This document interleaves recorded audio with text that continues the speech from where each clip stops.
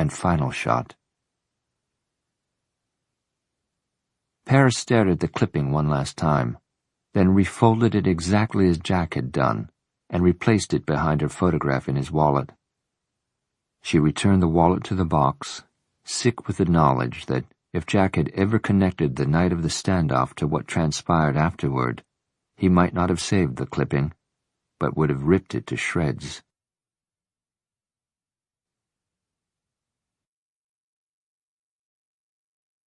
Chapter 20. She was a small woman. The hands twisting the damp tissue could have belonged to a child. Her legs were crossed at the ankles and tucked beneath the chair. She was as jittery as a piano student at a recital, awaiting her turn to play. Curtis introduced them. Mrs. Tony Armstrong, this is Dr. Dean Malloy. How do you do, Mrs. Armstrong? Curtis was being as gallant with her as he had been with Paris. Can I get you something to drink? No, thank you. How long do you think this will take? I've got to pick up my children at 4. I'll have you out of here well before then. Prior to this meeting, Dean had been briefed for all of 30 seconds, the time it had taken him to walk to Curtis's cubicle after seeing Gavin and Liz off. He didn't have a clue as to why he'd been summoned to sit in on this interview. He remained standing, propping himself against the wall, for now a silent observer. Mrs. Armstrong wasn't the shrinking violet her dainty appearance implied. It must have appeared to her that she was being ganged up on because she put a stop to the pleasantries and cut to the chase. Mr. Hathaway said you had asked to see me, Sergeant Curtis, so I'm here. But no one has explained why you want to talk to me. Should I call my lawyer? Is my husband in some kind of trouble that I don't know about? If he is, we don't know about it either, Mrs. Armstrong, Curtis replied smoothly. But he has violated the terms of his probation, correct? That's right. And Hathaway says you've recently noticed other troubling behavior. She lowered her head. Yes. Curtis nodded sympathetically. Hathaway called one of the SOAR officers, who then brought your husband to my attention. Dean was beginning to see where this was going. SOAR, Sex Offender Apprehension and Registration, was under the auspices of the CIB. The detectives who specialized in sex offenses would know about Curtis's investigation.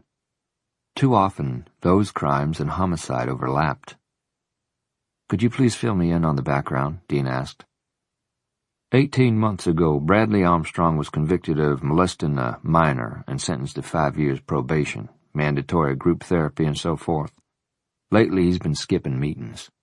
His probation officer scheduled 2 appointments with him today. He didn't show.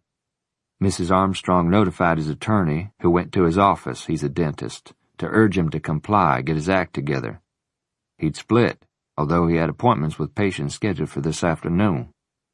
Nobody knows where he is. He isn't answering his cell phone. Tony Armstrong said, I'm glad Hathaway called you. I'd rather Brad be arrested for violating his probation than for something else.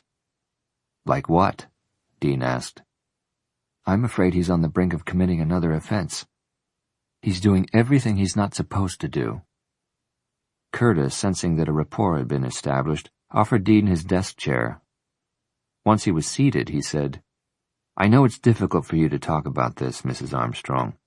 We're not trying to make the situation harder on you. In fact, we'd like to help. She sniffed, nodding. Brad is collecting pornography again. I found it in his office. I can't crack his computer because he's constantly changing the password to keep me out, but I know what I would find. It came out during his trial that he had bookmarked dozens of websites, and I'm not talking about artistic or elegant erotica. Brad goes for the very hardcore stuff, especially if the girls are in their teens. But that's not the worst of it. I haven't even told his probation officer all of it. She smiled at Dean wanly. I'm not sure why I'm telling you, except that I want Brad stopped before he gets into real trouble. What didn't you tell Mr. Hathaway? In fits and starts, she told them about her husband's frequent absences from his home and office, his lies, and his justifications for his actions. all of which I know are signs that he's losing control over his impulses. Dean agreed with her. These were classic bad signs. Has he become defensive when you try to talk to him about it? Overly sensitive and angry? Does he accuse you of being suspicious, of not trusting him? He turns every argument away from himself and tries to throw the blame on me for being unsupportive. Has he become violent? She related what had taken place in their kitchen last night. When she finished, Dean asked quietly, "You haven't seen him since he stormed out?" "No, but we spoke by phone this morning. He apologized, said he didn't know what had come over him." "Has he ever been rough with you before?" "Not even playfully rough. I've never seen him like that before." Another bad sign, Dean thought. She must have read the concern in his expression. Her eyes bounced between him and Curtis. "I still haven't been told why I'm here." "Mrs. Armstrong," Curtis said, "does your husband ever listen to late-night radio?" "Sometimes," she replied hesitantly. "Has he ever disappeared before?" "Once, just after his patient's parents charged them with molesting their daughter. He was missing for 3 days before he was found and arrested." "Where was he found?" "In a motel, one of those residence places. He said he went into hiding because he was afraid no one would believe his side of the story." "Did you?" Dean asked. "Believe him?" Sorrowfully, she shook her head. That wasn't the first time a patient or coworker had complained about inappropriate behavior or touching. Different dental practices, different cities even, but the same complaint. Brad's behavior leading up to that incident was similar to what it has been recently, only this time it's more pronounced. He's not trying so hard to hide it. He's more defiant, and that's making him reckless. That's why it was so easy to follow him. "You followed him?" Simultaneously with Dean's question, Curtis asked when this had taken place. "One night last week." She rubbed her forehead as though ashamed of the admission. "I can't remember exactly. Brad had called from his office and said he wouldn't be coming home until late. He made up an excuse, but I saw through it. I asked a neighbor to watch my children. I got to his office before he left, so I was able to trail him from there. He went to an adult book and video store and stayed for almost 2 hours. Then he drove out to Lake Travis." "Where specifically?" "I don't know. I would never have found the area if I hadn't been following him. It wasn't a developed area, no homes or commercial buildings around. That's why I was surprised to see so many people there, mostly young people, teenagers." "What did he do there?" "For the longest time, nothing. He just sat in his car, watching. There was a lot of drinking, messing around, pairing off. Eventually, Brad got out and approached a girl." She lowered her head. "They talked for a while. Then she got into the car with him. That's when I left." "You didn't confront him?" "No," she said, smiling ruefully. "I was the one who felt dirty. I just wanted to get away from there, go home, and take a long shower, which is what I did." In deference to her embarrassment, neither Dean nor Curtis said anything for a moment. Finally, Curtis asked, "Could you identify the young woman you saw with him?" She thought about it for a moment, then shook her head. "I don't think so. All that registered with me was that she was probably still in high school. It was dark, so I never got a good look at her face." "Blonde or dark hair? Tall? Petite?" "Blonde, I think. Taller than me but shorter than Brad. He's 5'10". "Could this be her?" Curtis reached for the picture of Janie Kemp that had run in the newspaper and held it out to her. She looked at it and then at them individually. "Now I know why you wanted to see me," she said, her eyes filling with fear. "I read about this girl, a judge's daughter who's missing. That's it, isn't it? That's why I'm here." Rather than answer her, Curtis said, "Did you ever tell your husband what you'd seen, that you had him cold?" "No. I pretended to be asleep when he came home that night. The next morning he was cheerful and affectionate, teasing the kids, making plans with them for the weekend, being the perfect husband and daddy." She was contemplative for a moment. Dean sensed that Curtis was about to break into her thoughts with another question, but he subtly motioned for him to hold off. Eventually, Toni Armstrong raised her head and spoke directly to Dean. "Sometimes I think Brad actually believes his lies. It's as if he's living in a fantasy world where there are no consequences for his actions. He can do as he pleases without fear of getting caught or paying a penalty." That was the most disturbing thing she'd told them. Dean doubted that she realized that, but Curtis did. When Dean glanced over at him, the detective was frowning thoughtfully. He knew, as Dean did, that the profiles of serial killers and sexual predators typically included an elaborate fantasy life, one that was so compelling and so real to them that they acted it out. They often believed themselves to be above the laws of a society that had grievously wronged them and answered only to a God who understood and even sanctioned their perversity.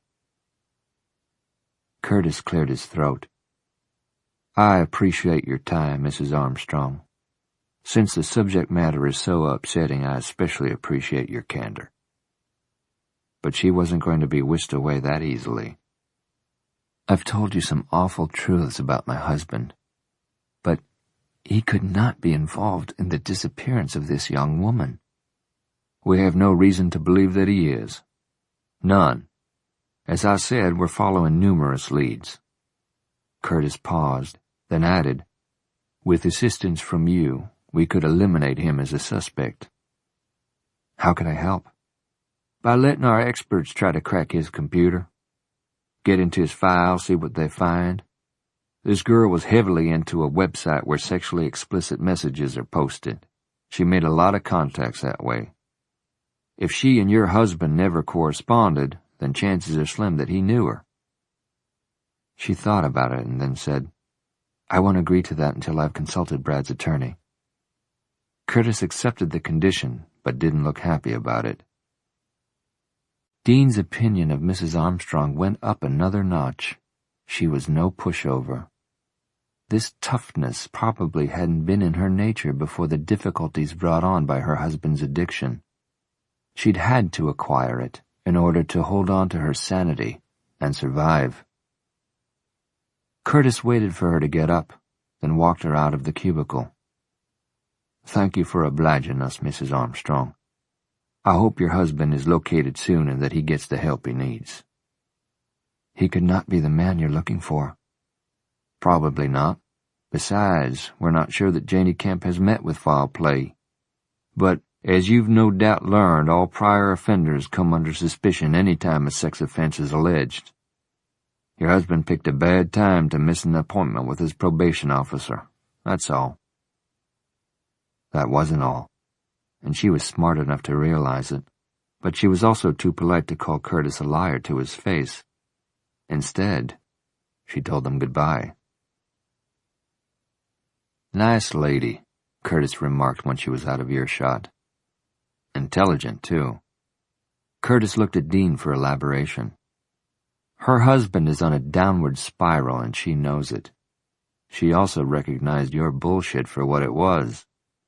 In spite of what you told her, you obviously think there could be a connection between Armstrong's disappearance and Janie's. Can't rule it out." Curtis eased himself into his desk chair and indicated the other one to Dean. He took a baby Ruth from a glass canister on his desk and offered one to Dean. "No thanks." As he unwrapped the candy bar, Curtis said, "Armstrong's own wife saw him solicit a minor for sex.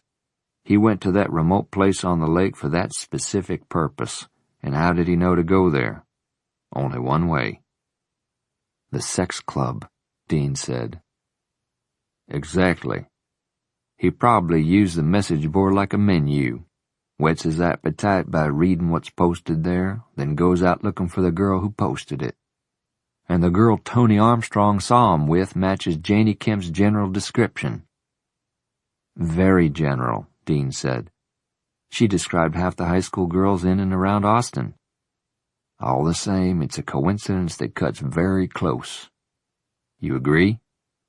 Dean raked back his hair. Yeah, I agree. He had felt empathy for Tony Armstrong. He identified with hoping to God you were right to believe in the innocence of a loved one in whom you had little trust. If she doesn't volunteer his computer soon, I'm going to request a court order, Curtis told him. Rondo may be able to track Armstrong through Janie's email address book, but it'll take longer. In the meantime, I've put everyone on alert that I want to talk to Dr. Armstrong as soon as he surfaces. We've already put out an APB on his car. Speaking of which, any lab results back from Janie's car? Curtis grimaced. Evidence overkill. They collected trace evidence of every fiber, either natural or manufactured, known to man. Carpet, clothing, paper, every friggin' thing. It'll take weeks to sort it all out. Fingerprints other than Janie's? Only several dozen. They're searching for matches. Maybe we'll get lucky and one of them will be Brad Armstrong's. They also collected traces of soil, food, plants, and controlled substances. You name it, we found it, and we can readily identify it. But if we'd collected evidence from a KOA campground, it couldn't be more scattershot. The girl practically lived in her car. According to her friends, even her own parents, she entertained in it extensively. She ate, drank, slept, and screwed in it. The only thing we've matched with certainty is a human hair, and it matches one we took from her hairbrush in her bathroom at home. Oh, and a speck of dried fecal matter, identified as canine, which makes sense because we also collected several dog hairs that match those of the family pet. I don't remember seeing or hearing a dog. Stays in the laundry room. The judge is allergic. Curtis finished his candy bar, wadded up the wrapper, and tossed it into the trash can. That's it so far. Nothing was found that sheds light on what happened to her, Dean remarked. No sign of a struggle, like ripped clothing or scuff marks on the interior surfaces. Only one hair, not like a clump that had been pulled out. No broken fingernails that would indicate resistance, no blood. The gas tank was half full, so she hadn't run out. No malfunction of the motor, sufficient air in all the tires. It appears she left the car under her own power and locked it behind her. Intending to come back, Dean added thoughtfully. What about other tire tracks in the area? You know how many people have signed on to the sex club website at one time or another? Several hundred. I think every last one of them was congregated there that night. Say 2 or 3 rode together, you still got 100 vehicles. We've made a few imprints and are running down the makes and models, but it's going to take days, if not weeks, which we don't have. And matching DNA samples, even once we've isolated them, takes time. A lot of time. It sure as hell can't happen in... He consulted his wall clock. Less than 36 hours. What about the photograph she gave Gavin? Any leads from that? Taken with a film camera, not digital. The film wasn't developed at your corner 1-hour photo.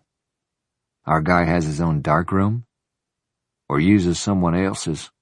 I got several people working that angle, trying to track down suppliers of photographic paper and chemicals, but again, time. Right.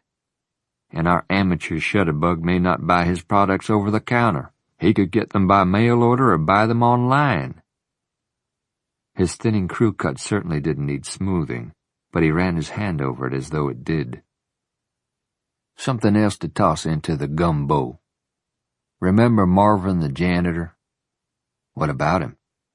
A.K.A. Morris Green, Marty Benton, and Mark Wright. Along with Marvin Patterson, those are the aliases we know of. What's his story? Real name, Lancey Ray Fisher. In and out of JV court numerous times on petty charges. At age 18, he did time in Huntsville for grand theft auto. Got the sentence reduced by ratting out a cellmate who had boasted to Lancey Ray about a murder. But once free, assorted felonies followed for which he served minimum sentences, usually by plea bargaining. Best known for bad checks and credit card theft. Where is he? Don't know. We're still looking, and so is his parole officer.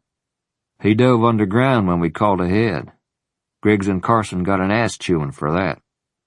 Anyhow, Marvin's avoidance of us leads me to believe that violating parole isn't his only crime and that cleaning the toilets at the radio station isn't his sole source of income. Or that he's got something worse to hide, Dean said. We got a warrant and searched his place. No computer.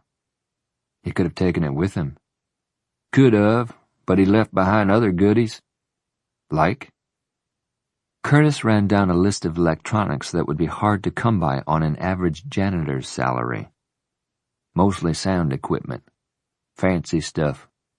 We also carried out boxes of crap we're still sorting through, but here's where it gets really interesting. One of those felonies I mentioned? Sexual assault. His DNA is on record. If you could match him to trace evidence found in Janie's car. If I had the time to match it, you mean? Dean shared the detective's frustration. It was an upside-down case. They had good leads but no crime and no victim. They were looking for an abductor without knowing for certain that Janie Kemp had been abducted. They were working under the assumption that she was being held against her will, that her life was in peril, but for all they knew. A fresh thought struck Dean. What if... Curtis looked at him, prompting him to continue. Say it. I'm open to any ideas at this point. Is it possible that Janie herself is behind this? For attention? Or fun? Could she have put a male friend up to calling Paris just for kicks? Just to see how far it would go and what would happen? It's not that far-fetched an idea. But it's not original either. I went over to the courthouse this morning to talk to the judge, and he's carrying on business as usual? Right down to the black robe, Curtis said with dislike. He clings to the notion that Janie's doing this to spite him and his wife. Come the election in November, the judge doesn't need any adverse publicity, clean family image and all that. He thinks Janie is trying to scotch his chances to keep his seat on the bench. Damn. What? I'm thinking like Judge Kemp now? Curtis chuckled. And you could both be right. They mulled it over for several seconds before Dean said, I don't think so, Curtis. Valentino convinced me. Either Janie's anonymous prankster friend knows enough psychology to pass for the real thing, or he is. I have to think he is. Janie kept an appointment with this guy. They met in a designated place. She secured her car and rode away with him.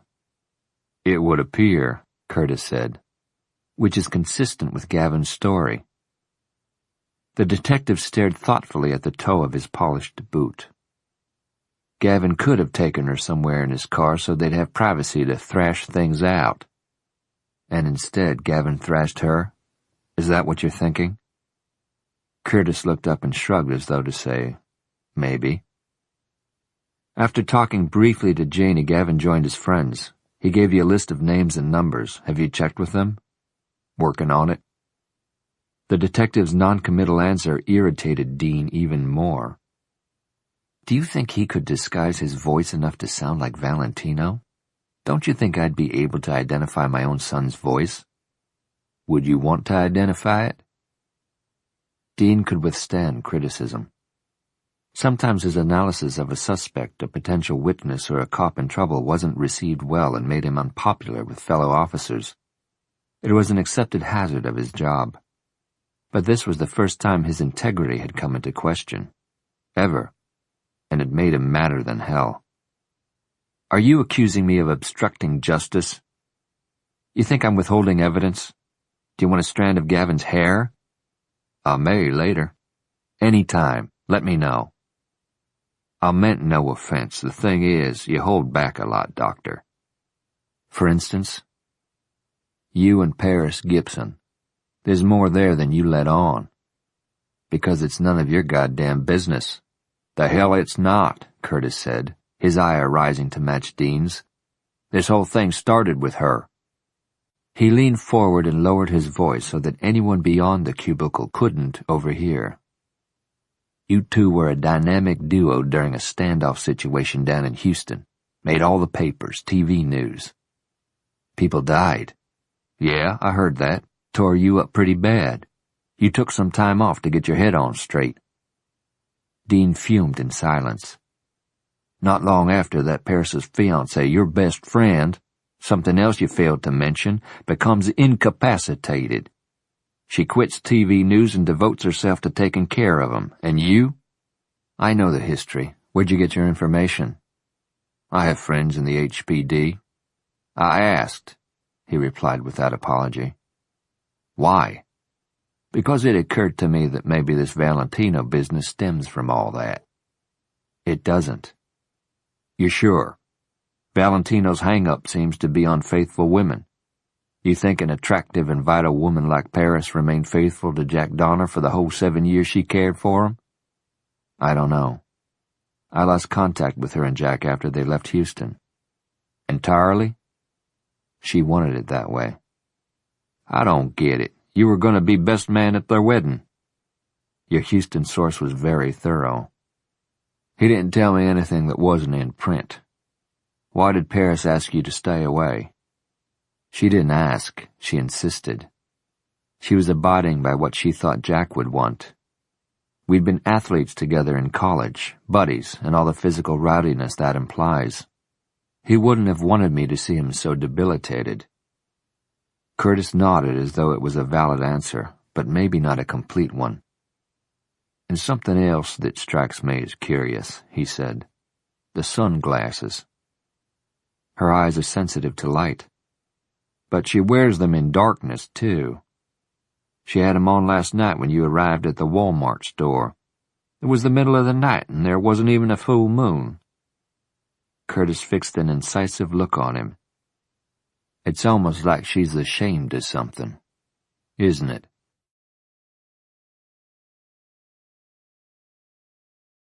Chapter 21. Stan would rather have had an appointment with a proctologist than with his Uncle Wilkins. Either way, he was going to get his ass reamed. But at least a proctologist would wear gloves and try to be gentle. Their meeting place, the lobby bar of the Driscoll Hotel, was in Stan's favor. Since Wilkins planned to fly back to Atlanta that evening, he hadn't booked a suite. Thank God, thought Stan, as he entered the downtown landmark. It was unlikely that his uncle would flay and fillet him in a public arena. Wilkins hated scenes. The hotel lobby was as tranquil as a harem during afternoon nap time. The stained glass ceiling provided subdued illumination. One tended to walk as quietly as possible across the marble mosaic floors. Nor did one wish to disturb a single glossy frond as one passed a potted palm. Sofas and chairs invited one to languish on the deep cushions and enjoy the flute solo filtering through invisible speakers. But at the center of this oasis of cool serenity squatted a poisonous toad. Wilkins Crenshaw was well under 6 feet tall, and Stan suspected he wore elevator lifts in his shoes. His gray hair had a yellowish tint, and was so sparse that it barely concealed the age spots on his waxy scalp. His nose was overly wide, which matched fleshy lips, the lower one curling downward. He bore a resemblance to an amphibian of the ugliest genus. Stan figured his uncle's appearance was the main reason he stayed a bachelor. The only appeal Wilkins might hold for the opposite sex would be his money, which was the second reason he was still single.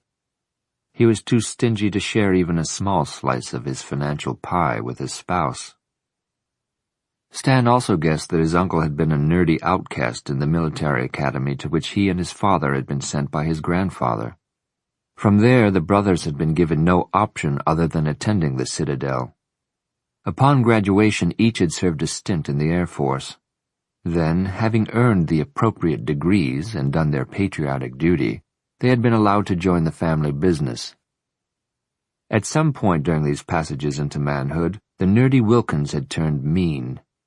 He had learned to fight back, but his weapon of choice was brain power, not brawn.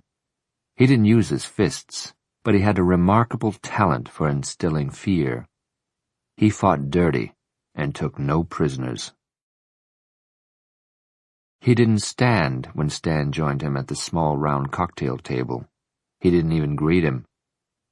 When the pretty young waitress approached, he said to her, "Bring him a club soda." Stan despised club soda, but he didn't change the order. He would do his best to make this meeting as painless as possible. Smiling pleasantly, he began with flattery. "You're looking well, Uncle." "Is that a silk shirt?" Yes." It was a family trait to dress well. As though to compensate for his physical shortcomings, Wilkins was always immaculately garbed and groomed. His shirts and suits were tailor-made, mercilessly starched and steamed. A wrinkle or loose thread didn't stand a chance. "Do you go out of your way to dress like a queer, or do you just come by that faggoty look naturally?" Stan said nothing, only nodded his thanks to the waitress when she delivered his club soda. "You must have inherited that flamboyant style of dress from your mother. She liked ruffles and such. The more the better." Stan didn't dispute him, even though his shirt wasn't in the least flamboyant, not in style or color, and he seriously doubted his mother had ever worn a ruffle in her life. She'd never looked anything except perfectly correct. She'd had excellent taste, and in his opinion remained the most beautiful woman he had ever seen. But arguing any of this would be pointless, so he changed the subject. "Did your meeting with the GM go well?" "The place is still making money." Then why, Stan wondered, was he scowling? "The latest ratings were very strong," he remarked, "up several points over the previous period." He'd done his homework so he could impress his uncle with this quote. He only hoped Wilkins didn't quiz him by asking the dates of the last ratings period or to explain what a point was. His uncle gave a non-committal grunt. "That's why this business with Paris Gibson is so upsetting." "Yes, sir. We can't have our radio station involved." "It's not exactly involved, Uncle, only peripherally.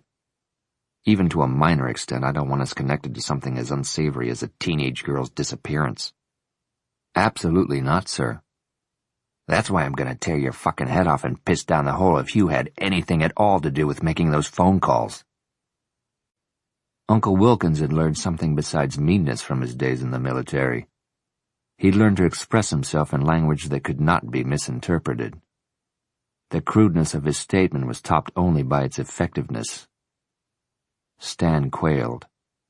"Why did it even cross your mind that I could—" "Because you're a fuck-up. You have been since your mother expelled you. From the moment you drew breath, she knew you were a mewling little turd. I think that's why when she got sick, she just laid down and died." "She had pancreatic cancer." "Which gave her a good excuse to finally rid herself of you. Your father also knew you weren't worth spit. He didn't want to be burdened with you. That's why he sucked so hard on his pistol it blew the back of his head off." Stan's throat closed. He couldn't speak. Wilkins was relentless. "Your father was weak to begin with, and your mother made him weaker. He felt it was his duty to remain married to her, even though it was her personal goal to fuck every man she met." Cruelty was his uncle's lifeblood. Having experienced it for 32 years, Stan realized he should be used to it. He wasn't. He glared at Wilkins with unmitigated hatred. Father had affairs too, constantly. More than any of us know, I'm sure. He poked every woman he could in order to convince himself that he still could. Your mother didn't permit him in her bed. He seemed to be the only man she had an aversion to. Besides you."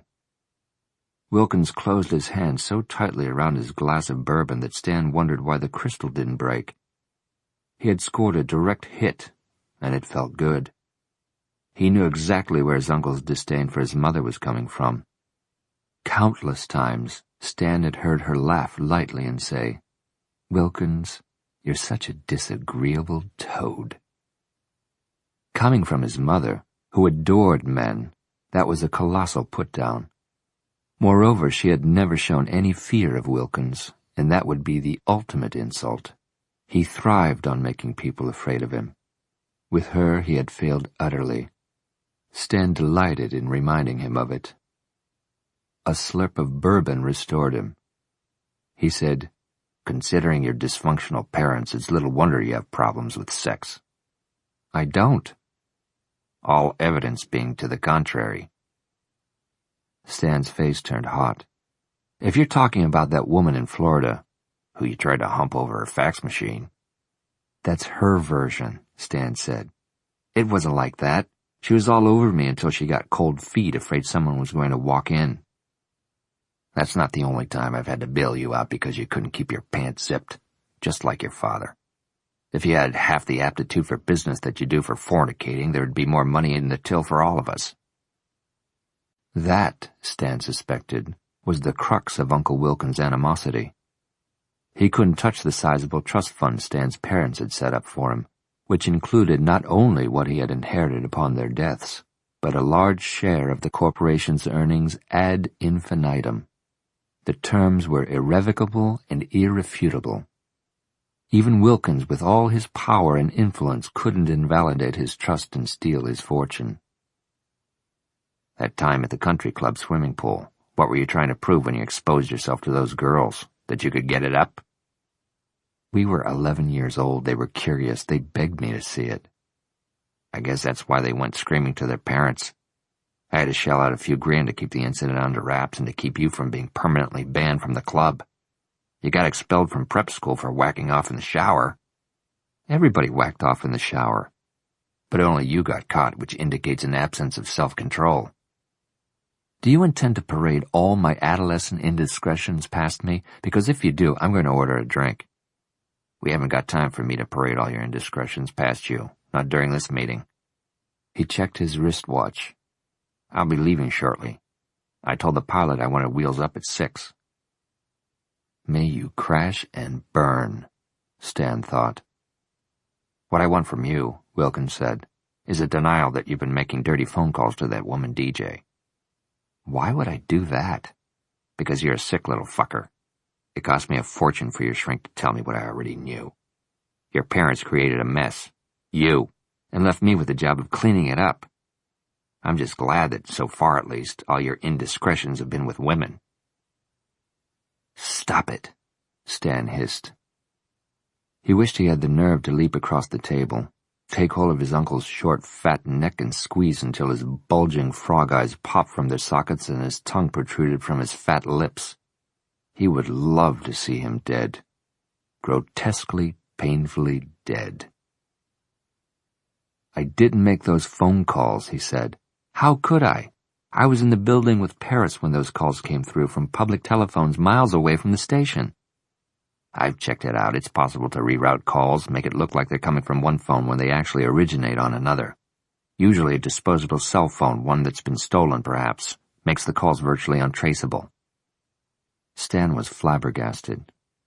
You checked out how it could be done even before you asked me if I'd been doing it? I haven't gotten to where I am by being stupid and careless like you. I didn't want one of your so-called indiscretions blowing up in my face. I don't want to be left looking like a schmuck for trusting you to keep your dick where it belongs. As it is, I've got to answer to the board of directors for paying you a salary when it's a challenge for you to replace a light bulb. Wilkins fixed him with an unwavering stare and held it until Stan said, I didn't rig any phone calls. The only thing you're good at is tinkering with gadgets. I didn't rig any phone calls, he repeated. Wilkins eyed him shrewdly as he took another drink from his glass. This Paris, do you like her? Stan kept his expression impassive. Yes, she's okay. His uncle's stare turned harder, meaner, and as usual Stan yielded to it. He always did, eventually, and he hated himself for it. He was a mewling little turd. He fiddled with the soggy cocktail napkin beneath his untouched club soda. If you're asking me if I've ever entertained sexual thoughts about her, then yes. On occasion, she's attractive and has that whiskey voice, and we spend hours alone together every night. Have you tried with her? He shook his head. She made it plain she's not interested. So you did try and she turned you down. No, I never tried. She lives like a nun. Why? She was engaged to this guy, he said in a tone that conveyed his exasperation over the uselessness of this conversation. He was in a private hospital up near Georgetown, north of here. Very exclusive. Anyhow, Paris went to see him every day. People around the station told me she did this for years. He died not too long ago. She took it hard and still isn't over it. Besides, she's not the type who could, you know. No, I don't know. Not the type who could what? Who could be seduced. Wilkins stared at him for an interminable length of time, then peeled enough bills from his money clip to cover their tab. He placed them beneath his empty glass as he stood up. Reaching for his briefcase, he looked down his wide, unsightly nose at Stan. Seduce is a word that means you have to persuade a woman to have sex with you. Not at all confidence-inspiring, Stanley. As his uncle moved away, Stan said under his breath, "Well, at least I'm not so butt-ugly I have to pay for it." Stan learned one thing from the meeting. There was nothing wrong with his uncle's hearing.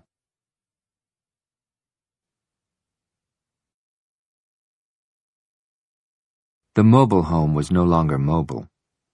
In fact, it had been in place for so many years that one corner of it listed. In front, a cyclone fence enclosed a small yard where nothing grew except Johnson grass and sticker patches. The only nod toward landscaping were two cracked clay pots from which sprouted faded plastic marigolds. A neighbor kid had kicked a soccer ball over the fence and into the yard, but had never bothered to retrieve it. It had long since deflated. A two-legged charcoal grill that had been bought at a garage sale years before had been propped against the exterior wall of the house. The bottom of it was completely rusted out. The television antenna on the roof was bent almost to a right angle. It was derelict, but it was home. Home to 3 neglected and foul-tempered cats who'd never been housebroken, and a slattern who was addicted to coffee and Winston's, which she continually puffed in spite of the wheeled oxygen tank to which she was connected by a cannula. She was wheezing heavily when the door to the mobile home creaked open, causing a wedge of sunlight to cut across the picture on her television screen. "Mama? Shut the goddamn door. I can't see my TV with that light shining on it and my stories on. You and your stories." Lancy Ray Fisher, a.k.a. Marvin Patterson, came in and shut the door behind him. The room was plunged into foggy darkness. The black-and-white picture on the television set improved, but only slightly. He went straight to the refrigerator and looked inside. "There's nothing in here to eat. This ain't the Luby's cafeteria and nobody invited you." He scrounged around until he came up with a slice of bologna. On top of the fridge there was a loaf of white bread. He pushed aside one of the cats so he could get to it, then folded the bologna into a stale slice. It would have to do.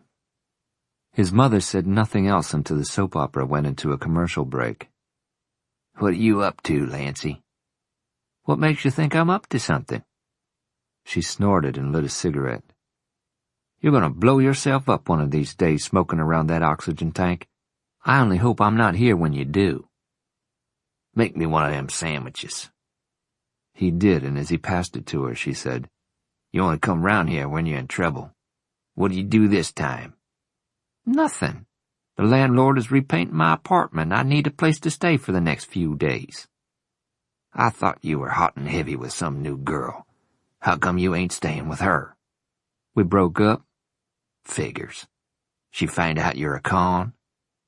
"I'm not a con anymore. I'm an upstanding citizen." "And I'm the Queen of Sheba," she wheezed. "I've cleaned up my act, Mama, can't you tell?" He held his arms out to his sides. She looked them up and down. "What I see is new clothes, but the man underneath them ain't changed." "Yes, I have." "You still making them nasty movies?"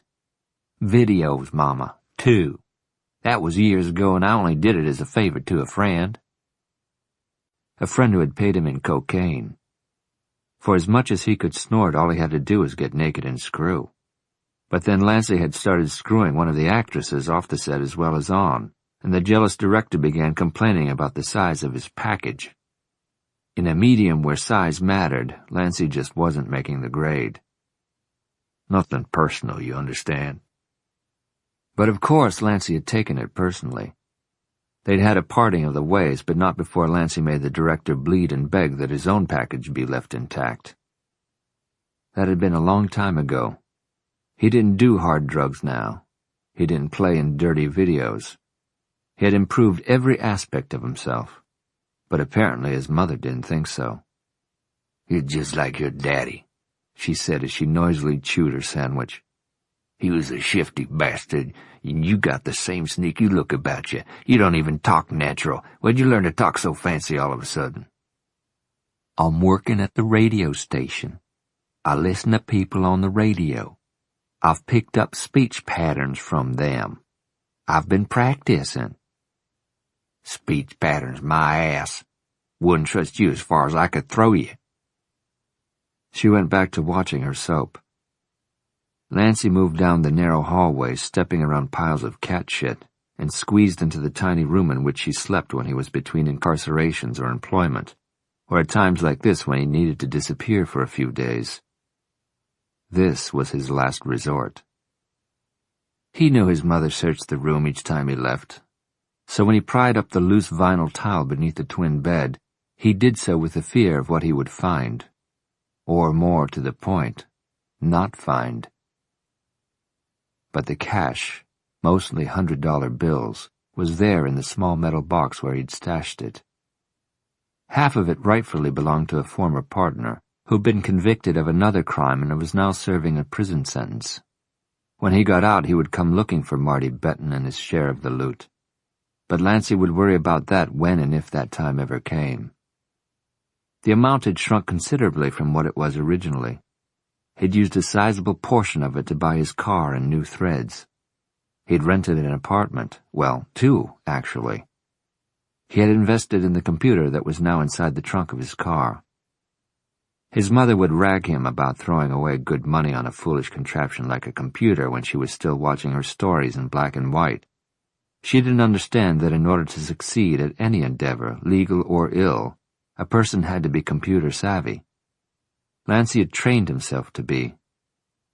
To avoid the old bitch's harping, he would take his laptop inside and access the internet through his cell phone only when she was asleep. He counted his cash, stuffed several of the bills into his pocket, then returned the rest to their hiding place under the floor. This was his emergency fund, and he hated like hell having to tap into it now, although this definitely qualified as an emergency. Shortly after being released from his last incarceration, he'd landed a good job, but had been too stupid to appreciate it. One of the dumbest things he'd ever done was steal from the company. Not that he had thought of it as stealing, but his boss sure as hell had. If he'd asked to purchase the cast-off equipment for a nominal amount, the boss probably would have told him to take what he wanted, that he was welcome to it. But he hadn't asked.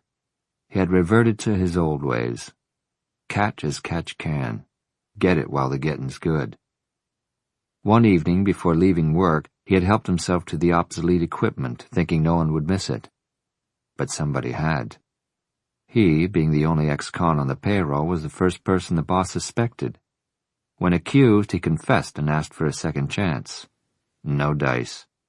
He was fired, and had escaped criminal charges only because he returned everything he'd taken.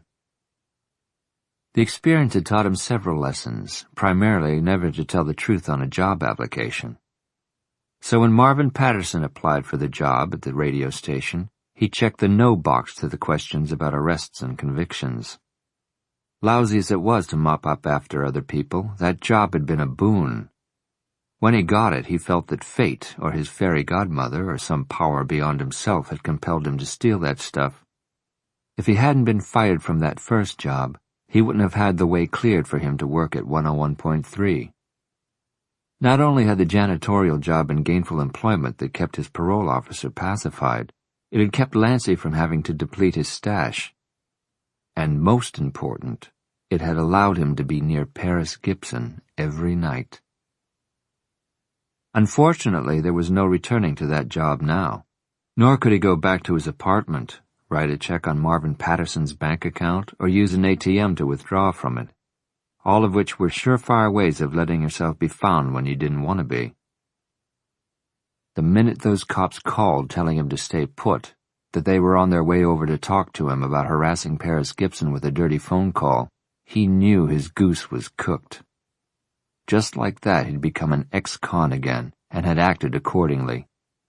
He grabbed his cell phone, his computer set up, some clothing, and cleared out. His first stop had been his second residence, a dump of a place that he kept leased under an assumed name. What might seem like an unnecessary luxury had proved itself to come in handy. But as he approached the parking lot, he spotted a police car at the IHOP across the street. He had driven past without pulling in. He told himself it was probably just a coincidence, that if the cops were lying in wait for him to show up there, they wouldn't be in marked cars. But he was taking no chances. He had destroyed Marvin Patterson's fake IDs. Hello, Frank Shaw. He'd swapped the license plates on his car, too, switching them for some he had stolen months ago. No matter what anybody said about reform and rehabilitation, no cop or judge or decent law-abiding citizen was going to extend to an ex-con the benefit of the doubt. You could swear on the good book that you were a changed man. You could beg for an opportunity to prove yourself. You could promise to become a contributing member of the community. It didn't matter. Nobody gave a con a second chance. Not the law or society or women. Especially women. They'd do all manner of sex with you but got squeamish when it came to a criminal record. There they got finicky. There they drew the line. Did that make sense? Not to Lancy. But whether or not it was reasonable, that was the rule. Since he didn't conform to the rule, he had tried changing himself into a man who did. He dressed better, talked better, treated women like a gentleman would. So far, the transformation hadn't met with stunning success. He'd had a few promising prospects, but eventually they'd gone the way of his other relationships. It was like there was a stain on him that could be seen only by women. He just couldn't make them like and respect him, starting with his own mother.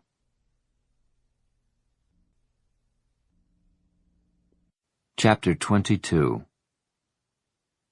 We know this is last minute, but we're hoping you'll go to dinner with us. Paris looked from Dean to Gavin. In 7 years he had grown tall, lean, and handsome. His hair had darkened slightly, and the bone structure of his face was more defined, but she would have recognized him even on sight. "This is a cliché," she said, "and you'll hate me for saying it, but I can't believe you're so grown up." She clasped one of his hands between hers. "It's so good to see you again, Gavin." With a mix of embarrassment and shyness, he said, "It's good to see you too, Ms. Gibson." "When you were 9, Ms. Gibson was appropriate. Coming from you now, it makes me sound ancient. I'm Paris from now on, okay?" "Okay." "How about dinner?" Dean asked. "I've already got something started." He raised his eyebrows expectantly, putting her on the spot and giving her little choice except to say, "There's plenty if you and Gavin don't mind eating in." "It'll be a welcome change." Dean nudged Gavin across her threshold. "What are we having?" "You weaseled an invitation out of me and now you're choosy?" "Anything but liver or rutabagas." "Angel hair pasta with pork tenderloin and veggies. No rutabagas." My mouth is already watering. What can we do to help? Suddenly she felt at a loss. It had been so long since she had entertained she'd forgotten how. "We could all have something to drink." "Sounds good. I have a bottle of wine." She gestured toward the back of the house. Dean said, "Lead the way." In the kitchen she assigned him the job of opening the Chardonnay while she poured a Coke over ice for Gavin. Dean made himself right at home. She and Gavin were more awkward with the situation. "There's a CD player in the living room," she said to him, "but I'm not sure I have any music you'll like." "I like it. I listen to your show sometimes." Pleased to know that, she told him where to find her CD player. He left the kitchen for the living room. As soon as he was out of earshot, she said to Dean, "Am I to acknowledge the bruise on his face or not?" "Not." It had been impossible not to notice the dark bruise and slight swelling beneath Gavin's right eye. Naturally, she'd wondered how he had come to have such a painful-looking injury, but Dean seemed angry and upset about it, so she changed the subject by asking how Gavin's meeting with Curtis had gone. Curtis said Gavin stuck to his original story, telling him nothing that he hadn't told me. He and Janie argued, then he joined a group of friends. Never saw her again. Does Curtis believe him? Non-committal. He didn't detain Gavin, which I take as a positive sign. Also, Valentino has a mature voice. I don't think Gavin could pull that off even if he tried. And where would Gavin be holding a girl hostage? He doesn't have access to a place. He would have to kill her that night and... Jesus, listen to me. He braced his hands on the edge of the counter and stared into the bottle of wine. Gavin had nothing to do with Janie's disappearance. I just know that, Dean.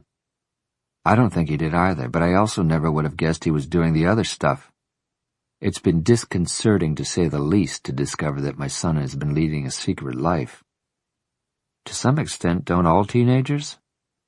I suppose, but I've made it easy for him. I wanted him to like living with me, so I've soft-pedaled the discipline. It didn't seem like I was going easy on him, but I suppose I haven't been as diligent or consistent as I should have been. Gavin took advantage of that. Turning his head to address her, he added, "With all my psychological training, shouldn't I have realized that I was being conned?"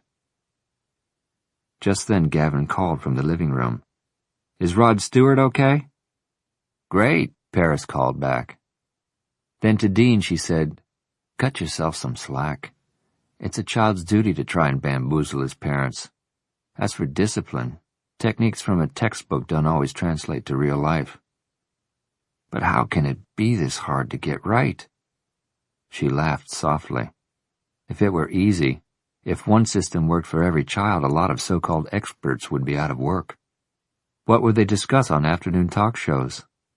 Think of the chaos, to say nothing of the economic crisis that well-behaved and obedient children would create." After winning a smile from him, she dropped the joking. "I'm not making light of your concern, Dean. In fact, it's admirable. Gavin may have gotten off track, but he'll turn out all right." He poured wine into the 2 stemmed glasses she had set out and handed one to her. "We can hope." He clinked their glasses. She looked at him over the rim of hers as she took a sip. "He comes by it naturally, you know." "What's that?" "Gavin isn't the only master manipulator in the Malloy family." "Oh?" "Very crafty of you, showing up here with him in tow after I had already declined a dinner invitation." "It worked, didn't it?" "As a psychologist, how would you classify a man who uses his child to get a dinner invitation out of a woman?" "Pathetic." "How about two-timing?" Dean's smile faltered. "You're referring to Liz. Did you tell her about your dinner plans for tonight?" "I told her I needed to spend time with Gavin." "But you didn't mention me." "No." "She seemed to have a rightful claim to your evenings." "She has had, yes." "Exclusive claim?" "Yes." "For how long?" "Couple of years." That came as an unpleasant shock. "Wow. When I knew you in Houston, your affairs lasted no more than a couple of weeks. Because the woman I wanted was taken." "We're not talking about that, Dean." "The hell we're not. We're talking about you and Liz. A 2-year relationship implies..." "Not what you're thinking." "What is Liz thinking?" "Dad." From the open doorway, Gavin hesitantly interrupted them. He was extending a cell phone to Dean. "It's ringing." "Thanks." He reached for the phone and read the incoming number on the LCD. "Gavin, help Paris." He left the kitchen before answering the phone, causing Paris to wonder if the call had been from Liz. "What would you like me to do?" Gavin offered. "Set the table?" "Okay, sure. My mom made me do it all the time." She smiled at him. "I remember whenever Jack and I went to your dad's house for dinner and you were there. That was your chore." "Speaking of, Haven't had a chance to tell you. I'm sorry about him, dying. Thank you, Gavin. I liked him. He was cool. Yes, he was. Now, she said briskly, do you think we should use the dining room or eat here in the kitchen? Kitchen's okay with me. Good. She showed him where the napkins, dishes, and cutlery were kept, and he began setting the table while she sautéed the vegetables and strips of pork. Are you looking forward to school this year? Yeah, well, I guess. It'll be tough not knowing anybody. I can relate. My dad was career Army. She filled a pot with water to boil the pasta. We moved all over the map. I went to 3 different elementary schools and 2 junior highs. Luckily, he retired, so I got to attend only 1 high school. But I remember how hard it was to be the new kid. It sucks. You'll adjust in no time. I remember when you had to switch Little League teams mid-season. You went from being a pirate to a cougar. You remember that? Very well. Your coach had to quit. His job transferred him to Ohio or someplace. So all the boys on his team were divided up among the others. You weren't at all happy about it, but it turned out to be the best thing that could have happened. The Cougars needed a good shortstop, and you filled that position. The team went on to be district champs. Just city, he said modestly. Well, to hear your dad talk, it was the World Series. For weeks, all Jack and I heard from him was Gavin did this, Gavin did that. You should have seen Gavin last night. Drove us nuts. He was so proud of you. I made an error in one of the playoff games. The other team got a run because of it. I was at that game. Well, that's why it sucked so bad. Dad had invited y'all to come watch me. I'm sure he could have killed me then died of embarrassment. She turned away from the range and looked at him. Dean was most proud of you then, Gavin. He was proud of me for screwing up? Mm-hmm. In the next inning, you hit a double that batted a runner in. I guess that made up for it. Well, yes, to the fans and your teammates. But when Jack thumped your dad on the back and told him that you had redeemed yourself, Dean said you had redeemed yourself by getting right back into the game. He was more proud of the way you handled the mistake than he was of your hitting a double. Turning back to the stove, she put the angel hair pasta into the boiling water. When she turned back around, Gavin was still frowning skeptically. She nodded. Truly. And when she said that, she experienced a moment of realization. Listen to yourself, she thought. After making a mistake, Gavin had gotten right back into the game. He hadn't slunk into the dugout and spent the remaining innings on the bench, grinding his cleats into the dirt while beating himself up over his error. Last night Dean had said he hadn't let his guilt and regret eat him alive. He had let it go. Maybe there was a lesson to be learned from these Malloy men. Dean returned to the kitchen, interrupting her disquieting thoughts. That was Curtis. He glanced at Gavin as if reluctant to talk about the case in front of him, but he continued without asking Gavin to excuse himself. The case has gone stale on him. What's happening? He's got intelligence officers trying to run down Lancey Fisher. Who? You know him as Marvin Patterson. He gave them a brief summary of Marvin's colorful criminal career. He's wanted for questioning, and so is a Bradley Armstrong, a convicted sex offender who has violated his probation and flown the coop. He's got men checking into the telephone angle to see if it can be figured out how Valentino is rerouting calls. And Rondo. He paused to glance at Gavin, who ducked his head. He's still working the computer side of this thing. They didn't find a computer in Marvin's place, but they found discs and CDs, so more than likely he took a computer with him. All this to say that Curtis is stuck in neutral. Since nothing new has turned up, I suggested to him that we see if we can provoke Valentino. Into doing what? Poking his head out. How? Through you. Me? On the air? That's the idea. If you sing Janie's praises, make her out as a victim, maybe he'll call you to justify himself. He may talk longer and inadvertently give us a clue to his location or identity. The point is to keep the emphasis on Janie, he continued.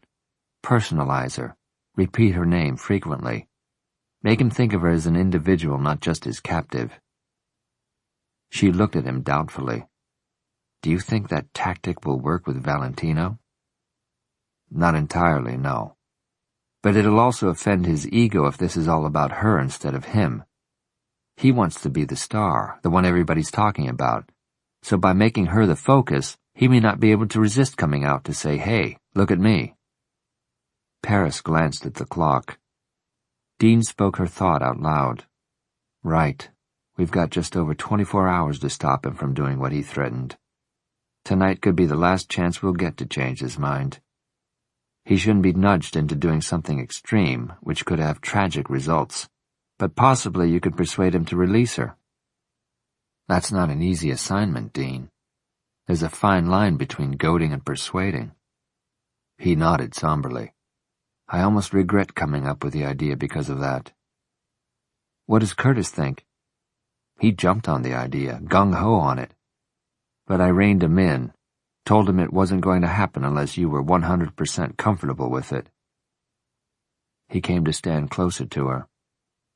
Before you make a decision, there's something else to think about, and it's no small consideration. In fact, it's a major one. Valentino started out angry with you. He's doing this to punish you as well as the women who wronged him. If you begin pressuring him on any level and in any manner, he's likely to get angrier, and you'll be the target. He's already made one veiled threat. Are you trying to talk me out of it? Sounds like that, doesn't it? He said with a wry smile. Don't give a thought to disappointing Curtis and me. Taking risks is part of our job, but you didn't sign up for it. This has got to be your call, Paris. You say nix it, it's nixed. Think about it. You can give me your answer after dinner. I don't have to think about it. I'll do or say whatever is needed to get that girl home safely. But I'll need your guidance. He reached for her hand and gave it a firm, quick squeeze. I'll be right there with you, coaching you on what to say. I'd be there with you anyway.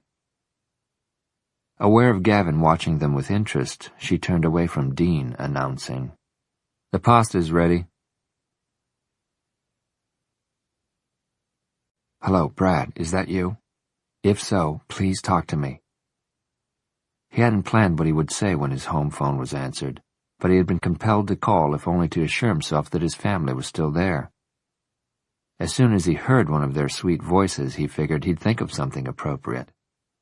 But upon hearing the tremor in his wife's plea, Brad Armstrong couldn't say anything. Her evident distress undid him. His throat seized up and he couldn't speak. He clenched the phone in his sweaty hand and considered hanging up. Brad, say something, please. I know you're there. He expelled a breath that was half sob, half sigh. Tony. Where are you? Where was he? He was in hell. This shabby room had none of the amenities of the lovely home she had made for him and the kids. There was no sunlight in this room, no good smells. Here the blinds were tightly drawn, blocking out all light except for what came from one feeble bulb in the lamp. The room stank, mostly of his own despair. But his surroundings weren't the worst of it. The real hell was his state of mind. You must come home, Brad. The police are looking for you. Oh, God. He had feared it, but having his fear realized made his stomach roil. I went to the police station this afternoon. You did what? He asked, his voice breaking. Tony, why did you do that? Mr. Hathaway had to report you to SOAR. She explained how she had wound up in the office of a detective, but he was so distraught he caught only a portion of what she said. You talked about your own husband to the police? In an effort to help you. Help me? By sending me to prison? Is that what you want for me and your children? Is that what you want for them? She countered. You're the one who's destroying our family, Brad, not me. You're getting back at me for last night, aren't you? That's what this is about. You're still angry. I wasn't angry. Then what do you call it? Frightened. Frightened, he snorted. Because I wanted to make love? From now on, should I alert you in advance that I want to have sex? It wasn't about sex, and it certainly wasn't love-making, Brad. It was aggression. He rubbed his forehead. His fingers came away wet with sweat. You don't even try to understand me, Tony. You never have. This isn't about me and my shortcomings as a wife and human being. It's about you and your addiction. All right. You've made your point. I'll go back to group therapy, okay? Call the police and tell them you made a mistake. Tell them we had an argument and this was your way of getting back at me. I'll talk to Hathaway. If I suck up to him, he'll be lenient. It's too late for apologies and promises, Brad. The finality and conviction with which she spoke alarmed him to an even greater extent. You've already been given more chances than you deserve, she continued. Besides, it's no longer in my hands or Mr. Hathaway's. It's a police matter now, and I have no choice but to cooperate with them. By doing what? Giving them access to your computer.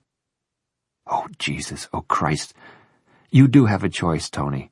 Don't you see that you're going to ruin me? Please, honey, please, don't do this. If I don't give them permission to get into it, they'll get a court order or a search warrant, whatever is required. It's really not up to me. Listen, I could tell you how to clear it so they couldn't find anything. Please, Tony, it's not hard. A few clicks of the mouse, that's it. It's not like I'm asking you to rob a bank or something. Will you do that for me, honey? Please, I'm begging you. She said nothing for a time, and he held his breath hopefully. But tonight his wife was springing one ugly surprise after another on him. One night last week I followed you out to Lake Travis, Brad. Blood rushed to his head as his penitence turned to rage. You were spying on me. I knew it. You admit it. I saw you with a high school girl. You and she got into your car. I can only presume that you had sex with her. You're goddamn right I did, he shouted, because my wife cringes every time I touch her. Who could blame me for getting laid where and when I can? Have you ever been with that girl who's missing? The judge's daughter, Janie Kemp? His breathing sounded abnormally rapid to his own ears, and he wondered if it sounded that way to Tony or to anyone else who might be listening in. That possibility struck terror in him. Why was she asking him about Janie Kemp? Do the cops have the house phone tapped? What? No, of course not. While you were making chummy with the cops, did you set me up to get caught? Are they eavesdropping on this conversation? Is this call being traced? Brad, you're talking crazy. Wrong. I'm not talking at all. He disconnected, then dropped the cell phone as though it had painfully stung his hand. He began to pace the stuffy, claustrophobic room. They knew about him and Janie. They had found out just as he had feared they would.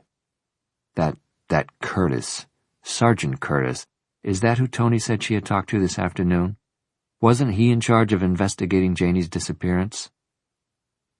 He'd been afraid of this. As soon as he saw her picture on the front page of this morning's paper, he had known it was only a matter of time before the police would be looking for him. Someone would have seen him with Janie and reported it. Now he would have to be very careful about where he went. If he was spotted, he could be arrested. That couldn't happen. That could not happen. In jail, other prisoners did terrible things to men like him. He'd heard stories. His own lawyer had told him about the horrors that awaited a sex offender in prison. God, he was in a fix. And he had Janie Kemp to thank for it, the teasing little slut. Everyone was against him. Janie, his wife, the raging nag, Hathaway, too, who wouldn't know what to do with a boner if he ever got one, which was unlikely. The parole officer was jealous of Brad's success with women. Out of spite, he would happily hand him over in handcuffs to be taken straight to prison. But Brad's rage was short-lived. His fear returned, overwhelming him. Sweating profusely, gnawing his inner cheek, He paced the room aimlessly. This business with Janie could spell real trouble for him. He should have stayed away from her. He saw that clearly now. He had known her by reputation even before she approached him the first time. He had read the messages posted about her on the sex club website, knew she was as sexually adventurous as he. He also knew she was a spoiled, rich brat who treated former lovers like dirt and poked fun at them on the internet message board. But he had been flattered that one of the most desired girls in the sex club had come on to him. What was he supposed to do? Turn her down? What man could? Even knowing that he might be dooming himself, he hadn't been able to resist her allure. It was worth the danger that being with her posed. Indulging his fantasies came with accepted risks. He knew he was courting disaster each time he picked up a high school girl or fondled a patient or jerked off in a video store, but the risk of getting caught contributed to the thrill. He constantly challenged himself to see how much he could get away with. Paradoxically, his desire fed on gratification. The farther his escapades took him, the deeper he wanted to explore. Novelty was fleeting. There was always another boundary to cross, one more step to take. But as he agonized in his private hell, he realized that he might have carried this fantasy one step too far.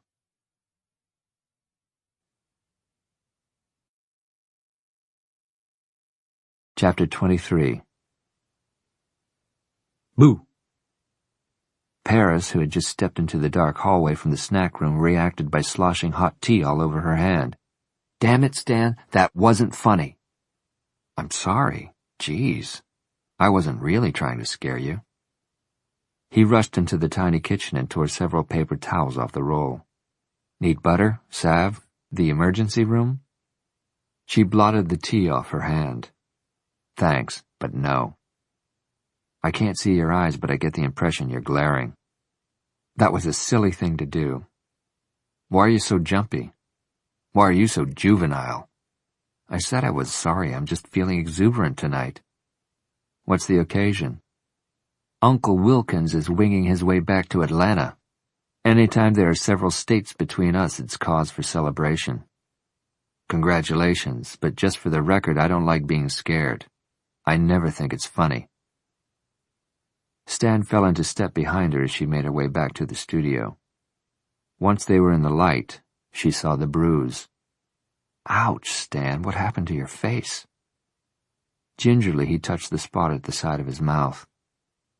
"Uncle smacked me." "You're joking, right?" "No." "He struck you?" she exclaimed, then listened with dismay as he told her about their meeting in the lobby of the Driscoll. At the end of his account, he shrugged indifferently. "What I said pissed him off. It's not the first time. No big deal." Paris disagreed, but Stan's relationship with his uncle was none of her business. "All around me, men are getting punched today," she muttered, thinking of Gavin's unexplained bruise. She sat down on her stool and glanced at the log monitor to see that she still had over 5 minutes of music on deck. Without being invited to, Stan took the other stool. "Are you spooked by this Valentino business?" "Wouldn't you be?" "Uncle Wilkins asked if I was your mystery caller." She cut a glance toward him as she stirred a packet of sweetener into her tea. "You're not, are you?" "As if," he replied, "although I am sexually maladjusted, at least according to Uncle Wilkins." "Why would he think so?" "Bad genes. Mother was a slut, father was a lecher. Uncle hires hookers he thinks no one knows about. I suppose he thinks the apple didn't fall too far from the tree, but aside from being a sexual deviant, he thinks I'm a royal fuck-up." "He told you that?" "In so many words." "You're a grown man. Why do you take that crap from him? You certainly don't have to stand for his slapping you." Stan looked at her as though she was deranged. "How do you suggest I stop it?" He had a knack for making her want to throttle him in 1 minute and pat him consolingly the next. A lot of juicy gossip had been circulating when Stan's father committed suicide.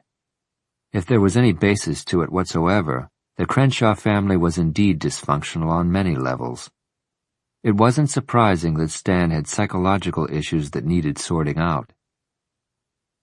As the last of the songs wound down, she signaled him to be quiet and engaged her mic. That was Neil Diamond. Before that, Juice Newton was singing about the sweetest thing. I hope you were listening, Troy. That song was a request for you from Cindy. I'll be taking other requests until 2 o'clock. Or if you have something on your mind, I invite you to share it with me and my listeners. Please call. From that, she went directly into 2 minutes of commercials. Do you think he'll call tonight? Stan asked after she'd turned off her mic. I assume you mean Valentino. I don't know. It wouldn't surprise me. No clues as to who he is? The police are investigating several possibilities, but they have little to go on. Sergeant Curtis is hoping he'll call tonight, maybe say something that would give them fresh leads. She looked at the blinking telephone lines on the control board. I know another call from him could be valuable, but it gives me the creeps to talk to him. Now I really feel bad about scaring you. I was teasing. I'll survive. Holler if you need me. He headed for the door. Oh, Stan, Dr. Malloy will be arriving shortly. Would you please keep an eye on the front door and let him in? Stan did an about-face and returned to the stool. What's with you and the Studley shrink? Paris shushed him and answered one of the phone lines. This is Paris. The male caller requested a Garth Brooks song from the soundtrack of the movie Hope Floats. For Jeannie. Jeannie sounds like a lucky girl. It's on account of you that we're together. Me? Jeannie was offered this job out in Odessa. Neither of us had told the other how we felt. You advised her not to leave before telling me her feelings. She did, and I told her I felt the same way. So she stayed at her job here, and we're getting married next year. I'm glad it worked out so well. Yeah, me too. Thanks, Paris. She inserted, to make you feel my love into the program log and answered another line. The caller requested that she send a happy birthday wish to Alma. 90? My goodness. Does she have a favorite song? It was a Cole Porter tune, but within seconds Paris had located it in the computerized music library and programmed it to play behind the Brooks ballad. After taking care of that business, she looked over at Stan. Are you still here? Yes, and my question stands. And don't tell me you and Malloy are old friends from Houston. That's exactly what we are. How'd you meet? Through Jack. Their friendship outlasted college. But it didn't outlast you. She whipped her head toward him. Ah, just a wild guess, but a correct one, I see. Get lost, Stan. I take it that this is a sensitive subject? Exasperated, and knowing that he would bug her about this until she was forthcoming, she asked, What do you want to know? If Malloy was such a good friend of yours and Jack's, I want to know why I never heard of him until last night. We drifted apart when I moved Jack here. Why did you move Jack here? Because Meadowview was the best health care facility for his particular needs. Jack was unable to maintain a friendship. I was busy overseeing his care and establishing myself in this job. Dean had his own busy life in Houston, including a young son. It happens, Stan. Circumstances affect friendships. Haven't you lost touch with some of your friends in Atlanta? Undeterred, he said, Jack was the reason you gave up a career in TV news and came to work at this dump? Around the time of his accident, I made a career change, okay? Satisfied? Therein lies the whole story. I don't think so, he said, his eyes narrowing on her. It sounds logical, even plausible, but it's too pat. I think you're leaving out the shadings. Shadings? The nuances that make for a really good story. I'm busy, Stan. Besides, nothing you've told me explains the electricity that was arcing between you and Malloy last night. It nearly singed my eyebrows. Come on, Paris, give, he wheedled. I won't be shocked. You've glimpsed the ugly underbelly of my family, and nothing could be more scandalous. What happened with the three of you? I've told you. If you don't believe me, that's your problem. If you want shadings, invent your own. I really don't care as long as it keeps you occupied. In the meantime, can't you find something productive to do? She returned her attention to the board, the phone lines, the log monitor, and the studio information monitor where a new weather report had been submitted by a local meteorologist. Stan sighed with resignation and moved toward the door once again. Speaking over her shoulder, Paris called to him, "Don't touch anything breakable." But as soon as he walked out, her flippancy dissolved. She tossed her tea, which was now tepid and bitter, into the trash can. She wanted to choke Stan for resurrecting disturbing memories. But she couldn't dwell on them. She had her job to do. Engaging her mic, she said, "Once again, happy birthday to Alma. Her request took us back several generations, but every love song is a classic here on FM 101.3. This is Paris Gibson, your host until 2 o'clock tomorrow morning. I hope you'll stay with me. I enjoy your company. I also enjoy playing your requested songs. Call me." She and Dean had agreed that she wouldn't address any remarks to Valentino or mention Janie until he arrived. They'd left her house at the same time, but he was going to drive Gavin home before coming to the station. Dinner had gone well. By tacit agreement, they didn't talk about the case in which they had all become involved. Instead, their conversation touched on movies, music, and sports.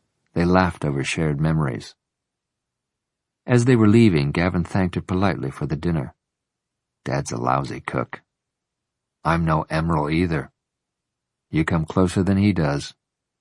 She could tell that Dean was pleased by how well she and Gavin had gotten along and how relaxed their dinner together had been. She had felt very mellow herself, and she had only drunk a half glass of Chardonnay, her limit on a work night. Her enjoyment was lessened only by knowing that she kept them away from Liz Douglas for the evening. During the next series of commercials, she cleared the phone lines. Each time she depressed a blinking button, she did so with dread, which made her angry with Valentino. He had made her afraid to do the work that had been her salvation. This job had kept her grounded during the 7 years she had overseen Jack's health care. She'd been able to endure those interminable days spent at the hospital only by knowing that she could escape to the radio station that night. She received a call from a young woman named Joan, whose personality was so bubbly, Paris decided to put her on the air. "You say you're a Seal fan?" "I saw him once in a restaurant in L.A. He looked super cool. Could you play Kiss from a Rose?" Moving by rote, she slipped the request behind 3 songs already on the log. What was keeping Dean, she wondered. He was putting up a good front, but she could tell he was deeply worried about Gavin's connection to Janie Kemp. Any parent who loved his child would be concerned, but Dean would blame himself for Gavin's misconduct and look upon it as a failure on his part. Just as he had assumed blame when Albert Dory's standoff with Houston police resulted in tragedy. There it was again, another reminder. No matter how hard she tried to avoid it, her mind kept going back to that night. Dean showed up at her condo 18 hours after Mr. Dory had made orphans of his 3 children by killing first his estranged wife and then himself. He arrived unannounced and apologetic. "I'm sorry, Paris. I probably shouldn't have come over without calling first," he said as soon as she opened the door. He looked as if he hadn't even sat down during the last 18 hours, much less slept. His eyes had sunk into the dark circle surrounding them. His chin was shadowed with stubble. Paris had rested very little herself. Most of the day had been spent in the TV newsroom where she had edited together an overall perspective of the incident for the evening newscasts. Tragically, the story wasn't that unusual. Similar incidents happened routinely in other cities. It had even happened in Houston before. But it had never happened to her. She had never witnessed something like that up close and personal. Being on the scene and living through it was far different from reading about it in the newspaper, or listening with half an ear to television news reports while preoccupied in doing something else. Even her jaded cameraman had been affected. His ho-hum attitude was replaced by dejection when the news van followed the ambulance bearing the two bodies to the county morgue. But no one who had experienced it took the calamity to heart the way Dean did. His despair was etched deeply into his face as Paris motioned him inside. "Can I get you something? A drink?" "Thanks." He sat down heavily on the edge of her sofa while she poured each of them a shot of bourbon. She handed him a highball glass and sat down beside him. "Am I keeping you from something?" he asked dully. "No." She motioned down at her white terry cloth spa robe. Her face was scrubbed clean. She let her hair dry naturally after a long soak in the tub. He usually didn't see her like this, but she wasn't concerned about her appearance. Things that had seemed important 24 hours ago had paled into insignificance. "I don't know why I came," he said. "I didn't want to be out with people, but I didn't want to be alone either." "I feel the same." She had begged off spending the evening with Jack. He'd been desperate to cheer her up and help take her mind off what she'd been through. But she wasn't yet ready to be cheered up. She wanted time to reflect. Furthermore, she was exhausted. Going to a movie or even to dinner seemed as remote as flying to the moon. Even making small talk with Jack would have required energy she didn't have. Talking didn't seem to be the purpose of Dean's visit. After those few opening statements, he sat staring into near space, taking periodic sips from his highball glass. He didn't fill the silence with pointless conversation.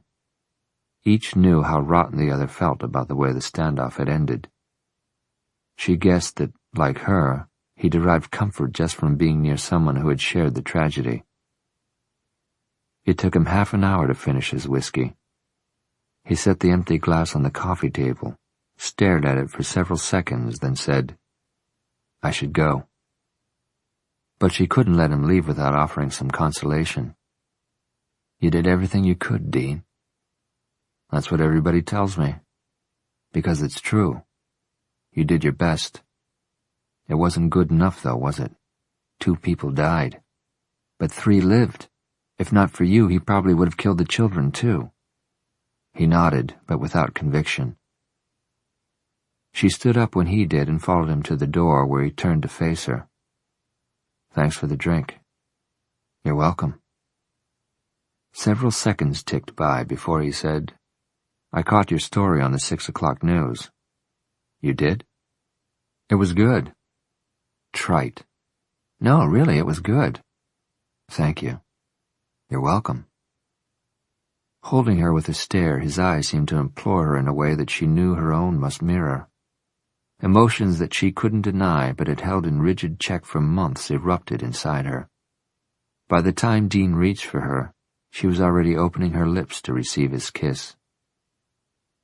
Later, when she relived it and was able to be brutally honest with herself, she realized that she had wanted him to kiss her, and that if he hadn't initiated it, she would have. She had to touch him, or die.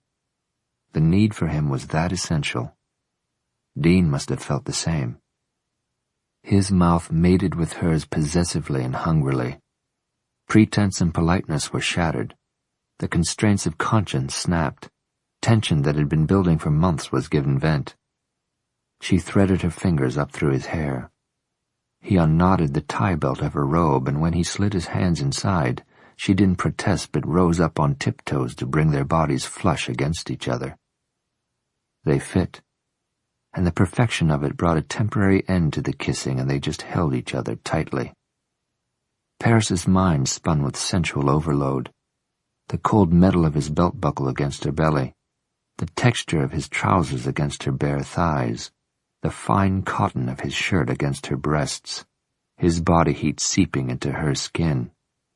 Then his lips sought hers again. As they kissed, his hand moved to her breast. His thumb brushed her distended nipple. Then he bent his head to take it into his mouth, sucking it with urgency. Gasping his name, she clutched his head against her. As he lowered her to the floor, she undid the buttons on his shirt and pushed it off his shoulders, but that's as far as it got before he was kissing her again. Between her thighs, she felt him grappling with his belt and zipper. The tip of his penis nuzzled her pubic hair, probed, and then was inside her. His fullness stretched and filled her. He settled his weight onto her and she absorbed it gladly, squeezing his hips between her thighs. The pressure was incredibly sweet. The sounds that rose up from her chest were a joyous mix of laughter and weeping. He kissed away the tears that leaked from the corners of her eyes, then clasped her head between his strong hands and laid his forehead against hers, rolling it gently back and forth as they exchanged the air they breathed in the ultimate intimacy. "God help me, Paris," he said raspily. "I just had to be inside you." She slid her hands beneath his clothing and pressed his buttocks with her palms, drawing him even deeper into her. He hissed a swift intake of air and began to move. With each smooth thrust, the intensity of the pressure increased, and so did the meaningfulness. Cradling her chin in one hand, he tilted her face up for a kiss. He was still kissing her when she came, so that her soft cries were released into his mouth. Within seconds, he followed her, and still they clung to each other. Their separation was gradual and reluctant. As the physical ecstasy began to recede, the moral significance of what they had done encroached. She tried to stave it off. She wanted to rail at the unfairness of it, but it was inexorable. "Oh, Lord," she moaned, and turning onto her side, faced away from him. "I know." He placed his arm across her waist and drew her back against his chest. He kissed her neck lightly and brushed strands of hair off her damp cheeks. But his hand froze in the act when her telephone rang. Earlier she had set her answering machine to pick up so she could monitor calls. Now Jack's voice blared from the speaker, making him a third presence in the room. "Hi, babe. Just calling to check on you, see how you're faring. If you're asleep, never mind calling me back. But if you're up and want to talk, you know I'm willing to listen. I'm worried about you. Dean, too. I've been calling him all evening, but he's not answering any of his phones. You know how he is. He'll be thinking it was his fault that the standoff turned out the way it did. I'm sure he could use a friend tonight, so I'll keep trying to reach him. Anyway, love you. Rest well. Bye." For the longest time, neither of them moved.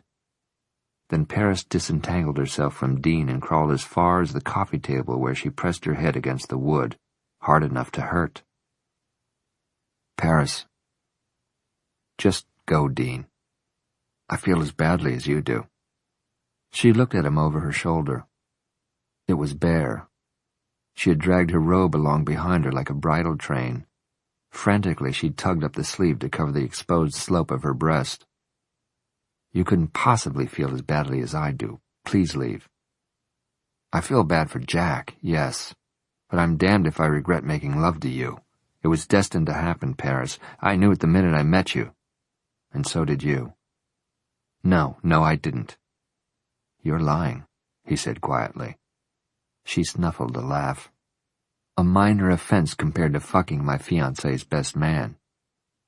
You know that's not what this is. It would be much easier for us if that's all it was."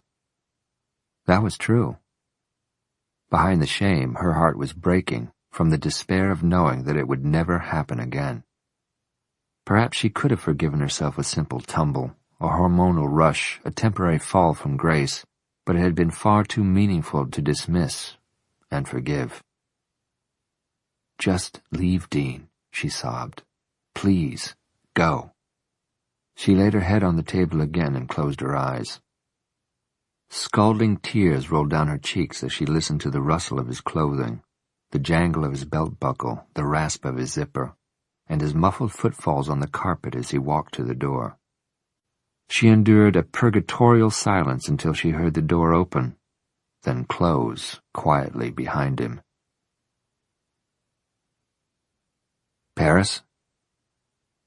With a start, she looked behind her toward the studio door. Dean was standing there, as though he had materialized from out of her memory. She'd been so lost in thought, it took several seconds for her to process that this was the here and now, not an extension of her reverie. She swallowed thickly and motioned him in. "It's okay, my mic's not on. Crenshaw said I could come in if I didn't make any noise." He sat on the stool beside hers, and for one insane moment she felt like throwing herself at him, taking up where they had left off in her recollection. His scruff that night had left whisker burns on her skin. Within a few days they had faded, but the sensual imprints made on her mind had never gone away. Last night's kiss had revealed how vivid and accurate they were. "Nothing yet from Valentino?" She shook her head to answer him, but also to clear it of the persistent sensual tweaks. "Did you get Gavin home all right?" "With orders that he's not to leave, and I don't think he'll disobey me tonight. It shook him up to be questioned at the police station today. He was certainly on his best behavior tonight. Of course, he was trying to impress you." "Well, he succeeded because I was impressed. He's great, Dean." He nodded thoughtfully. "Yeah." She watched him for a moment, noticing the worry line that had formed between his eyebrows. "But?" He brought her into focus. "But he's lying to me."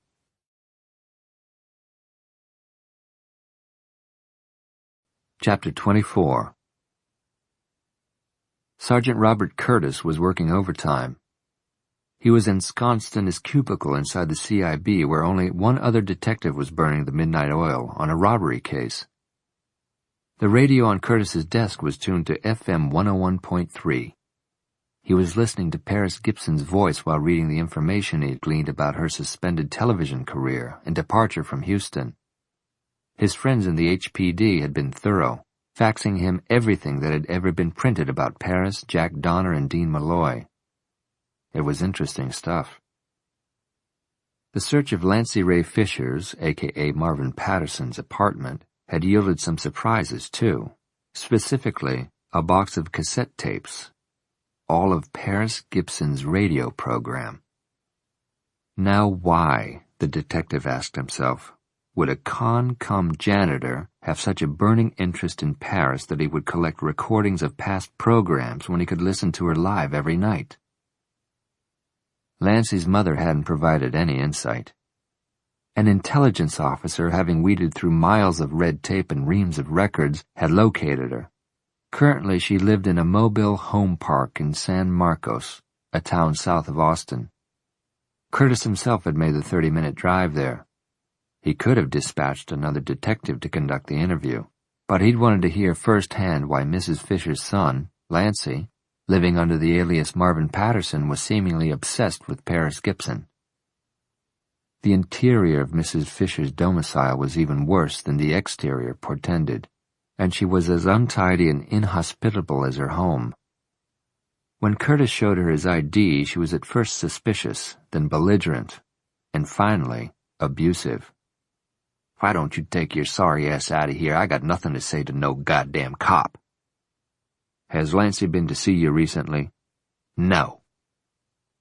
Curtis knew she was lying, but he got the impression that there was no love lost between mother and son and that she would welcome a chance to air her complaints. Rather than challenge the truthfulness of her reply, he remained quiet and tried to pick the cat hairs off his trousers while she sucked on a cigarette, and he waited until she decided to unload. "Lancy's been a thorn in my side since he was born," she began. "The less he comes around me, the better I like it. He lives his life and I live mine. Besides, he's gone and got uppity." "Uppity?" "His clothes and such. Drives a new car, thinks he's better'n me." Which wouldn't be saying much, Curtis thought. "What make and model is his car?" She snorted. "I can't tell one Jap car from another." "Did you know he was working at a radio station?" "Sweeping up is what he told me. He had to take that job after getting fired from his other one on account of stealing. That was a good job, and he went and blowed it. He's dumb as well as no count." "Did you know he used an assumed name?" Wouldn't surprise me what that boy did, and after he was a cokehead and all." Leaning forward, she wheezed in an undertone. "You know that's why he did them dirty movies, to get dope." "Dirty movies?" "My neighbor lady, 2 rows over, she come running over here one night not long ago, says she seen my boy Lancy wagging his thing in some nasty movie she rented at the video place. I called her a fucking liar, but she said, 'Come see for your own self.'" She sat up straighter, striking the righteous pose of a recent convert with only contempt for the unshriven. "Sure enough, there he was, naked as a jaybird, doing such as I ain't never saw did before. I was embarrassed to death." Curtis feigned sympathy for a mother whose son had gone astray. "Does he still work in the, film industry?" "Nah, don't do drugs no more either. Leastway, he says he don't. It was a long time ago. He was just a kid, but still." She lit another cigarette. Curtis would leave there feeling and smelling like he had smoked 3 packs himself. "What name did he use when he made the movies?" "Don't remember." "What were the titles of the movies he was in?" "Don't remember and don't want to know. Guess you could ask my neighbor. And how come an old lady like her is watching trash like that anyway? She ought to be ashamed of herself." "Does Lancy have a lot of girlfriends?" "You don't listen too good, do you? He don't tell me nothing. How would I know anything about girlfriends?" "Has he ever mentioned Paris Gibson?" "Who? That a boy or a girl?" Her puzzled reaction was too genuine to have been faked. "Doesn't matter." He stood up. "You know, Mrs. Fisher, that aidin' and abettin' is a felony." "I ain't aidin' or abettin' nobody. I done told you Lancy ain't been here." "Then you won't mind if I look around. You got a warrant?" "No." She blew a gust of smoke up at him. "Ah, what the hell. Go ahead." It wasn't a large place, so except for having to avoid hissing cats and their droppings, his walk through it didn't take long. Nor did it take him long to determine that someone had slept in the spare bedroom. The narrow bed had been left unmade, and there was a pair of socks on the floor beside it. When he knelt down to pick up one of the socks, he noticed a loose floor tile beneath the bed. It came right up with a little nudge of his pocket knife. Replacing what he found there exactly as he'd found it, he rejoined Mrs. Fisher in what passed for the living room. He asked who the socks belonged to. "Lancy must have left them last time he was here. Long time ago. He never did pick up after himself." Another lie, but he'd be wasting his time to dispute it. She would continue lying. "Do you know if Lancy has a computer?" "He thinks I don't know about it, but I do."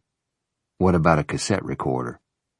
"Don't know about that, but all them modern contraptions are a waste of good money if you ask me." "I'm going to leave you my card, Mrs. Fisher. If Lancy comes here, will you call me?" "What's he done?" Avoided questioning. "About what? Can't be anything good." "I'd just like to talk to him. If you hear from him, you'd be doing him a favor to notify me." She took his business card and laid it on the cluttered TV tray beside her reclining chair. He didn't quite catch what she muttered around the cigarette dangling from her lips, but it didn't sound like a promise to do what he'd asked.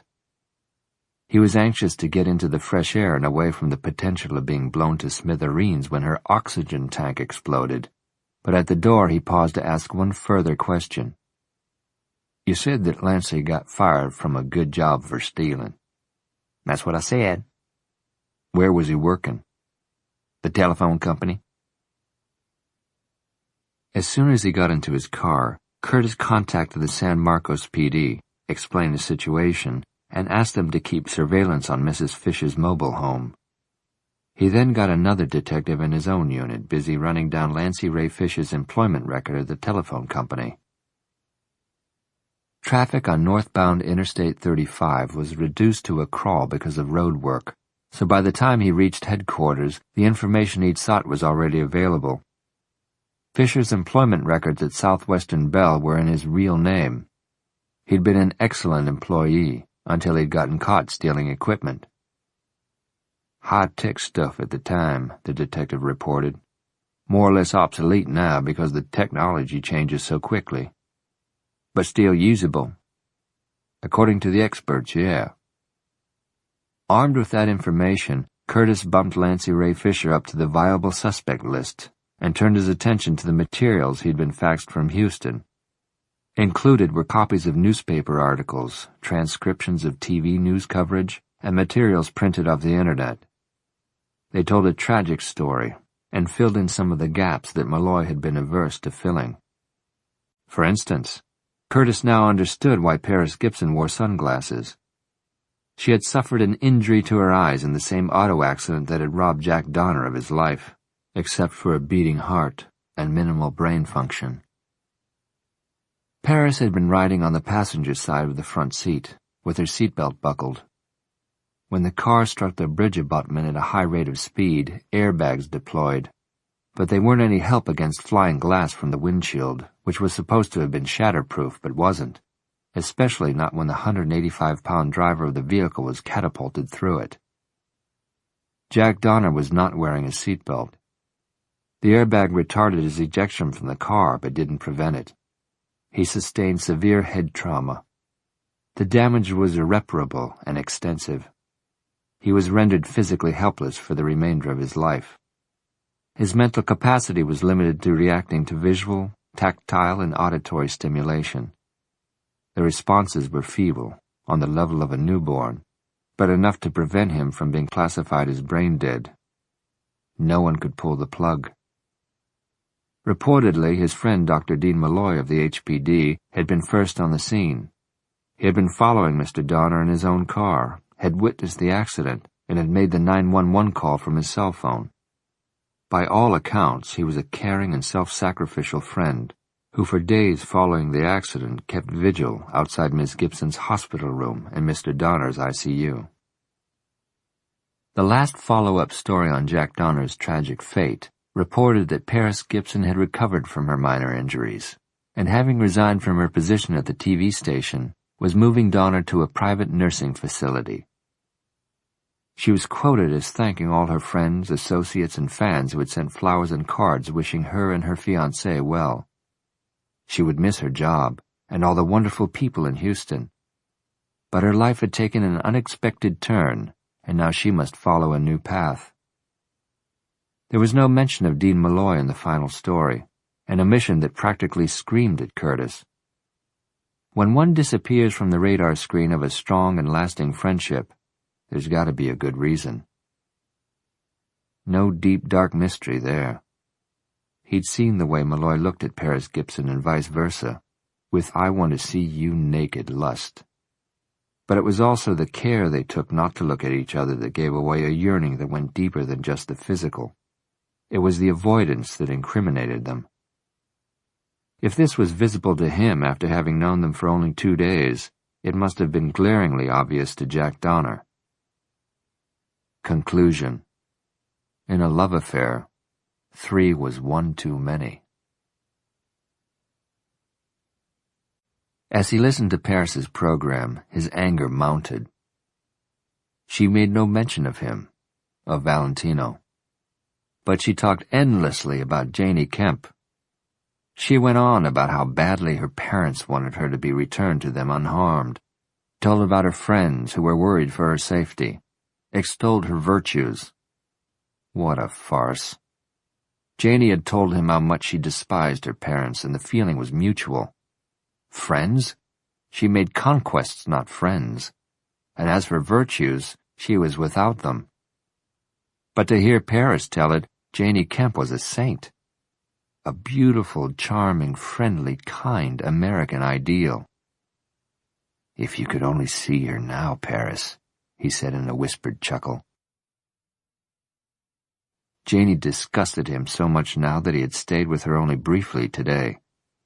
She didn't look beautiful and enticing anymore. Her hair, once bouncy and silky, had looked like old rope coiled about her head. Her complexion was sallow. The eyes that could be sultry or scornful at will were now dull and lifeless. Barely acknowledging his presence in the room, she had stared vacantly and unblinkingly, even when he snapped his fingers an inch from her nose. She seemed half dead and looked even worse. A shower would improve things, but he just couldn't be bothered with carrying her into the bathroom to wash her. He couldn't be bothered with much of anything except dealing with this jam he'd gotten himself into. Time was running out for him to arrive at a workable solution. He had extended to Paris a 72-hour deadline, and if he had any character at all, any sense of pride, he really should stick to that timetable. Janey had become more of a liability than he had anticipated. There also remained the question of what to do about Paris. He really hadn't looked beyond bringing Janey here and using her the way she begged to be used. She was a whore who advertised her willingness to try anything. He had called her bluff, that's all. Her boasts hadn't been empty ones either. She'd proved herself to be a gourmand of debasement. He hadn't seriously planned on this ending with her demise, any more than he'd planned to kill Mattie Robinson. That's just the way his relationship with Mattie had evolved. She'd said, "I don't want to see you anymore." And he had made certain that she wouldn't. Ever. When you looked at it that way, she had decided her fate, not him. As for Paris, he hadn't thought much beyond placing that first call and telling her that he had taken action against the woman who had wronged him. He had wanted to frighten her, rattle her, and hopefully make her aware of her intolerable smugness. Who was she to dispense advice on love and life, sex and relationships?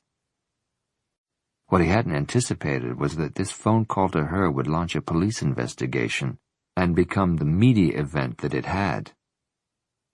Who would have thought everyone would get so uptight over Janey when she was getting exactly what she had asked for? No, it had grown into something much larger than he had bargained for. He felt himself losing control of the situation.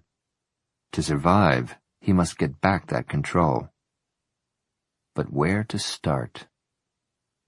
One way would be to release Janey. Yes, he could do that. He could dump her near her parents' house. She didn't know his name. He could clear out this room so that if she ever brought the cops to the scene of the crime, he'd be long gone. He would have to stop going to the meeting places of the sex club, a risk being seen by her. But finding action was never a problem. The sex club was only one resource. It wasn't a perfect plan, but probably the best course of action left to him. He would call Paris tonight at the appointed time and tell her that he'd only wanted to toy with her, make her realize that she shouldn't play with people's emotions and hand out glib advice. "I never dreamed you would take me seriously, Paris. Can't you take a joke? No hard feelings, okay?" Yes, that was definitely a workable plan. "Here on FM 101.3, he heard Paris say, interrupting his thoughts. "Stay with me until 2 a.m. I just got a call from Janey's best friend, Melissa." "Melissa?" "Melissa, would you like to say something to the listening audience?" Paris asked. "Yeah, I just, want Janey back safe," she said. "Janey, if you can hear this and you're okay, come home. Nobody's going to be mad. And if someone out there is holding my friend against her will, then I have to tell you that's totally uncool. Let her go, please. We just want Janey back, so I guess that's it." "Thank you, Melissa." Wait, was he supposed to be the villain of this piece? He hadn't done anything to Janey Kemp that she hadn't wanted done. And Paris wasn't the snow princess she wanted everyone to believe. She was no better than anyone else. He dialed a number he knew by heart, knowing that this call couldn't be traced to his cell. He'd made certain of that. "This is Paris. The topic tonight is Dean Malloy." "Valentino, let me speak to Janey." "Janey is in no mood to talk," he said, "and neither am I." "Janey's parents wanted me to ask you—" "Shut up and listen to me. If you and your boyfriend don't move quickly, you'll have 2 deaths on your consciences. Janie's and Jack Donner's. Hello, Dar. I'd feel better if you stayed at my house until this is over. I've got an extra bedroom. Nothing fancy, but you'd be comfortable and safe. Dean had insisted on following her home and seeing her inside. As before, Valentino's call had been routed through a deserted payphone, which provided no leads. The police were now convinced that he never went near those payphones.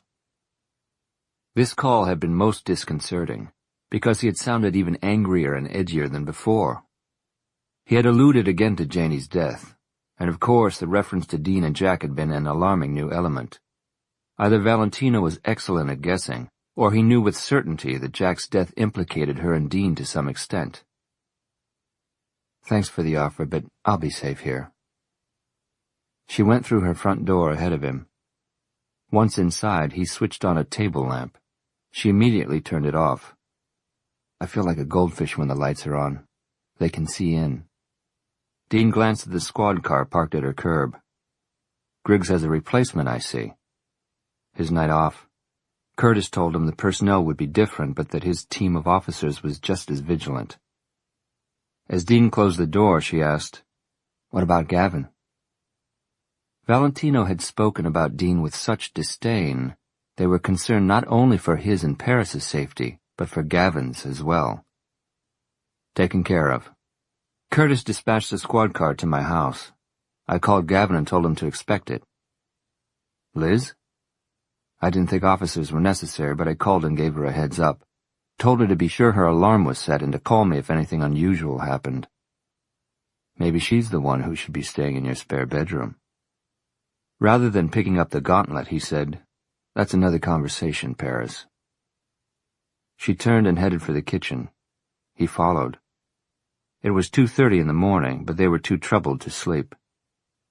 "I'm going to have some hot chocolate," she said. "Want some?" "It's 80 degrees outside." She gave him a take-it-or-leave-it look. "Juice?" he asked. While her water was heating in the microwave, she poured him a glass of orange juice and took a package of cookies from the pantry. "What do you think he's lying about?" "Valentino?" "Gavin. Earlier tonight you told me you thought he was lying to you. We got busy with all the calls coming in and never got around to finishing the conversation." He stared into his glass of juice for a moment, then said, "That's the hell of it. I don't know what he's lying about. I just know that he is." After stirring a packet of instant cocoa mix into her cup of hot water, she motioned for him to bring the cookies and follow her into the living room. She took one corner of the sofa, he the other. The package of cookies was placed on the cushion between them. The lamp stayed dark, but the glow from the porch lights came through the front windows, so they could see well enough. She removed her sunglasses. "Do you think he's lying about his activities that night?" she asked. "By omission, maybe.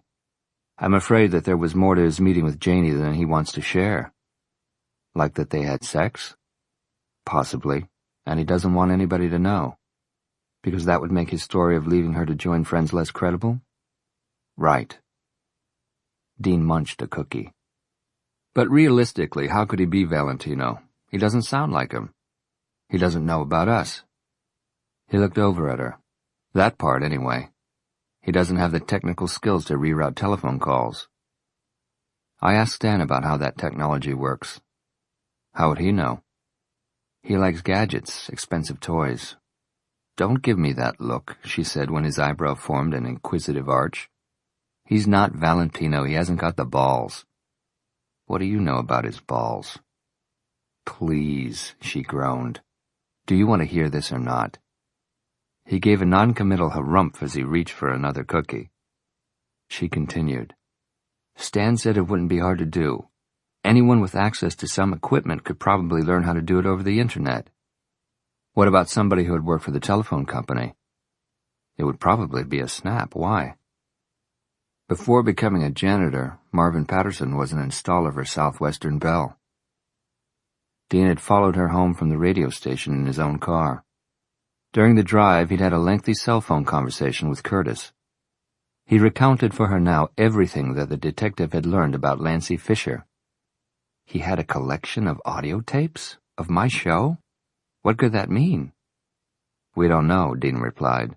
That's why Curtis has intelligence guys out tapping all their informers, trying to find the shy Mr. Fisher. We've got plenty of questions for him, number one being why the preoccupation with you. Which comes as a shock. He never showed the least bit of interest in me, kept his head down and rarely spoke. Strange behavior for a former actor. Actor? Marvin? He appeared, all of him, in a couple of porno videos. What? She exclaimed. Are you sure we're talking about the same man? He told her what Curtis had learned from Lancey Fisher's mother. None of which explains why he taped your show every night, or so it seems. He had 92 cassettes in all. Not very good quality, Curtis said. Probably recorded directly off the radio. Hours of love songs in Paris Gibson's sexy voice. It could be that Marvin just jerked off while listening to you, but that's a lot of jerking off. Spare me that image, please. Did he ever? Nothing, Dean. He never mumbled more than a few words to me, never even looked me in the eye that I can recall. Then as far as this case goes, he may be as innocent as the driven snow. He may have disappeared only because he's an ex-con, and as such has a natural aversion to police interrogations, even if he's got nothing to hide. He paused and watched her closely for several moments, long enough for her to ask, What? Curtis has become a regular Sherlock Holmes into our past. She blew on her hot cocoa, but she'd suddenly lost her appetite for it. What's the good news? There isn't any. He told me straight out that he knew the facts behind your leaving Houston. The accident, Jack's head injury, your resignation from TV and so forth. That's all? Well, he stopped with that, but the silence that followed was teeming with curiosity and insinuation. Let him insinuate all he wants. I did. She set her cup on the coffee table, then with a heavy sigh laid her head against the sofa cushion. I'm not surprised by his curiosity. He's a detective after all, and he didn't even have to dig very deep. Just scratch the surface and there's my life for all to see. I'm sorry. She smiled faintly. Doesn't matter. Other aspects of this are more important. Namely, Gavin. Leaving her head against the cushion, she turned it to look at Dean. What happened to his face today? I didn't hit him, if that's what you're getting at. Affronted by his tone and the statement itself, she shot bolt upright. That's not at all what I was getting at. Retrieving her mug of cocoa, she angrily stalked from the room, saying as she went, Lock the door on your way out.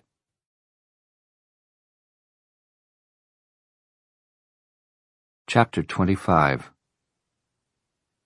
With jerky, angry motions, Paris rinsed out her cocoa mug, then switched off the light above the kitchen sink. When she turned, Dean was standing in the open doorway, silhouetted against the faint light coming from the living room. I'm sorry I snapped at you. That's not what made me mad, she said. It's that you would think that I would think that you had hit Gavin. But I did, Paris. The admission stunned her into silence. Not today, he continued. Several days ago. He provoked me. I lost my temper and backhanded him across the mouth. Her anger evaporated as quickly as it had formed. Oh, then I struck a nerve, didn't I? After a beat, she added softly, I know what happened that time at Tech. He looked at her sharply. Jack told you? He told me enough, but only after I'd commented on your rigid self-control. He slumped against the door jamb and closed his eyes. Well, my self-control failed me the other night with Gavin, and again today with Rondo. Rondo? He told her about the scene he'd interrupted when he went into the men's room. He had Gavin's face shoved up against the mirror. That's what caused the bruise on his cheek. I wanted to kill the guy. I would have wanted to myself. Why would he do such a thing? He said he had a mother and a sister, and the obscene messages that Gavin had left on the website offended him so much that when he saw him, he lost it. A sorry excuse that stank of bullshit.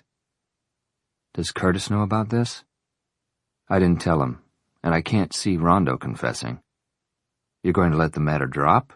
No, hell no. But I'll deal with Rondo in my own way, and without any interference from Curtis. He laughed without humor. Going back to our detective friend?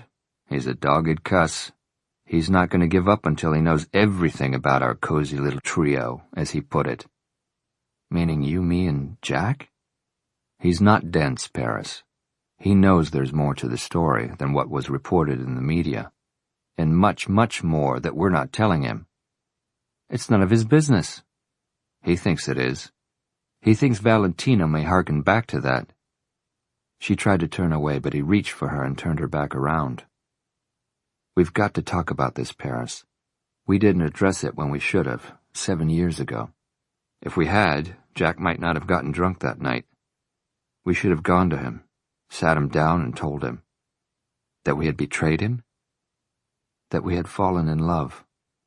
That neither of us had set out to, but it had happened. And that's just the way it was. So sorry, Jack, rotten luck, see you around? It wouldn't have been like that, Paris. No, it would have been worse. Worse than what, for God's sake? Worse than how it ended? He took a deep breath and continued in a quieter, more reasonable tone of voice. Jack was smarter than you gave him credit for, and a lot more perceptive. He could tell we were avoiding each other. Didn't you know he would want to learn the cause of it? Of course he was right. She had sold Jack short by thinking that if she pretended nothing had changed, he would never learn that everything had. His fiancée and his best friend had made love. Their relationships, hers with Jack, his with Dean, hers with Dean, had been irrevocably altered. They couldn't revert to the way things had been. She'd been naive to think they could. I thought... She lowered her head and massaged her temple. I don't remember what I thought, Dean. I just couldn't go to him and say, remember the night after the standoff and I told you that I wanted to be alone? Well, Dean came over to my place and we had sex on the living room rug. Instead, she'd taken a more subtle approach and declined each time Jack tried to get the two of them together. Her excuses became increasingly lame. Eventually, Jack demanded to know why I didn't like you anymore. I had a similar conversation with him, Dean said. He asked me if you and I had crossed swords during the standoff. Had the crisis brought out the cop in me and the reporter in you, and never the twain shall meet? I told him he was way off base, that we liked and respected each other a lot, so he put it to the test with that surprise dinner. Yes, that fateful dinner, she thought. Jack had arranged for them to meet at one of their favorite restaurants. She and Dean had arrived independently, not expecting to see the other there. Being face to face for the first time since that night was as awkward for them as she had feared it would be. Making eye contact was difficult, but she couldn't keep herself from looking at him, and each time she did, she caught him stealing a glance at her. Yet their conversation had been stilted and formal. That dinner was an endurance test for me, Dean said. You had rebuffed all my attempts to talk to you. It had to be a clean break, Dean. I didn't trust myself even to talk to you on the phone. Jesus, Paris. I was dying on the inside. I needed to know what you were thinking. If you were all right. If you were pregnant. Pregnant? We hadn't used anything. I was on the pill. But I didn't know that. He smiled with chagrin. Selfishly, I hoped you had conceived. She couldn't admit to him even now that she'd clung to the same vain hope and was disappointed when she'd gotten her next period. A baby would have forced her to tell Jack the truth. It would have been her and Dean's justification for having to hurt him. But it hadn't happened. I went through hell agonizing over the state you were in when I left you that night, he was saying. And suddenly there you were, sitting 3 feet across the dinner table from me, and I still couldn't ask or say anything I wanted to.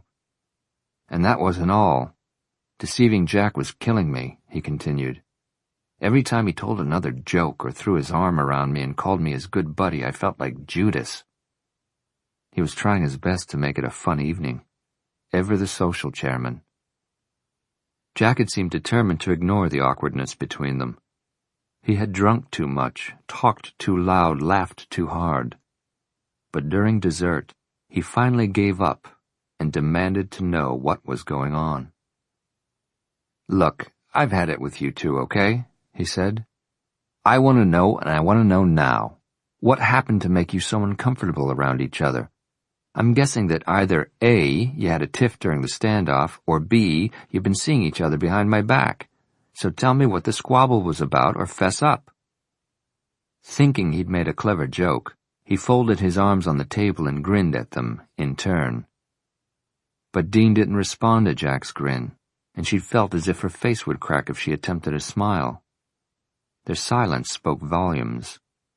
Even so, it was several moments before realization struck Jack, and when it did, it was a painful thing to watch.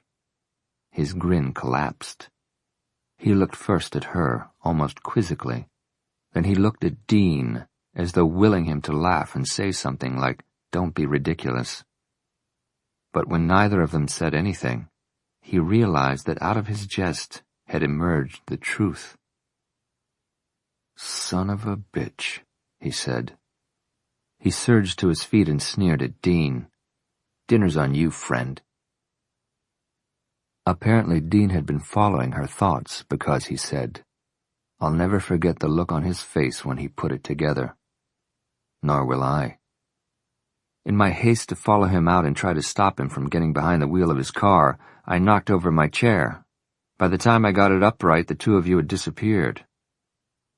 "I don't remember running through the restaurant after him," she said, "but I vividly remember catching up with him in the parking lot. He yelled at me, told me to leave him alone." "But you didn't." "No. I begged him to let me explain. He only glared at me and said, 'Did you fuck him?'" Dean dragged his hand down his face, but the gesture did little to rub the regret from his features. "From all the way across the parking lot I heard him say that. I heard you telling him that he shouldn't drive, that he was too drunk and too angry." Heedless of her pleas, Jack had gotten into his car. She'd run around the passenger side and luckily had found it unlocked. I got in. Jack ordered me out, but I refused and instead buckled my seatbelt. He cranked the motor and floored the accelerator. They were silent for a time, lost in the recollections of that horrible night. Dean was the first to speak. He had every right to be furious with us for sleeping together. If our roles had been reversed, God, I don't know what I would have done. Torn him limb from limb, probably. He was hurt and angry, and if he'd wanted to kill himself over it, there's really nothing we could have done to stop him. That night, or on any future night. We wronged him, Paris. We'll live with that for the rest of our lives. But he wronged you when he drove off with you in that car. He placed his hands on either side of her neck and caressed it with his fingertips. That's what I blame him for. He could have killed you. I don't think it was his intention to kill anybody. Are you sure? He asked gently. What did you say to each other during those 2 minutes between the restaurant parking lot and that freeway overpass? I told him I was sorry that we had hurt him. I told him that we both loved him and that it had been an isolated incident, a physical release after a traumatic experience, that if he could forgive us, it would never, ever happen again. Did he believe you? A tear slid unchecked down her cheek, and she said huskily, No. Did you believe you? She closed her eyes, squeezing out fresh tears. Slowly she moved her head from side to side. Inhaling deeply, Dean drew her to his chest and stroked her hair. Maybe I should have said more, she said. Lied to him? It might have saved him. He was enraged, beyond reason. I tried to get him to pull over and let me drive, but he speeded up instead. He lost control of the car. He didn't drive into that abutment on purpose. Yes, he did, Paris. No, she said miserably, not wanting to believe it. If a driver loses control, he reflexively stomps on the brake. I was right behind you. His brake lights never came on. He tilted her head back, forcing her to look at him. Jack loved you. I don't doubt that. He loved you enough to want you as his wife. He loved you enough to fly into a jealous rage when he found out that you'd been with me. But, he said with emphasis, if he had loved you the way he should have, unselfishly and unconditionally, he never could have considered taking you out along with him. As pitiful as his last years were, I never forgave him for trying to kill you. His saying that made her love him all the more. And she did love him. From the moment they met, she had realized that her loving Dean Malloy was inevitable. But yielding to it had been impossible then, and it was impossible now. Other people had always stood between them. Jack certainly. Now Liz. She worked herself free of his embrace and said, "You should go now. I'm staying here tonight. Dean, I'll sleep on the living room sofa." He held up his hands in surrender. "If you don't trust me to keep my hands off you, you can lock your bedroom door. But I'm not leaving you alone as long as there's a lunatic out there harboring a grudge against you." I can't imagine how he knew that Jack's death is on my conscience. And mine. What happened between you and me is certainly not public knowledge, and I've never discussed it with anyone. He probably did some research on you and surmised the cause of Jack's accident, just as Curtis did. Jack's accident could have been caused by any number of things, she argued. But only one would have busted up our friendship.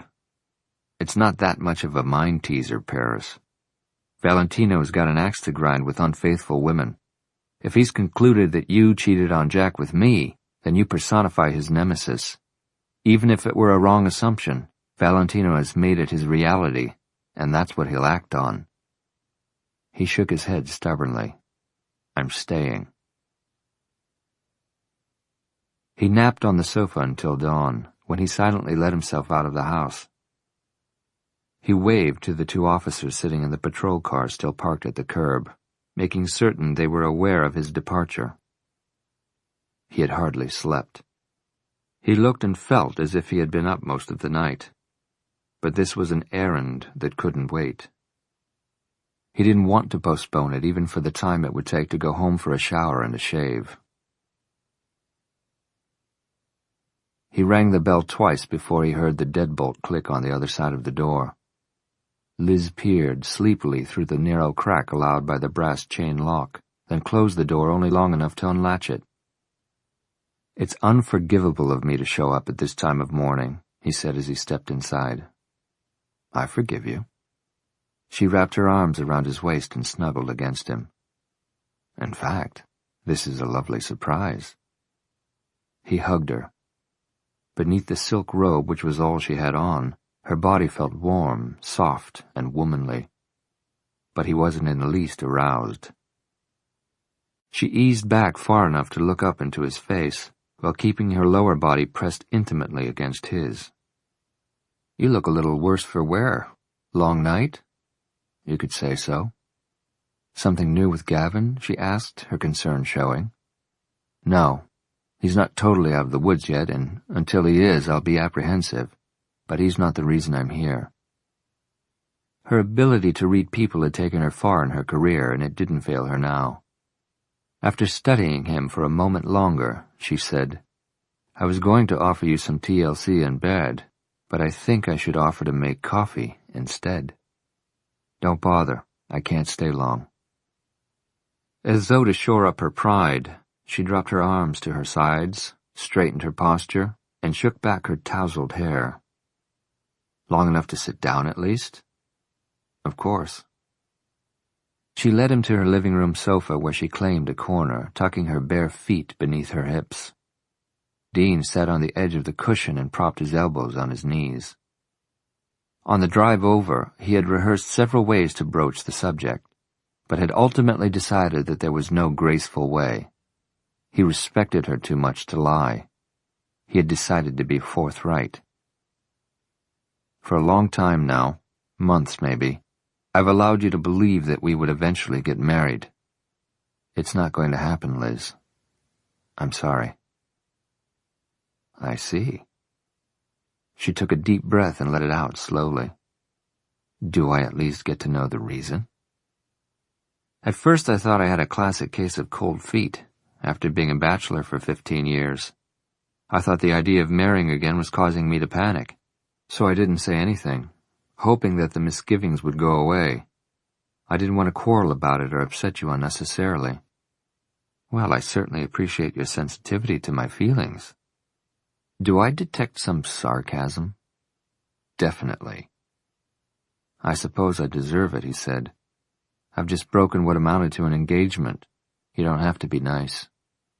I'm glad you think so, because I'm working my way up to a hissy fit. You're entitled to one. She glared at him angrily, but then the hauteur returned. On second thought, I'm not going to get into a fight with you. Histrionics would make it easier for you to storm out of here and never look back.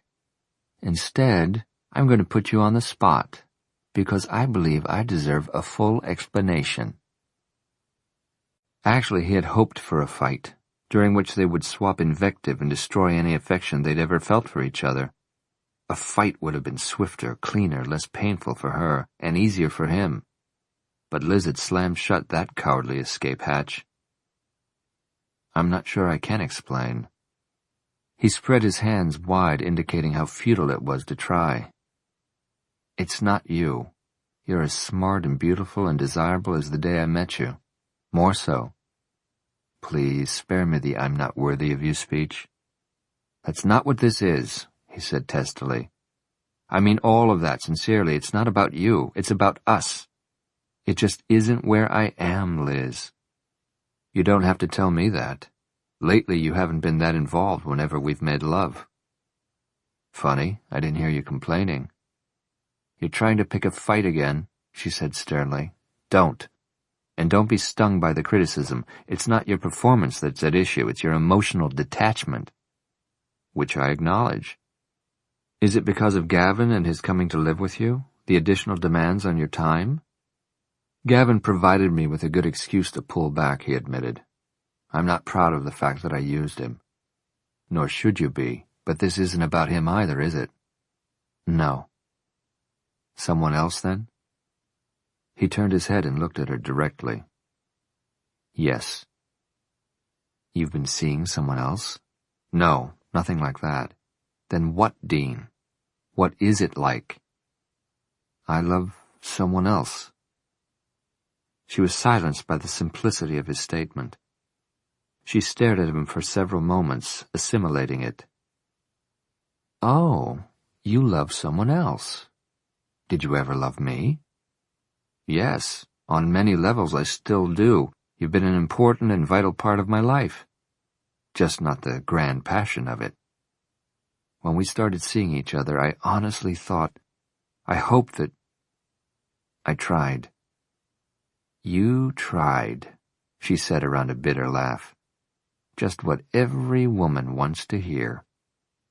The sarcasm was back, but it was forced. She had picked up a throw pillow and was hugging it to her chest, literally and figuratively giving herself something to hold on to. He felt he should leave now, before his brutal honesty wounded her pride more than it was already wounded. But as he stood up to leave, she said softly, The woman in the sunglasses. The one you were talking to at the police station. Paris? Raising her head, she looked up at him. Come now, Dean, don't look so shocked. If I were blind, I still would have known that you and she had been lovers. Years ago, only once, but you never quite recovered. He matched her sad smile. No, I never did. Just out of curiosity, when did you start seeing her again? The day before yesterday. Her lips parted in wordless surprise. That's right. This alienation of feelings, for lack of a better term, started long before she entered the picture. Seeing her just confirmed what I already knew. That you weren't going to marry me. He nodded. Well, thank God you didn't. Tossing the throw pillow aside, she came to her feet. I don't want to be anybody's second choice. And you shouldn't be. He reached for her hand and squeezed it. I apologize for taking up 2 years of your biological clock. Oh, it's probably for the best, she said flippantly. What would I do with a baby when I went on a business trip? Take it along in my briefcase? She was making light of it, but he knew she was deeply disappointed, maybe even heartbroken. She was too proud to make a spectacle of herself by crying, and perhaps, just perhaps, she cared too much for him to lay a guilt trip on him. You've got a lot of grace, class, and style, Liz. Oh yeah, out the wazoo. What'll you do? Today? I think I'll treat myself to a massage. He smiled. What about tomorrow? I didn't sell my house in Houston when I relocated here. You didn't? You assumed that I had, and I never set you straight. Maybe I felt intuitively that I would need a safety net. Anyway, as soon as I can arrange it, I'll move back.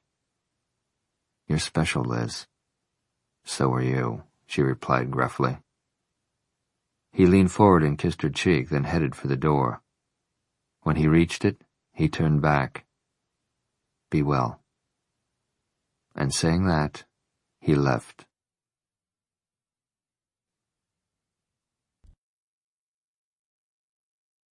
Chapter 26.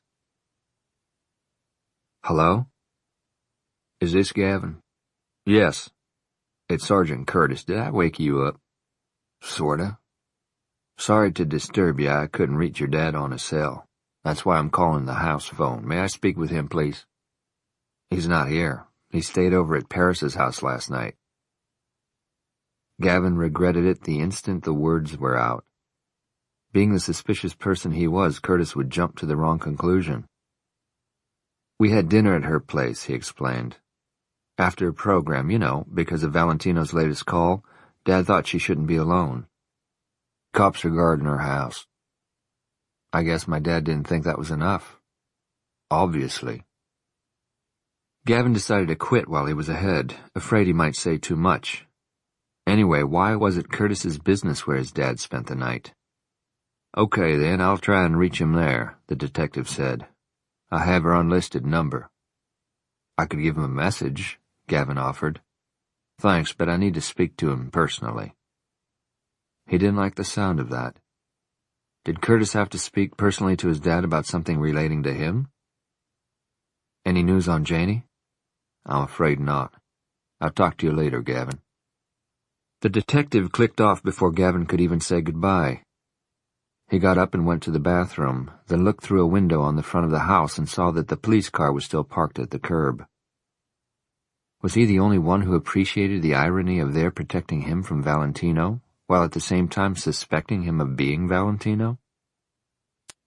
It was too early to get up, so he went back to bed, but he discovered he couldn't sleep.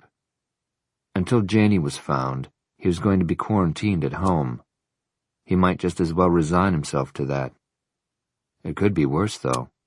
If not for his dad, they probably would have put him in jail. Considering that his dad had caught him in several lies and discovered his membership in the sex club, he wasn't suffering overly much. Last night with his dad in Paris, it hadn't been half bad. He'd almost dreaded seeing her after so many years. What if she'd changed and now acted like an old person? He was afraid she'd have big, stiff hair and too much jewelry, that she'd be gushy and sappy, going on and on about how much he'd grown, make a big to-do over him like his mother's relatives always did at family get-togethers. But Paris had been cool, just like he remembered her. She was friendly, but didn't overdo it like Liz did. She didn't talk down to him either. Even when he had known her before, she had talked to him like an equal, not like a kid. Jack had always addressed him as skipper or scout or partner, something cute, and he had talked to him boisterously like he was a baby who had to be entertained. Jack had been okay, but of the two, he had liked Paris better. He had liked Paris better than the girls his dad had dated then, too. He remembered thinking that if Jack wasn't in the picture, how cool it would be if his dad liked Paris as a girlfriend. His mom had thought that maybe he did. She had never talked to him about it, of course, but he had overheard her say once to a friend that she thought Dean had a thing for Paris Gibson, and that he only dated other women because she belonged to Jack Donner. At the time, he'd been too young to understand the implications, nor had he been particularly interested in the relationships between grown-ups. But after having seen how anxious his dad had been to get to her house last evening, how he checked himself out in the rear-view mirror before they left the car, he thought his mom might have been right. He'd never seen his dad consult a mirror before meeting Liz. For as long as he could remember, his parents had been divorced. As a kid, he had gradually begun to comprehend that his family wasn't like the ones in TV commercials where the mommy and daddy ate breakfast together and walked on the beach holding hands and rode in the same car and even slept in the same bed. He noticed that in other houses on his block the daddy was there all the time. He asked questions of both parents, and after they had explained the meaning of divorce, he had fervently hoped that his parents would get back together and live in the same house.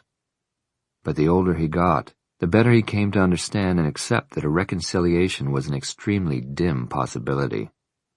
Dumb kid that he was, he had continued to hope. His dad had dated lots of women. Gavin forgot most of their names because none had lasted very long. He'd heard his mom talking to his grandmother about the flavor of the month and knew that she was referring to his dad's girlfriends.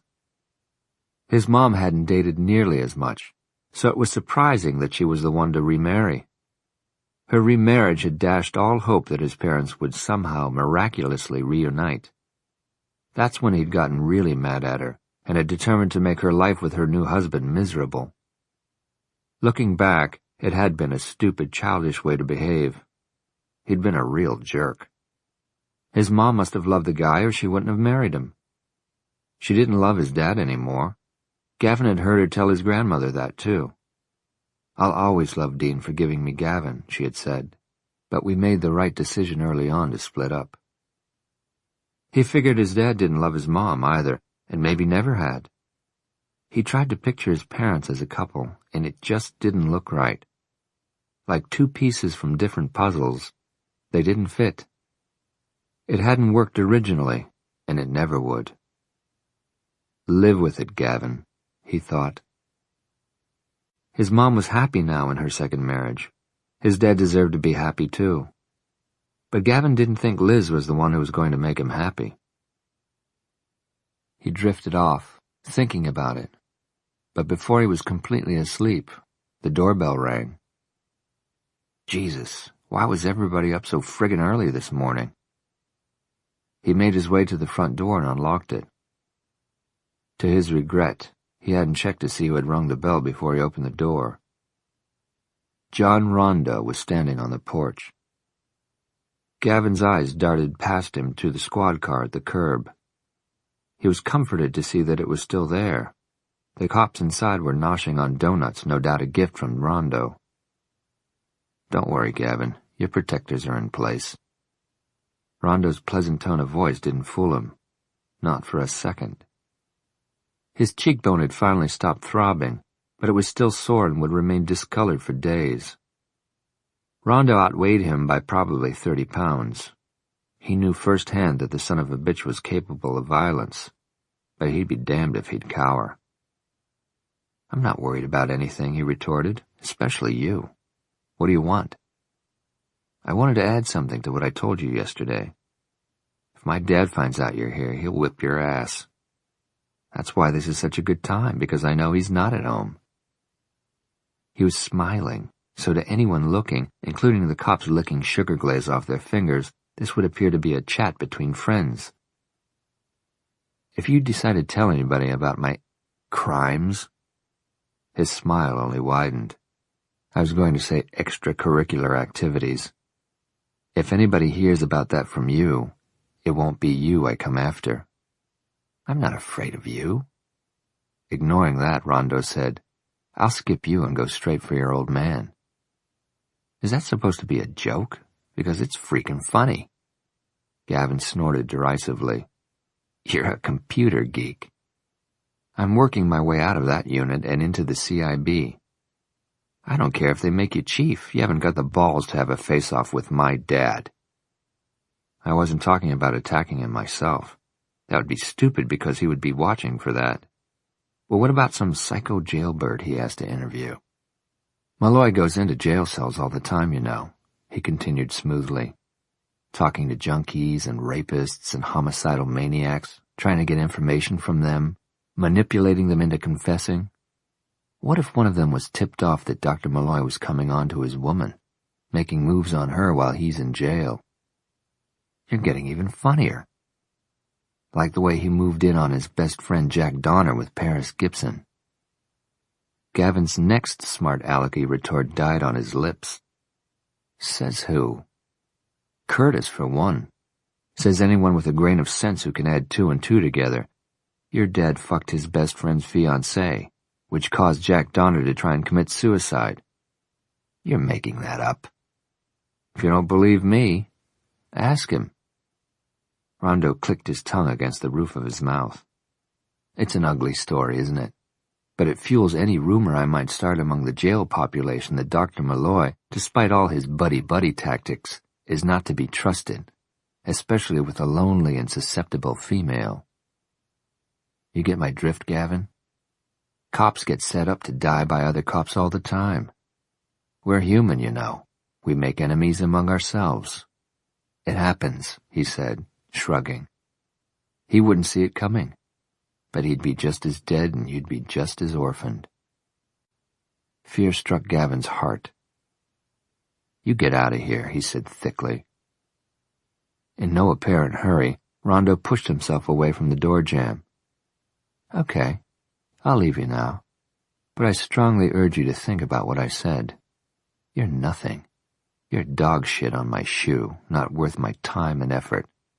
But if you rat me out, he said, poking Gavin's bare chest hard with the knuckle of his index finger, Malloy goes down. Paris's eyes came open slowly, but when she saw Dean sitting on the edge of her bed, she sat bolt upright. What's happened? Nothing new. I didn't mean to startle you. She was relieved to know that there was no bad news, but her heart was still pumping hard from her initial fright, and now from having Dean sitting on her bed. Not having quite regained her breath, she asked, How was the sofa? Short? Did you sleep at all? Some, not much. Mostly I worked, made some notes on Valentino's profile. As tired as she'd been, it had taken her a long time to fall asleep, knowing that he was in the next room. It had hovered in her subconscious and had prevented her from getting a restful sleep. I feel like coffee. He nodded, but he didn't move, and neither did she. The silence stretched out as they continued to gaze at each other across the narrow strip of bed separating them. Should I have locked my bedroom door after all? She asked, in a voice barely above a whisper. Definitely. Because as it turns out, I can't keep my hands off you. He reached for her and she stretched toward him, but just before their lips met, she said, Liz. Not a factor. But trust me, Paris. She did, giving herself over to his kiss, his untempered, possessive, delicious kiss. Placing her hands on his stubble-covered cheeks, she tilted her head to change the angle of their lips and invited more intimacy. He pushed aside the blanket and sheet covering her, and pressed her onto the pillows, following her down, lying close beside her. He drew back in order to look at her, taking in her unglamorous tank top and boxers. Fancy sleepwear. Designed to inflame. It's working, he growled. She explored his face with her fingertips, smoothing his eyebrows, stroking the straight line of his nose, then tracing the shape of his lips and touching the shallow cleft at the bottom of his chin. Your hair is grayer, she remarked. You're wearing yours shorter. I guess we've both changed. Some things have. His eyes moved to her breasts, and when he caressed her through the tank top, her nipple tightened. Not that. That I remember. He kissed her again, except with more urgency than before. Splaying his hand over her bottom, he lifted her onto the erection that strained against his trousers. A rush of fluid heat spread through her lower body and into her thighs. It had been years since she had experienced that aching desire to be filled. She sighed with joy over feeling it again, and moaned with longing to have that desire assuaged. "We've waited long enough," he said, rolling back only far enough to reach for his fly. "Too damn long." But they would wait longer. Her telephone rang. Both froze. They locked gazes, and each knew without having to say anything that she must answer the call. Too many things were at stake. Dean flopped onto his back and blistered the ceiling paint with his curses. Paris pushed her tangled hair from her eyes and reached for the cordless phone on her nightstand. "Hello?" She mouthed to Dean that it was Curtis.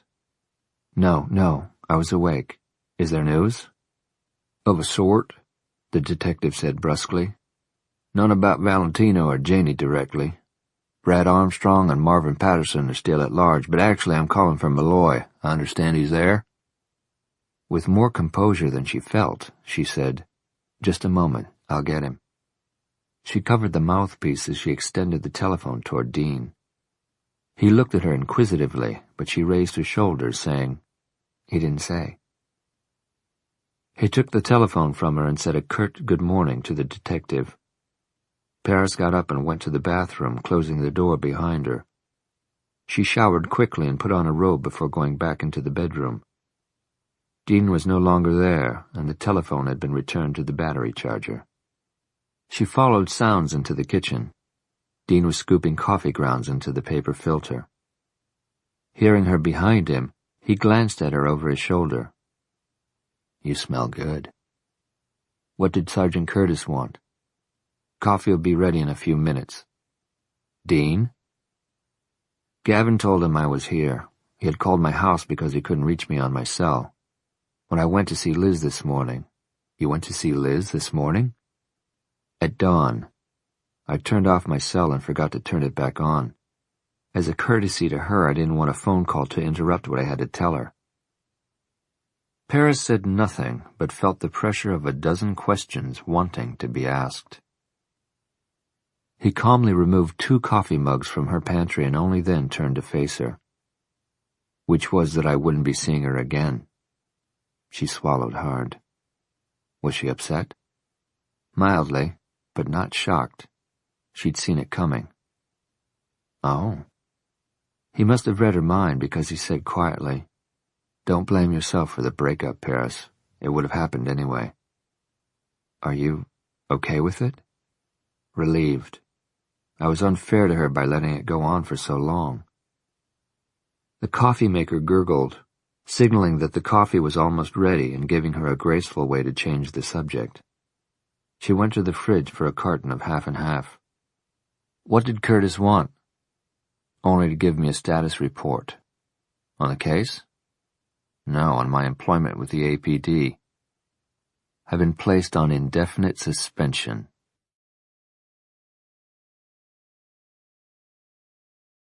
Chapter 27. "Hi, Mama." "It's Lancy." "Christ, what time is it?" "Nearly 9. "Where you at?" Last evening, he had returned to the mobile home park through a back gate and had parked 2 rows away from the lane on which his mother's home was situated. Risking barking dogs and skittish neighbors who would welcome a chance to shoot first and ask questions later, he'd sneaked between the narrow lots. His reconnoitering seemed a bit melodramatic, but it was a precaution that proved to be warranted. He spotted the unmarked police car immediately. It was parked about 30 yards from his mother's patch of lawn. Anyone inside the no-frill sedan had an unrestricted view of her front door. It was a good thing he had gone to her trailer and dipped into his piggy bank when he had. He had slinked back to his car and returned to Austin because he didn't know where else to go. He had called a neighbor, who was as trustworthy as anyone among Lancy's few acquaintances. He confirmed what Lancy suspected. The police had tossed his place. "I saw him carrying out boxes of stuff," the neighbor reported. The tapes of Paris Gibson's shows would be in those boxes. Shit. Now, disregarding his mother's question, he asked, "Have any cops come around?" Guy named Curtis, from Austin. "What did you tell him?" Nothing, she grumbled, 'cause I don't know nothing. Did he search the trailer? He poked around, found your socks. Did he take them with him? What will you want your dirty socks for? Go to the window and look out toward the south end of the street. I'm in bed, she whined. Please, Mama, do me this favor. See if there's a dark-colored car parked down the street. She griped and cursed, but the telephone clattered when she obviously dropped it on her bedside table. She was gone an inordinate amount of time. When she finally returned, she was wheezing like a bagpipe. It's there. Thanks, Mama. I'll talk to you later. I don't want none of your trouble rubbing off on me, Lancy Ray. You understand me, boy? He replaced the greasy receiver on the hook of the pay telephone. Thrusting his hands in his pockets and hunching his shoulders, he walked down the breezeway of the residence motel. Beneath the bill of his baseball cap, his eyes furtively watched for squad cars that he expected to appear at any moment with a squeal of brakes and shouts for him to freeze. After learning that he couldn't hide in his mother's place, he had returned to his secret apartment to spend the night. He'd driven past it once. There'd been no police car at the IHOP across the street, or anywhere else that he could see. He got in without being detected, but it was hardly a comfortable refuge. It stank. It was dirty. It made him feel dirty. He'd been up all night, and it had been a long one. "Here, screwed, blued, and tattooed this time, Lancy Ray," he muttered to himself as he unlocked the door and once again slipped back into the dank, dark lair of a wanted man. Curtis's shiny cowboy boots were propped up on his desk, his ankles crossed. He was concentrating on the hand-tooled, pointed toe of one of them when a yellow legal tablet landed on the desk an inch away from it. He turned to find Paris Gibson standing behind him. Even though she was wearing her sunglasses, he could tell by her body language that she was in a major snit. "Good morning," he said. "You're going to kowtow to that egomaniacal fool?" He removed his feet from his desk and motioned her into a chair. She declined the offer and remained standing. He said, "That fool is a powerful county judge, who has the police department in his pocket. It wasn't my decision to suspend my lawyer. I couldn't even if I wanted to. He outranks me. I was just a messenger." "Then let me rephrase," she said. "Judge Kemp has the gutless police department in his pocket." Withstanding the insult, he addressed the issue. "The judge went straight to the top with his complaint. After he and Mrs. Kemp heard you talking about their daughter on the radio last night, he went into orbit, or so I was told. He called the chief at home, got him out of bed, demanded that Malloy be fired for publicly maligning his daughter, dragging the family name through the dirt, and mishandling a delicate family situation, which should have been dealt with privately. He also cited conflict of interest since Gavin Malloy had been brought in for questioning." "How did he know about that?" "He's got moles within the department. Anyway, he threatened to sue everything and everybody if Malloy wasn't removed not only from the case but from the APD.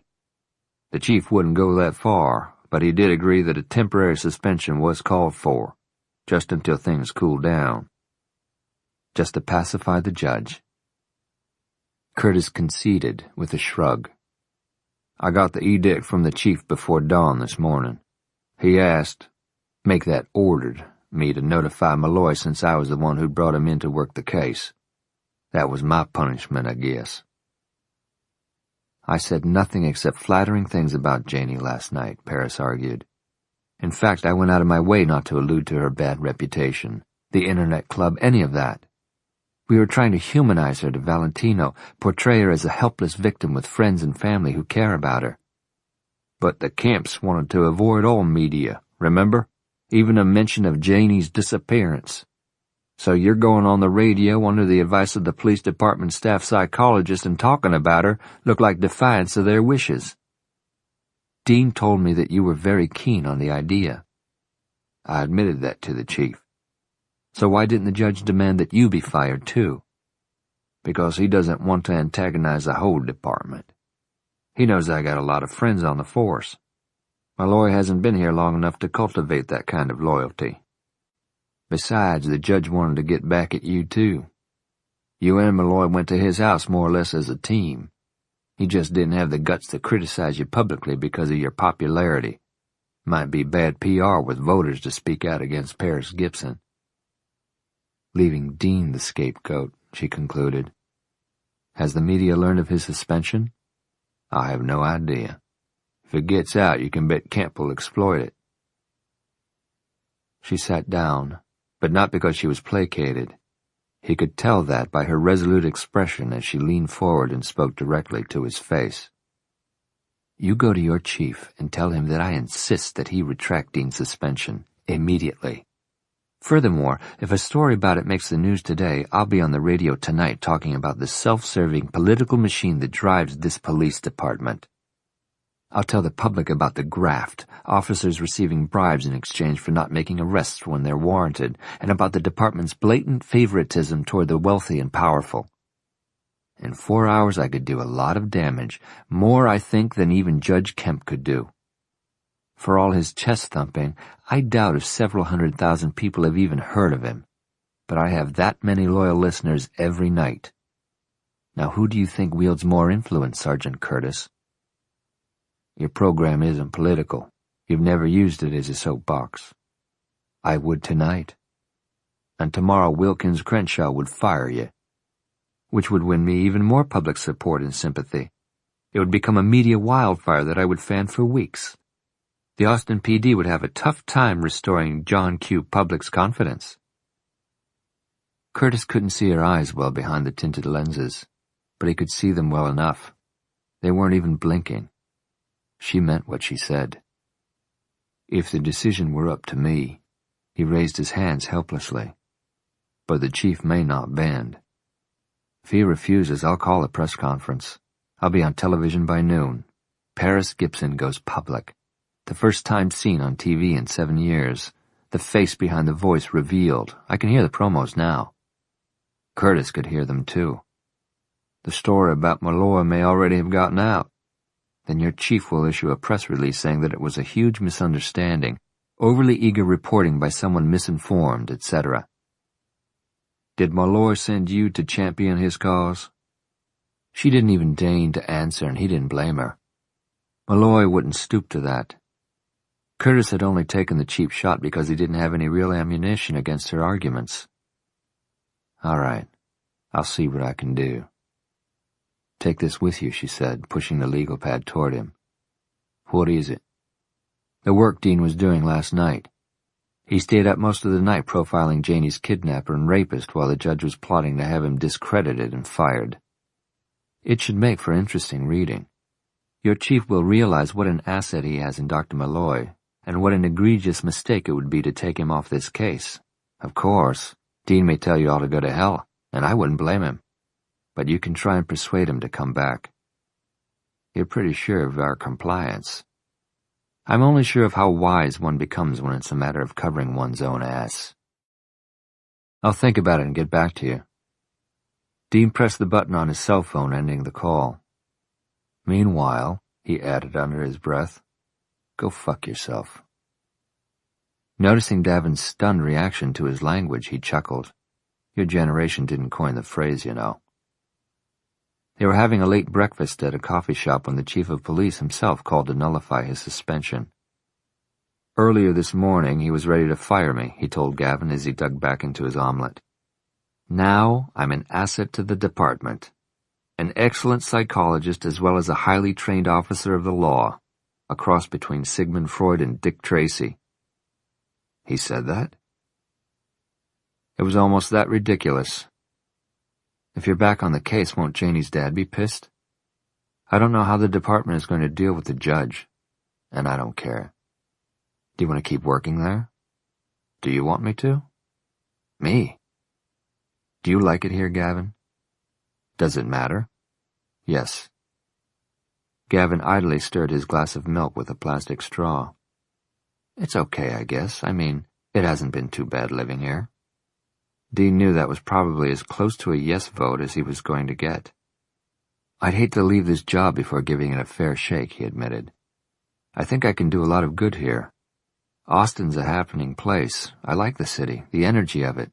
Great music, good food, fine climate. But I also like having you living with me. I want you to continue to. So can we work out a deal? Gavin regarded him warily. What kind of deal? If I try out the job, will you try out the high school? I don't mean just attend it, Gavin. I mean really apply yourself. Make friends, participate in school activities. You'll be required to put forth as much effort at school as I'll be putting into my job. Do we have a deal? Can I have my computer back? As long as I have access to it at any time. From now on, I'll monitor how much time you spend on it and how you use it. That's a non-negotiable point. Another condition is that you take part in some school activity or sport. I don't care if you play croquet so long as you don't spend all your free time locked inside your bedroom or just hanging out. He gave Dean a fleeting glance across the table, then looked back down into his plate. I was thinking about maybe going out for basketball. Dean was pleased to hear it, but he didn't want to overreact and jinx it. We've got the perfect driveway in back of the house for a basket. Want to see about putting one up so we can get in some shooting practice? Sure, that'd be good. Okay then, we understand each other. And just so you know, I broke it off with Liz. Gavin's head came up. You did? Early this morning. That was kind of sudden, wasn't it? Actually, I've been thinking about it for some time. Gavin began playing with the straw again. Was it not working out because of me? Because I live with you now? It was because I didn't love her as much as I should have. He didn't want to make the same mistake twice. It pained Dean for his son to think of his marriage to Pat as a mistake, although he was precisely right. I suppose you could put it that way. Gavin mulled it over for a moment. Did Paris figure into it? Hugely. Yeah, I thought so. Are you cool with that? Sure, she's great. He took the plastic straw out of his glass and began bending and twisting it. Did you sleep with her while she was engaged to Jack? What? You want me to repeat it? That's a very personal question. That means yes. That means I'm not going to discuss it with you. Gavin sat up straighter and looked at him with resentment. But it's okay for you to pry into my sex life. I have to tell you what I did and who I did it with. I'm a parent and you're a minor. It's not fair. Fair or not, you... Damn, Dean said when his cell phone rang. He checked the caller ID, saw Curtis's number, and considered not answering. But Gavin had slumped into the corner of the booth and was staring sullenly out of the window. It would probably be a one-sided conversation with him from here on anyway.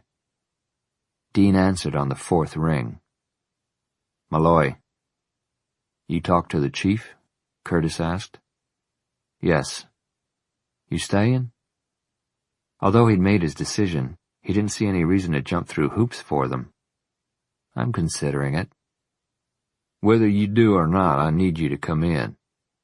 I'm having breakfast with Gavin. Bring him with you. Dean's heart jumped. What for? What's happened? The sooner you can get here, the better. I just got some bad news. Curtis didn't beat around the bush.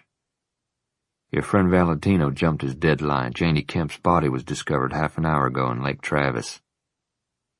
Reflexively, Dean reached for Paris's hand and gripped it hard. He'd been surprised to see her waiting in Curtis's cubicle when he and Gavin got there. She told him she had been summoned, just as he had, with no more explanation than he had received. Curtis had arrived a few minutes behind them. He'd asked Gavin if he would wait for them with another detective in one of the interrogation rooms. As his son was led away, Dean had a strong sense of foreboding. Justifiably, as it turned out. 2 fishermen found her nude body partially submerged beneath the root system of a cypress tree. I was called immediately and rushed out there.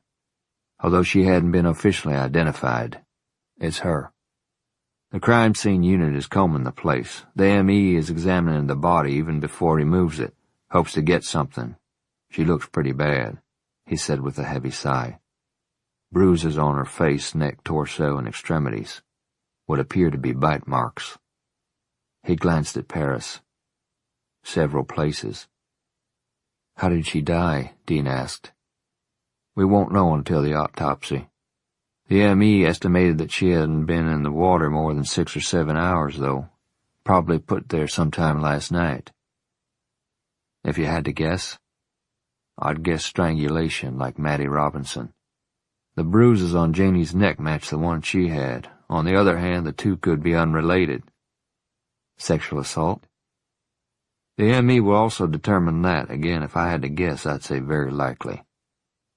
They were silent for a time, then Paris asked softly, Have the Kemps been notified? That's why I was late getting here. I stopped at their house. The judge was still fuming over the chief's reversed decision and thought I had come to make amends. When I told him about the body, Mrs. Kemp collapsed, but she wouldn't allow him to console her. Each blamed the other. They shouted accusations. It was an ugly scene. When I left, they were still going at it. I'm meeting them at the morgue in an hour to get a positive ID, and I don't look forward to it. He stared into near space a moment, then said, They wouldn't win a popularity contest with me, but I have to admit I felt sorry for them. Their only child has been brutalized and murdered. God knows what she endured before she died.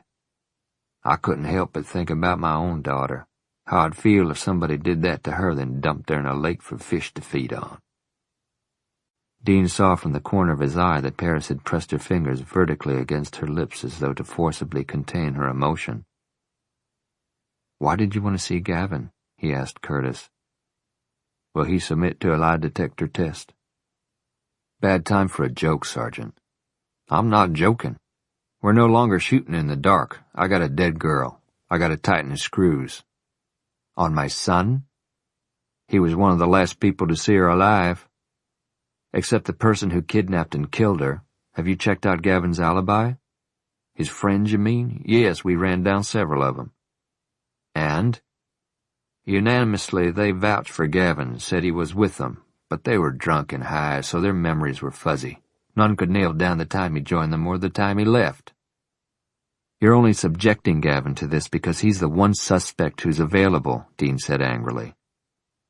Unfortunately, you're right, the detective admitted with chagrin. So far, there's been no sign of Lancey Ray Fisher, even though we've staked out his apartment and his mother's place. One interesting thing turned up on his bank statement, though. There were several canceled checks made out to a Doreen Gilliam, who teaches high school drama and speech. He looked at them meaningfully before adding, Ms. Gilliam moonlights by giving private lessons out of her home. Lancey, a.k.a. Marvin, has been taking speech and diction lessons. Speech lessons? Paris exclaimed. He rarely spoke. Curtis shrugged. To aid in disguising his voice, maybe? Dean asked. That was my thought, Curtis said. He worked for the telephone company and would have the know-how to reroute calls, Dean mused out loud. And he's fixated on Paris, or else why the tapes? One of the first things I'm going to ask him when he's brought in, Curtis said. Finding his body raises the bar considerably, so off come the kid gloves, with everybody. I hadn't heard back from Tony Armstrong, so I obtained a search warrant for their house. I made Rondo personally responsible for cracking Brad Armstrong's computer. In my book, he's got a real good shot at being our man. His own wife testified that she caught him picking up a teenage girl. I pooled in the sheriff's office, the Texas Rangers, and the Texas Highway Patrol. Every law enforcement officer in the city and surrounding areas on the lookout for Armstrong, as well as Lancey Ray Fisher. In any case, we're not putting the squeeze exclusively on Gavin. Is that supposed to make me feel better? Dean asked. My son being lumped in with a sex offender and a porn star? And since you can't find him, you're requiring Gavin to take a lie detector test? Not requiring, requesting. Paris laid her hand on his arm. Maybe you should agree to it, Dean. It will clear him. He wanted to believe it would turn out like that, but Gavin was holding something back. It was only a gut instinct, but it was strong enough to make him afraid of the secret Gavin was keeping. Curtis was frowning down at the folder on his desk that Dean guessed contained crime scene photos of Janie Kemp's body. The evidence we have on Gavin is circumstantial, nothing hard. You'd be within your rights to refuse the test. He looked up at Dean, and Dean recognized the detective's challenge for what it was. Fuck that. Gavin takes your damn test.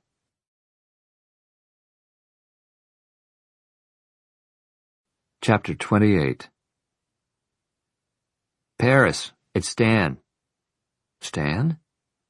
You sound surprised. You gave me your cell number months ago, remember? But you've never called it. Only in case of an emergency, you said. I just heard about Janie Kemp on the news. I called to see if you're all right. I can't describe how awful I feel. Where are you? At the downtown police station. I bet it's hopping. Did the body give up any clues to who did it? I hate to disappoint you, Stan, but the only gruesome detail I know is that she's dead. Do you plan on doing your program tonight? Why wouldn't I? The GM notified Uncle Wilkins about the body. They discussed it and thought that, with everything that's happened, you might want to take the night off, replay a tape of an old show. I'll call the GM later and talk to him myself, but if anyone asks, tell them that I'll do the program live as always. Valentino is not going to scare me off. He's done what he said he was going to do, Paris. Do you think he'll call again? I hope he does. The more he talks to me, the better chance we have of identifying him. Too bad you couldn't have caught him before he killed her. After a pause, he added, Guess I shouldn't have reminded you of that, huh? I'm sure you already feel bad enough for being the one who set him off in the first place. I've got to go, Stan. Are you mad? You sound mad. I just don't want to talk about it anymore right now, okay? I'll see you tonight. She clicked off.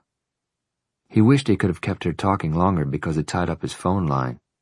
If his uncle continued to get a busy signal, he might be discouraged and stop calling. Ever since he'd learned that Jenny Kemp's body had been discovered, Uncle Wilkins had been phoning periodically. He pretended to be concerned about the station's involvement, but Stan knew the reason for the frequent calls. Uncle Wilkins was checking up on him. He should never have admitted to being attracted to Paris. You'd think that was all his uncle had heard during their meeting. He'd been referring to it ever since. During their last telephone conversation, Wilkins had said, in his most menacing voice, If you've done anything perverse or inappropriate. I've been an altar boy around her, I swear to God. How could he have behaved otherwise with Paris? She wasn't rude, but she never acted particularly happy to see him. Sometimes, even when she was talking to him, she seemed preoccupied, as though she had something on her mind that was more important or interesting than him.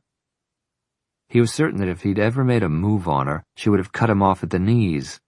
She'd never invited even the slightest flirtation.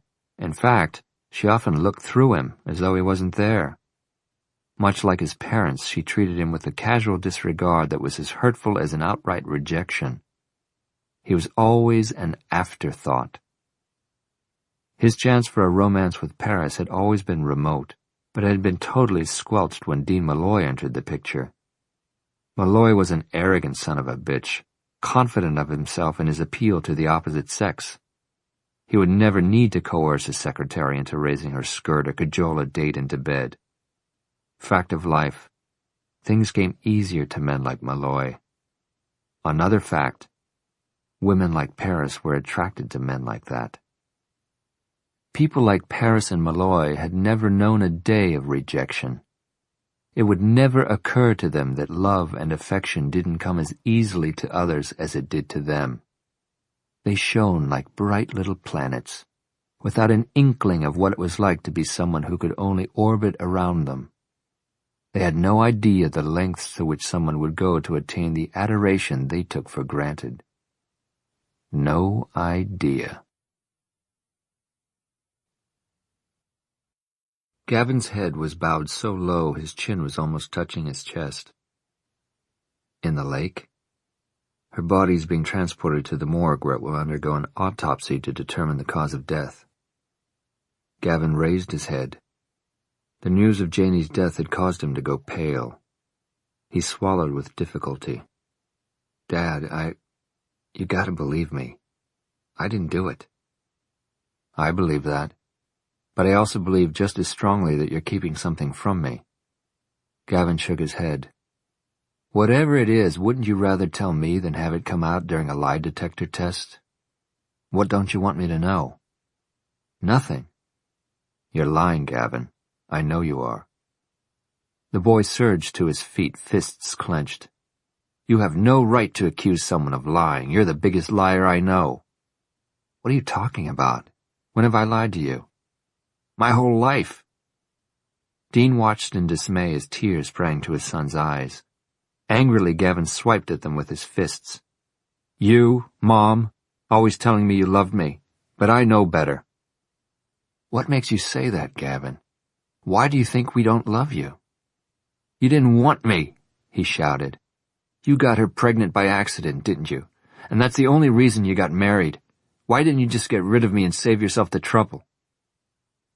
He and Pat had never specifically discussed how much they would tell Gavin if he ever asked this question. Perhaps they should have. She wasn't here to consult, so Dean was left to answer his son's tortured questions alone. Despite the embarrassment it might cause Pat and himself, he decided Gavin deserved the unmitigated truth. I'll tell you everything you want to know, but not until you sit down and stop looking at me like you're about to go for my throat. Gavin battled with indecision for several moments, then plopped back into the chair. His expression remained belligerent. You're right. Your mother was pregnant when we got married. You were conceived during a weekend fraternity party in New Orleans. Gavin laughed bitterly. Geez, it's even worse than I thought. Were you college sweethearts at least? We had dated a few times. But she wasn't someone not someone special. No, Dean admitted quietly. So I was a mistake. Gavin, why didn't you use something? Were you drunk or just stupid? A little of both, I guess. Your mother wasn't on the pill. I should have acted more responsibly. Bet you shit when she told you. I'll admit that it came as a shock, for your mother as well as me. She was about to graduate and launch her career. I was beginning grad school. Her pregnancy was a hurdle neither of us had counted on at that time in our lives. But, and I want you to believe this, Gavin, abortion was never even considered. He could tell by his son's expression that he wanted desperately to believe that, but was still finding it difficult to accept. Dean couldn't blame him. Perhaps he and Pat had been wrong to not discuss this with Gavin once he was old enough to understand how women became pregnant. If they had explained it to him, he wouldn't have developed insecurities about his self-worth and harbored such resentment toward them. Nor was adoption discussed.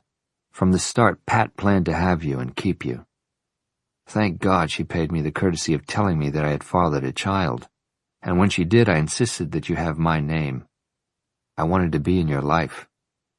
Although neither of us wanted to marry the other, I wanted to make you legally mine. She finally agreed to go through with the ceremony. We didn't love each other, Gavin. I wish I could tell you otherwise, but it wouldn't be the truth. And that's what you asked for, and I think that's what you deserve to hear. We liked each other. We were companionable and respected each other, but we didn't love each other. We did, however, love you. When I held you for the first time, I was nothing short of awed and overjoyed. Your mother felt the same. She and I lived together until you were born. During that time, we tried to convince ourselves that love would eventually blossom and that we'd come to realize we wanted to be together for the rest of our lives. But it wasn't going to happen, and both of us knew it. We cried on the day we finally agreed that staying together would only make for 3 unhappy people and postpone the inevitable. It was in your best interest that we split sooner, before you could even remember rather than later. So when you were 3 months old, she filed for divorce. He spread his hands wide. That's it, Gavin. I think it would help if you also talked to your mother about this. Understandably, she didn't want you to know because she didn't want you to think badly of her. I don't want that either. She wasn't a party girl who slept with every guy on campus. That weekend was the last fraternity party we would ever attend because we were both about to graduate. We got wild and crazy, and it happened. Your mother sacrificed a lot in order to raise you as a single parent. I know you're upset with her for marrying now, but that's just too damn bad. Pat's not only your mother, she's a woman. And if you're entertaining some childish fear that her husband is going to replace you in her life, you're wrong. Believe me, he couldn't. No one could. I don't think that, he said, speaking to his lap. I'm not an idiot. I know she needs love and all that. Then maybe you should stop sulking about it and tell her that you understand. He gave a noncommittal shrug of his shoulders. I just wish you'd told me, before now. I knew anyway. Well, if you knew anyway and it didn't make a significant difference in your life, then why are you using it as an excuse now? His head snapped up. An excuse? Lasting marriages don't necessarily make for happy homes, Gavin. Lots of kids who live with both parents have a far worse childhood than you've had, and believe me, I know this. You're using your accidental conception as an excuse to behave like a jerk. That's a cowardly cop-out. Your mother and I are human. We were young and reckless and made a mistake. But isn't it time you stopped brooding over our mistake and started accepting responsibility for your own? Anger infused Gavin's face with color. He breathed heavily through his nose, but tears had once again collected in his eyes. I love you, Gavin, with all my heart. I'm grateful for the mistake your mother and I made that night. I'd willingly die for you. But I refuse to let you use the circumstances of your birth to distract me from what is more imperative and right now, considerably more critical. He moved his chair closer to the one in which Gavin sat and planted his hand firmly on his shoulder. I've talked to you frankly, man to man. Now I want you to act like a man and tell me what you've been holding back. Nothing. Bullshit, there's something you're not telling me. No, there's not. You're lying. Get off my back, Dad. Not until you tell me. His features reflected the turmoil within as he wrestled with his fear and possibly his conscience. Finally, he blurted out. Okay, you want to know? I was in Janie's car with her that night. Paris checked her wristwatch. She'd been waiting outside the CIB for over an hour. Dean's attorney, whom she recognized from the day before, had arrived. He'd disappeared through the doorway and into the department. Beyond that, she knew nothing of what was going on. She didn't know if they'd begun Gavin's lie detector test or not. Lack of sleep was beginning to catch up with her. She leaned her head against the wall behind the bench and closed her eyes, but still couldn't rest. Haunting thoughts crowded her mind. Janie Kemp was dead. A sick, twisted individual had killed her, but Paris felt partially responsible. As Stan had so tactlessly reminded her, Valentino had been motivated by the advice she'd given Janie. If only she hadn't aired Janie's call-in that night, Valentino wouldn't have heard it. But tragically he had. Once he'd issued his threat to punish Janie, what could she, Paris, have done differently? What could she have said to prevent him from taking the final step and killing her? Miss Gibson? She opened her eyes. Before her stood a petite woman who was evidently in distress. Her face, though very pretty, was drawn. She was holding her handbag in a death grip. The skin was stretched so tightly across her knuckles they looked like bare bone. Anguish had reduced her from dainty to frail. Although she was putting up a brave front, she looked about as stalwart as a dandelion puffball. Paris immediately tried to ease the stranger's apprehension with a smile. Yes, I'm Paris. I thought it was you. May I join you? Of course. Paris made room for her on the bench and the woman sat down. I'm sorry, have we met? My name is Tony Armstrong, Mrs. Bradley Armstrong. Paris recognized the name, of course, and immediately understood why the woman was discomfited. Then I know why you're here, Mrs. Armstrong, she said. This must be awfully difficult for you. I wish we were meeting under pleasanter circumstances.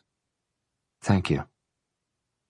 She was hanging on to her composure by a thread, but she did hold on, and that earned her Paris's respect. When the police searched our house, they overlooked this. She removed a CD from her handbag.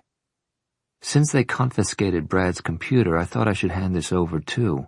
It could have something important on it. A confusing thought caused Paris to frown. Mrs. Armstrong, how did you recognize me? Even with all the news coverage the story of Janie's disappearance had generated, Paris's picture had been kept out of it.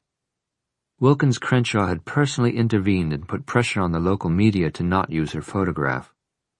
Paris had no delusions. He wasn't concerned for her.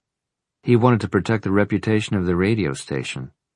In any case, the local media had agreed to extend that professional courtesy. She wasn't sure how long their largesse would last. Tony Armstrong nervously wet her lips and ducked her head.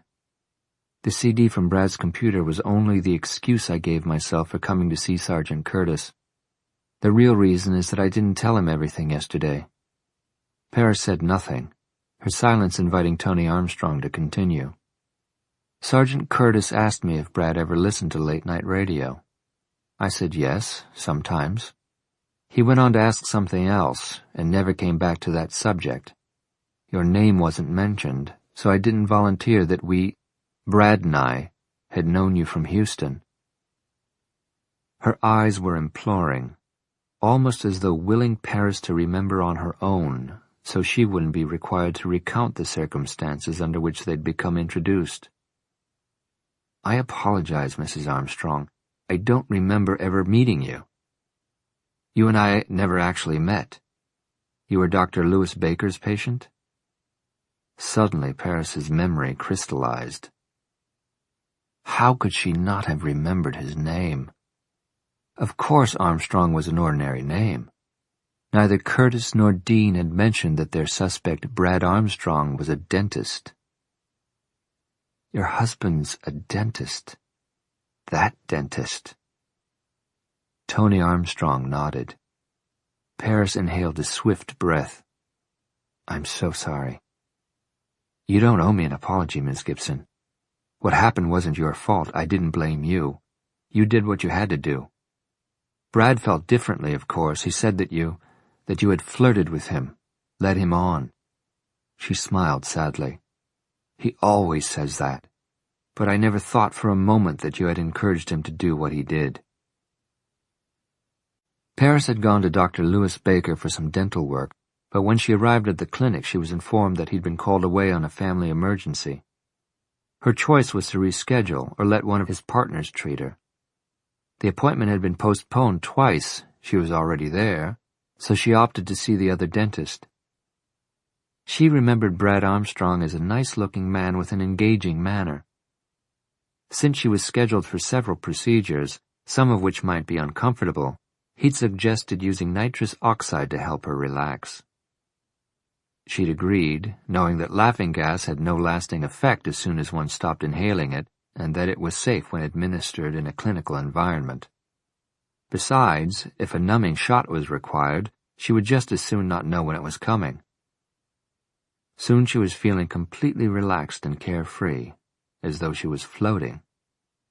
At first she thought she had only imagined that her breasts were being touched. The caress had been feather-light. Surely it was only a false physical sensation brought on by her state of euphoria. But when it happened a second time, the pressure was distinctly firmer and applied directly to her nipple. There could be no mistake. She opened her eyes and, shaking off her lethargy, removed the small mask from her nose. Brad Armstrong smiled down at her, and the leering quality of his grin convinced her that she had imagined nothing. "What the hell do you think you're doing?" "Don't pretend you didn't enjoy it," he'd whispered. "Your nipple is still hard." Even reclined in the dental chair as she was, she came off it like a shot, knocking over a metal tray of implements and sending it crashing to the floor. An assistant whom he had sent out on a trumped-up errand came rushing back into the treatment room. "Miss Gibson, what's wrong?" "Have Dr. Baker call me at his earliest convenience," she told her before storming out. The dentist had called her later that day, expressing his concern. She reported what had happened. When she finished her story, he said with chagrin, "I'm ashamed to say that I thought the other woman was lying." "He's done it before?" "I assure you, Miss Gibson, this will be the last time. You have my utmost apologies. I'll take care of it immediately." Dr. Armstrong had been dismissed. For several days afterward, Paris had shuddered in repulsion whenever she thought about the incident, but after a time it had faded from her memory. She hadn't thought any more about it until now. "I assume your husband blamed me for getting him fired." "Yes. Although he's been forced out of other practices for similar incidents since then, he's always held a grudge against you. While you were still in Houston, he turned off the television set any time you appeared. He called you ugly names. And when your fiancée got hurt, he said you deserved it." "He knew about Jack? The accident?" "And Dr. Malloy. He theorized that it was a love triangle." Paris exclaimed a soft, "Oh." "When we moved here and Brad discovered you were on the radio, his resentment flared up again." Mrs. Armstrong lowered her head and twisted the straps of her handbag. "I should have told Sergeant Curtis about this yesterday, but I was so afraid they would think Brad was involved with this missing girl case." "She's no longer missing." When Paris told her that Janie Kemp's body had been discovered, Toni Armstrong finally lost her valiant battle against tears.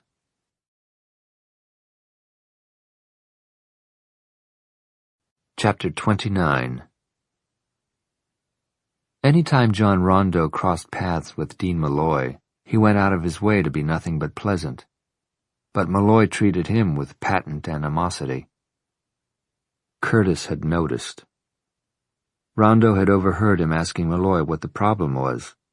Malloy had replied with a gruff, "Nothing," and Curtis hadn't pressed him. As far as Rondeau was concerned, Malloy could glower at him until hell froze over. It was Curtis he wanted to butter up, not Malloy. The psychologist had the higher ranking, but it was Curtis who could recommend Rondeau for CIB. As for Malloy's kid, he had him right where he wanted him, which was scared out of his skivvies. The results of the lie detector test had been in his favor and had basically cleared him of suspicion. So one might wonder, why was he still so fidgety? He was sitting in a chair next to Curtis's desk, his shoulders hunched in a self-defensive posture. A bundle of nerves, he couldn't sit still. His eyes darted about, fearfully. He looked like he would disintegrate if somebody said boo. Only Rondeau knew why the boy still looked so scared, and he wasn't telling. Neither was Gavin. Rondeau was confident of the kid's silence. He had frightened him sufficiently that he wasn't about to tattle on him. Brilliant to think of threatening his dad, not him. That had done the trick. It was crowded inside Curtis's cubicle, where they'd all gathered for a brainstorming session. Curtis was there, of course, Malloy, Gavin, and Paris Gibson. Rondeau welcomed any opportunity to share space with her, although it was hard for her to notice him with Malloy stamping around repeating ad nauseum that he feared she would be next on Valentino's to-do list. Rondeau had stumbled onto this meeting when he came to report to Curtis what he'd found on the CD Mrs. Armstrong had hand-delivered to Paris. It wasn't all that earth-shaking, but he grabbed any opportunity to impress Curtis and bump up his chances of getting into the CIB. Paris, innocently of course, had stolen his thunder before his arrival. What Toni Armstrong had withheld from him while he was searching her house she had imparted to Paris. Her husband had fondled Paris when she'd been his patient. Had Mrs. Armstrong shared this with him and he'd been the one to bring it to Curtis's attention, it would have been a real feather in his cap. As it was, he'd have to earn that feather by some other means. "I've got a bad feeling about this guy," Sergeant Curtis was saying of the dentist. "Has he contacted his wife today?" he asked Paris. "She says no. All her attempts to reach him have been unsuccessful. If he called her from his cell, we could place him using satellite," Malloy remarked. "I'm sure that's why he hasn't done it," said Rondo, hoping he'd made Malloy sound like a fool. His neck was still sore from Malloy's squeeze yesterday. He and Malloy were never going to be friends, but he didn't consider that any great loss. "Have you checked out his phone records?" Malloy asked. "Working on it," Curtis replied. "It'll look really bad for him if he's made repeated calls to the radio station." Turning back to Paris, he asked, "Mrs. Armstrong didn't recognize his voice on the tapes?" "She's listening to them again, but I'm not sure how reliable her input will be. She's very upset. When I told her about Janie, she underwent an emotional meltdown that I think had been brewing for days." "Would you recognize Brad Armstrong on sight?" Paris frowned. "I don't think so. The incident happened a long time ago. I saw him only that one time, and I was high on nitrous oxide." "Would a photograph be helpful?" Rondo asked, nudging Malloy aside and wedging himself into the center of the enclosure. "Possibly," Paris said. He produced the CD that Tony Armstrong had brought from home and given to Paris. Apparently Brad Armstrong scanned photos and burned them onto CDs. The ones we found during the search had porno shots taken out of magazines on them. But this last one has family photographs on it. I brought it back so it could be returned to Mrs. Armstrong, but it may be useful now. May jiggle your memory, Paris." "Can't hurt to take a look," said Curtis. He booted up the computer on his desk, then stepped aside so Rondo could sit down. He was aware of Paris moving in close behind him to get a better look at the monitor screen. He caught a whiff of a clean scent, like shampoo. He executed the necessary keystrokes, and within seconds a snapshot filled the screen. The family of 5 was posed in front of an attraction at a theme park. Parents and kids were wearing American clothing and American smiles, living the American dream. Rondo turned toward Paris. "Look familiar?" For several moments she studied the man in the photograph. "Honestly, no. If I had spotted him in a crowd, I wouldn't have immediately recognized him as the man who fondled me. It was too long ago." "You're sure you haven't seen him recently?" Malloy asked. "If he resented you as much as Mrs. Armstrong indicated, he might have been stalking you." "If I have seen him, it didn't register." Curtis, who was still studying the Armstrong family snapshot, said, "I wonder who took the picture." "Probably he did," Rondo said. "A guy who has a scanner and makes a CD photo album." "Would be into cameras," Curtis finished for him. He turned to Gavin. "Janie told you her new boyfriend took that picture of her, correct?"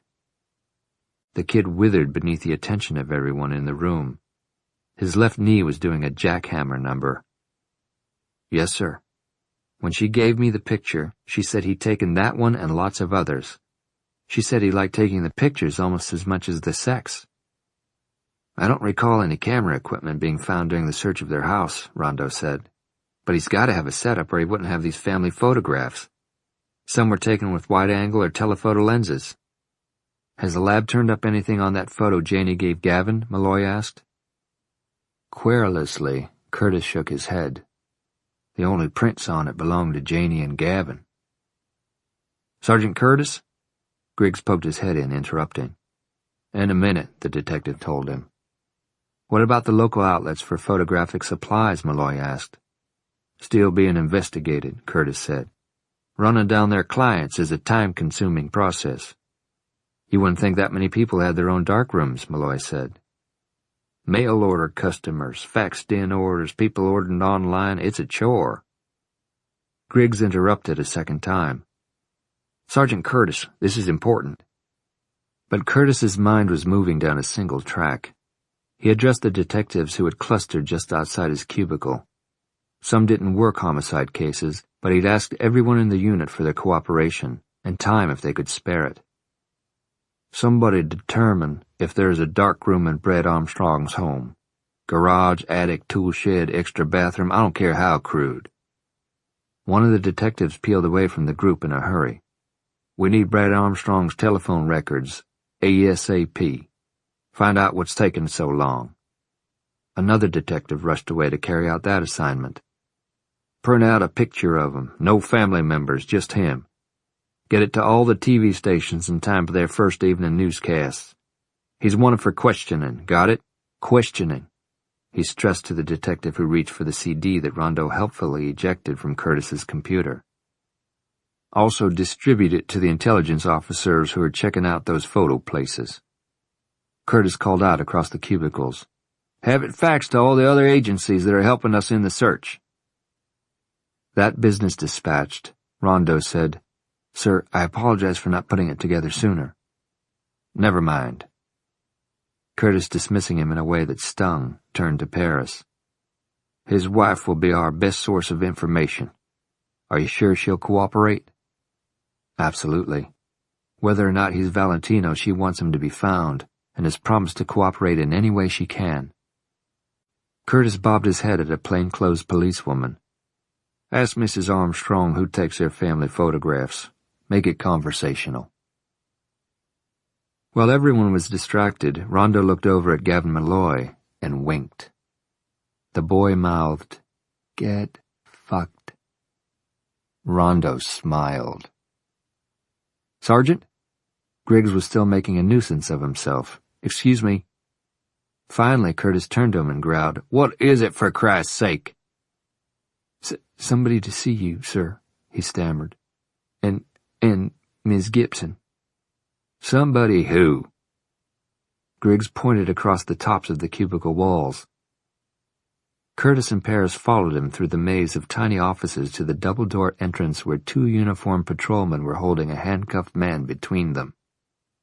Paris exclaimed, Marvin!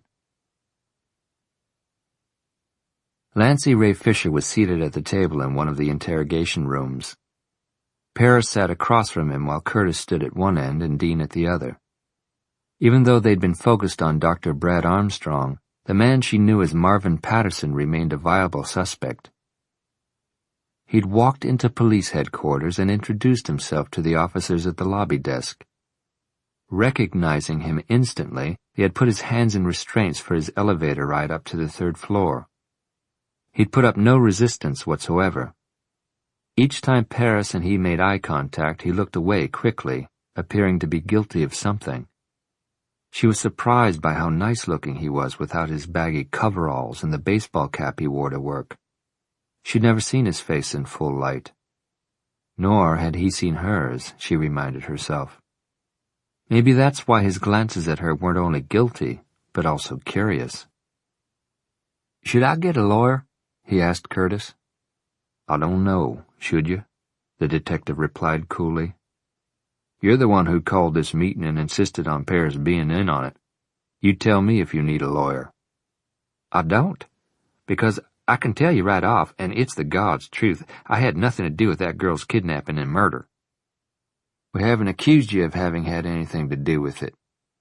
Then why'd those guys downstairs pounce on me and put me in these? He thrust his cuffed hands toward Curtis.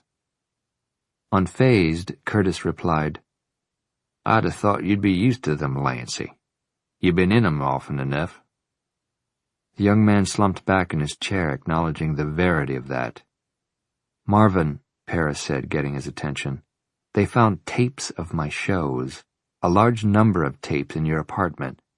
I'd like to know why you had them. My real name is Lancy.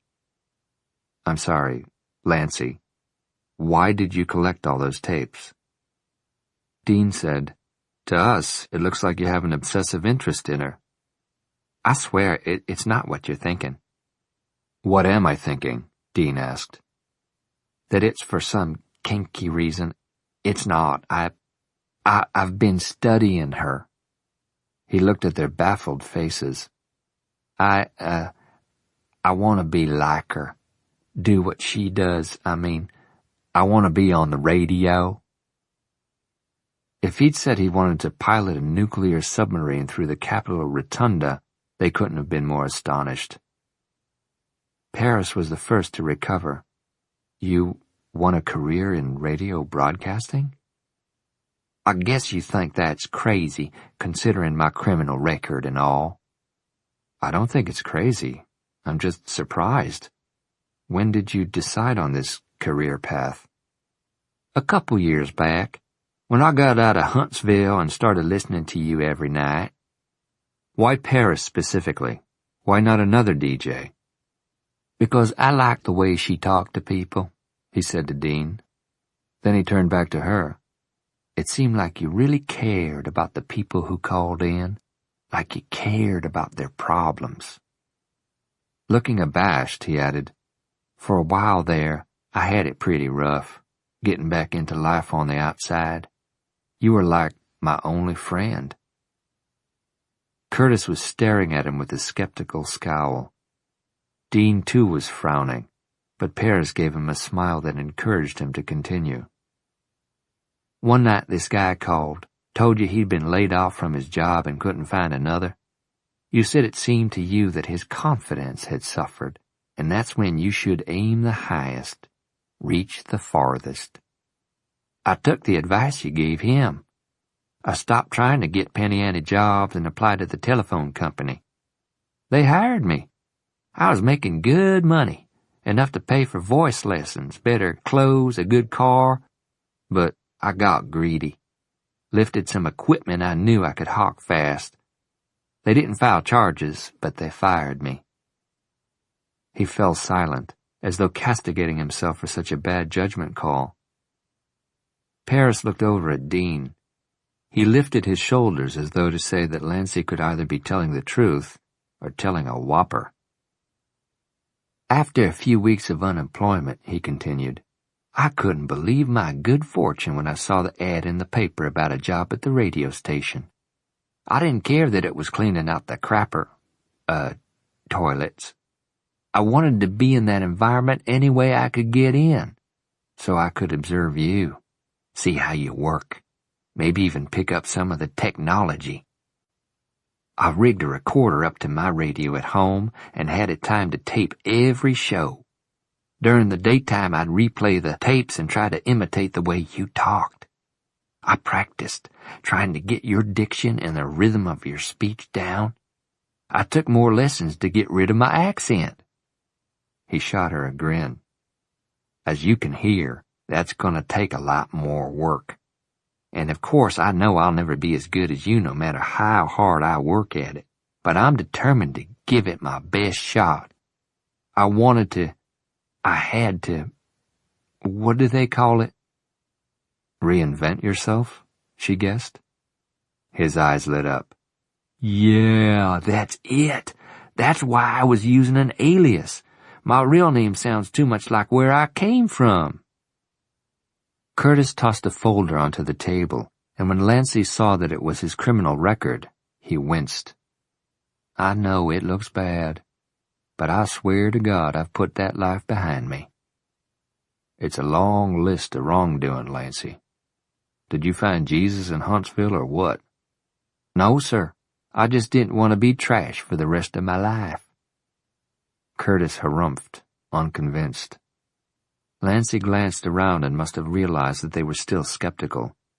He wet his lips and in a tone of desperation said, I wouldn't do anything to hurt Paris. She's my idol. I haven't made any threatening phone calls. As for that girl who turned up dead, I don't know anything. Curtis propped a hip on the corner of the table and addressed the younger man in a deceptively friendly way. You like high school girls, Lancy Ray? Sir? You dropped out of school at 16. I got my GED while I was in prison. But you skipped all the fun of high school. Maybe you're making up for what you missed. Like the girls, you mean? Yeah, that's what I mean. He shook his head emphatically. I don't pick up underage girls and have sex with them. I'm not perfect, but that's not my thing. Do you like women? You mean over men?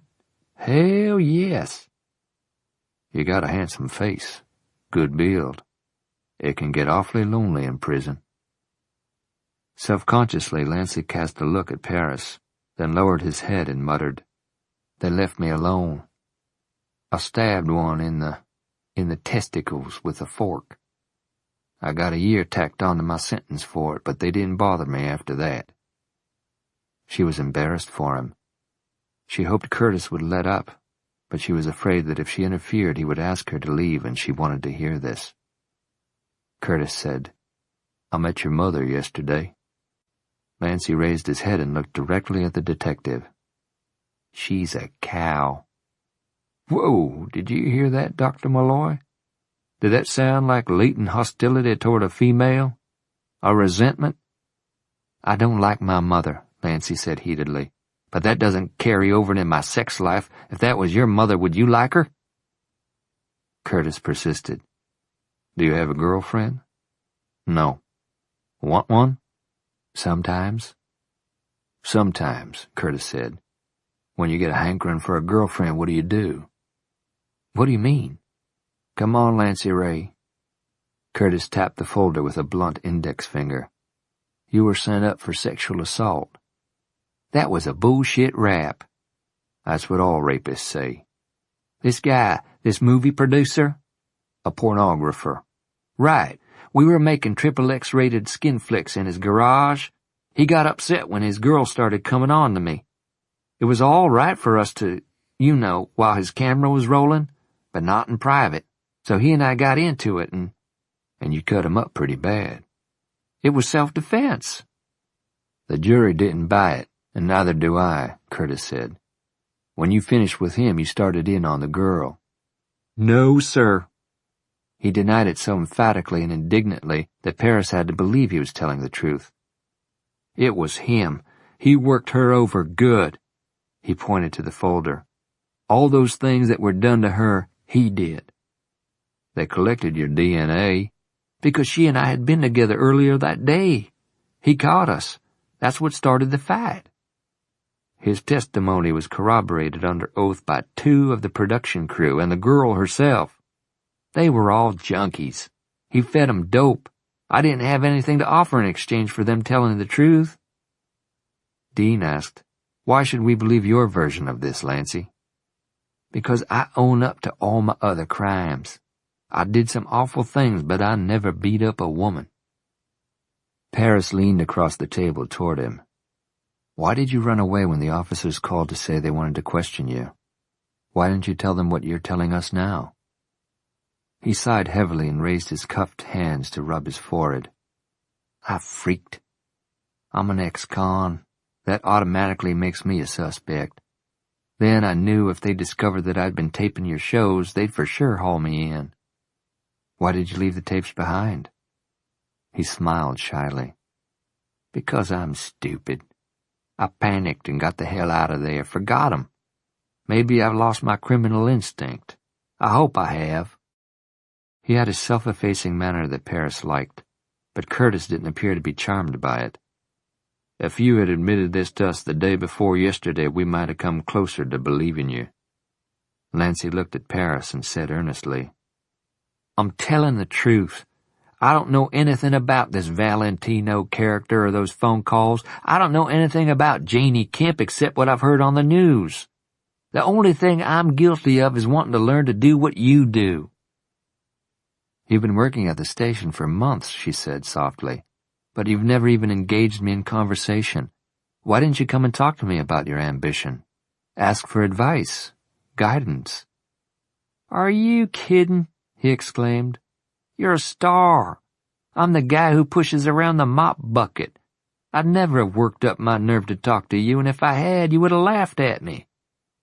"I would never have done that." He searched her eyes behind her lenses.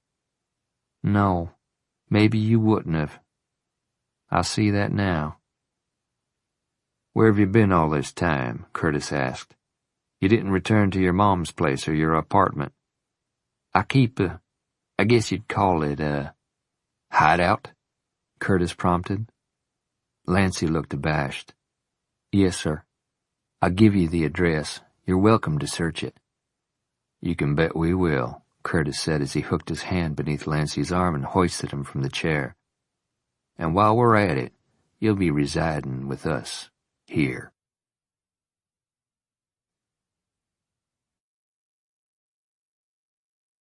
Chapter 30. It was a great bar for trolling. It was on the lake shore, a cedar shingle place well known to the locals. Fishermen might stumble upon it, but it wasn't a watering hole that would attract tourists or country club golfers. The clientele was comprised mostly of construction workers, cowboys, and biker types. A white-collar professional would feel out of his element, so it was highly unlikely that Brad Armstrong would be spotted here by anyone he knew. Peanut shells crunched underfoot as he made his way across the dim barroom. It was lighted only by neon signs, nearly all boasting the Lone Star flag and a brand of beer. The shaded fixtures suspended over the billiards tables provided supplemental lighting, but it was obscured by tobacco smoke. The bubbling Wurlitzer in the corner emanated a revolving rainbow of pastel colors, but there was nothing subtle about the music blaring from it. It was old country, the twangy, wailing woebegone kind, pre-Garth, McGraw and the like. Customers drank beer from the bottle, Jack Daniels or Jose Cuervo straight, which was what the girl was shooting when Brad joined her at the bar. He recognized her immediately. That she was here today, now, was a cosmic sign that he was doing nothing wrong. He glanced down at the 2 empty shot glasses in front of her and motioned for the bartender to serve up 2 more. "One for me, and one for the lady with the nipple ring." She turned to him. "How do you— Oh, hi! Couple of nights ago, right?" He grinned. "I'm glad you remember." "You're the guy with all the porno." His face registered a crestfallen expression. "I was hoping you remembered me for my other memorable quality." She licked her upper lip and smiled. "That too." "I wouldn't expect to find you in a place like this," he said. "You outclass it." "I'll hang out in here sometimes." She cracked a peanut shell between her teeth and daintily ate the nuts. "Before the sex club starts gathering." She dropped the shell onto the floor and dusted off her hands. "You don't exactly blend either." "I think we were destined to see each other again." "Cool," she said. Makeup had been slathered on to make her look legally old enough to drink. Either the bartender was fooled or more likely didn't care that she was underage. He served the tequila shots that Brad had ordered. "What shall we drink to?" She rolled her large, dark eyes toward the ceiling as though the answer might be written in the chemically polluted layer of smoke that hovered there. "How about body piercing?" Leaning forward, he whispered, "I get hard just thinking about it." He clinked his glass to hers, and simultaneously they tossed back the fiery liquor. This was so damn easy, he thought. Didn't mothers warn their daughters against talking to strangers anymore? Didn't they tell them never ever to go with a man they didn't know? What was the world coming to? It made him afraid for his daughters. But thinking about his family killed the mood, so he tucked thoughts of them safely away and ordered another round of tequila shots. After that one, they agreed to leave. He smiled smugly as they passed the pool tables. He was the envy of tough guys with tattoos on their arms and knives attached to their thick leather belts. He'd been successful where they apparently had not. Maybe because his hair was clean. "It's Melissa, right?" he asked as he held the car door open for her. Her glossy red lips smiled over his remembering her name. "Where are we going?" "I've got a room." "Super." Ridiculously easy. Coming out this evening wasn't a wise thing to do, but he couldn't have stayed cooped up another minute or he would have gone crazy. He couldn't return home. Tony had been calling his cell phone at 15-minute intervals all day, begging him to come back. The police only wanted to talk to him, she said. Right, he thought. They want to talk to me through iron bars. He hadn't answered his phone and he hadn't called her, knowing that the police had probably set up a system of tracking his cell by satellite. The discovery of Janie's body didn't bode well for him. News reports had said that an autopsy was being conducted. Hearing that had nearly sent him over the edge.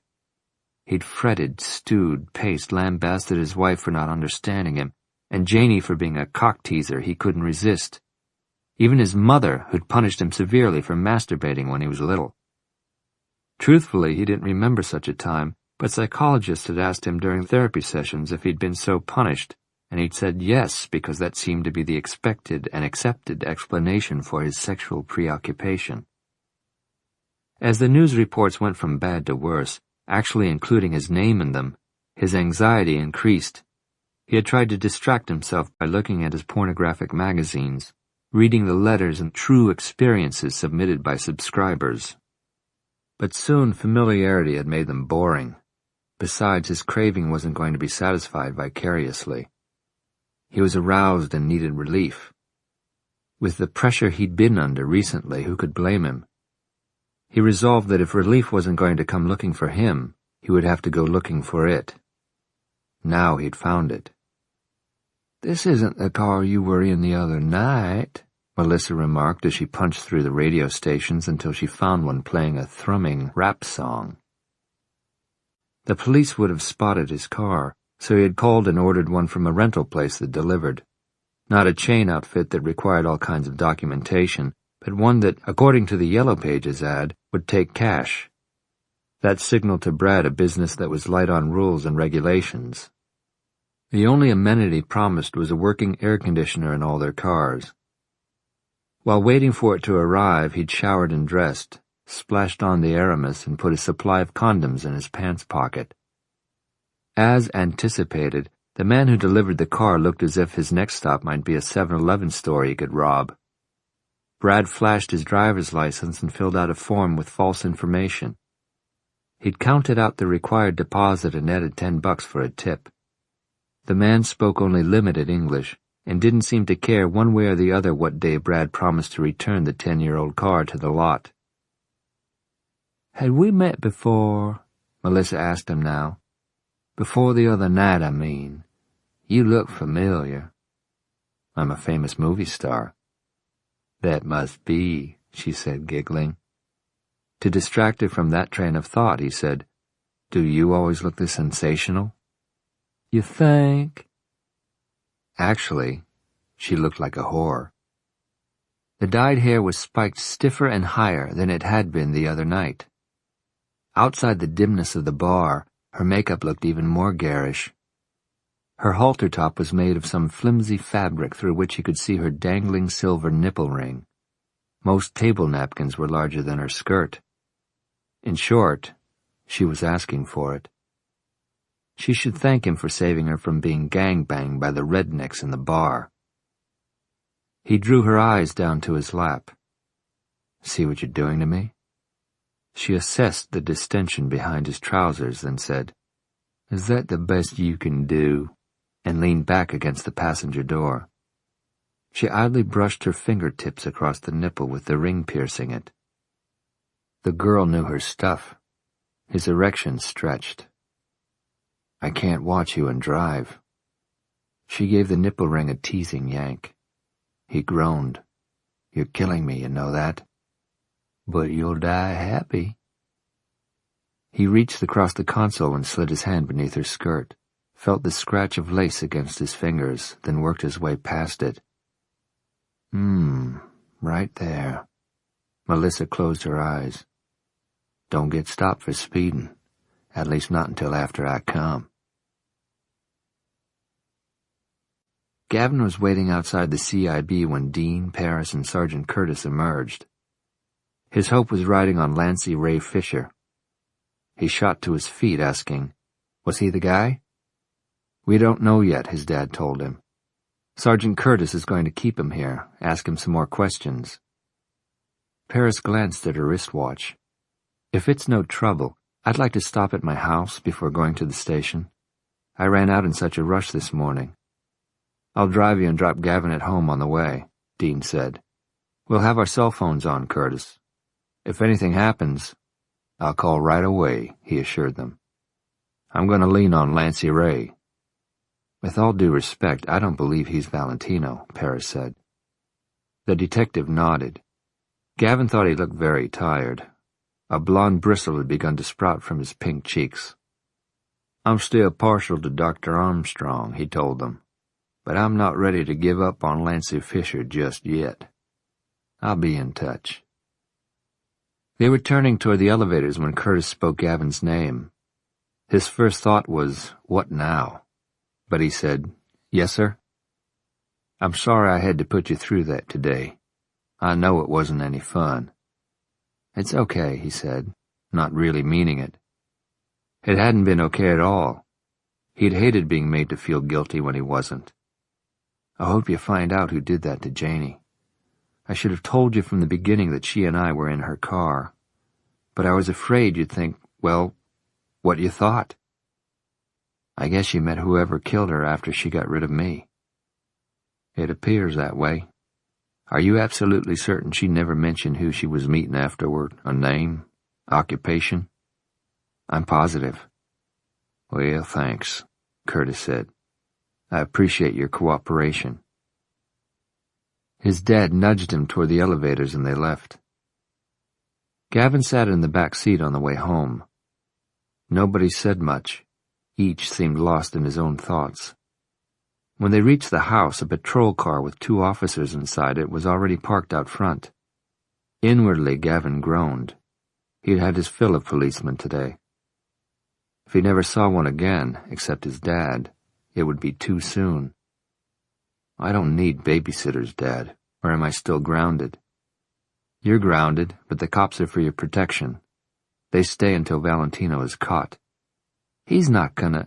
I'm not taking any chances, Gavin. Besides, the guards are Curtis's mandate, not mine. You could call him off if you wanted to. I don't want to, all right? When his dad was wearing that face, the argument was over. He nodded grudgingly. Then his dad reached over the seat and laid his hand on his shoulder.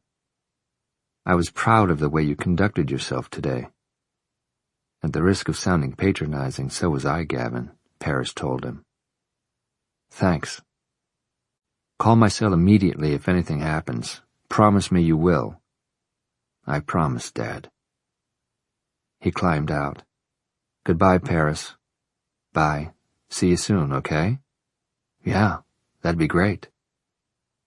He shuffled up the walkway. They didn't pull away until he had let himself in. Unlike his mom and dad, the 2 of them looked right together. He sorta hoped it would work out between them.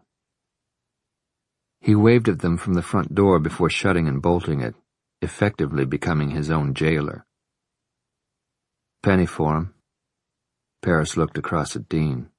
My thoughts? I was thinking about Toni Armstrong. I feel for her. I like her. So do I. Brave lady. I think she loves her husband, deeply. Under the circumstances, that must be very conflicting. Curious, she asked. From a clinical standpoint, when is a person considered a sex addict? Tricky question. I'm sure you can address it, Dr. Malloy. All right. If a guy gets 12 hard-ons in a day, I'd congratulate him and probably urge him to try for 13. If he acts on 12 hard-ons in a day, I'd say that's a little excessive and we could have a problem. You're being facetious. Somewhat, but there's a basis of truth. His grin relaxed and he became serious. Sex can become an addiction like anything else can. When the compulsion outweighs common sense and caution. When the activity begins to have a negative effect on one's work, family life, relationships. When it becomes the governing force and the exclusive means of personal gratification. He glanced at her, and with a nod she prompted him to continue. It's the same point at which a social drinker becomes an alcoholic. The individual loses control over the craving. Conversely, the craving gains control over the individual. Like making him willing to sacrifice a wife and family to get his thrills. That doesn't mean that Brad Armstrong doesn't love his wife, he said. He probably does. Reflecting on that, she stared through the front windshield. Even behind her sunglasses she had to squint against the setting sun, which was doing a bang-up job of it. She wondered what Judge and Marion Kemp were doing just now. This spectacular sunset would go unnoticed by them. They have a funeral to arrange. "I'm sorry," Dean said, thinking out loud. About the Kemps now. "Yeah," he said with a sigh. "I can't imagine how devastating it would be to lose a child. I've counseled cops who did, but to my own ears every word I said to them sounded like so much crap. If anything happened to Gavin." He stopped, as though unable to articulate the dreadful thought. Then he said quietly, "I want to be a good parent to him, Paris." "I know. Because of my own dad." "I know that, too. How much did Jack tell you?" "Enough." He had told her that Dean's relationship with his father had been volatile. Mr. Malloy had a fierce temper, and Dean usually caught the brunt of it. Sometimes his dad's rages had turned violent. "Did your father beat you, Dean?" she asked. "He could give me a hard time, yeah." Is that a gross understatement? He shrugged with an indifference she knew was phony. "I could take his shit," he said. "When he started in on my mom, that's what I couldn't take." According to Jack, the defining incident had taken place when Dean's parents visited him for homecoming weekend his sophomore year at Texas Tech. During a party at the fraternity house, Dean's father had picked an argument with him. Dean tried to ignore it, but his father became increasingly vituperative and wouldn't be put off. His mother, embarrassed for her son, tried to intervene. That's when Dean's father began disparaging her. His words were humiliating and cruel. Heedless of his friends and the other parents looking on, Dean took up the banner for his mother. His dad threw a punch. Before it was over, Dean was straddling Mr. Malloy's chest and, in Jack's words, pounding the shit out of him. After that night, their relationship became even more antagonistic, and it remained so until his father died. "I went a little crazy that time at Tech," he said now. "I'd never been like that before, and I haven't lost my temper like that since. If Jack and some of the other guys hadn't pulled me off him, I might have killed him. I wanted to kill him.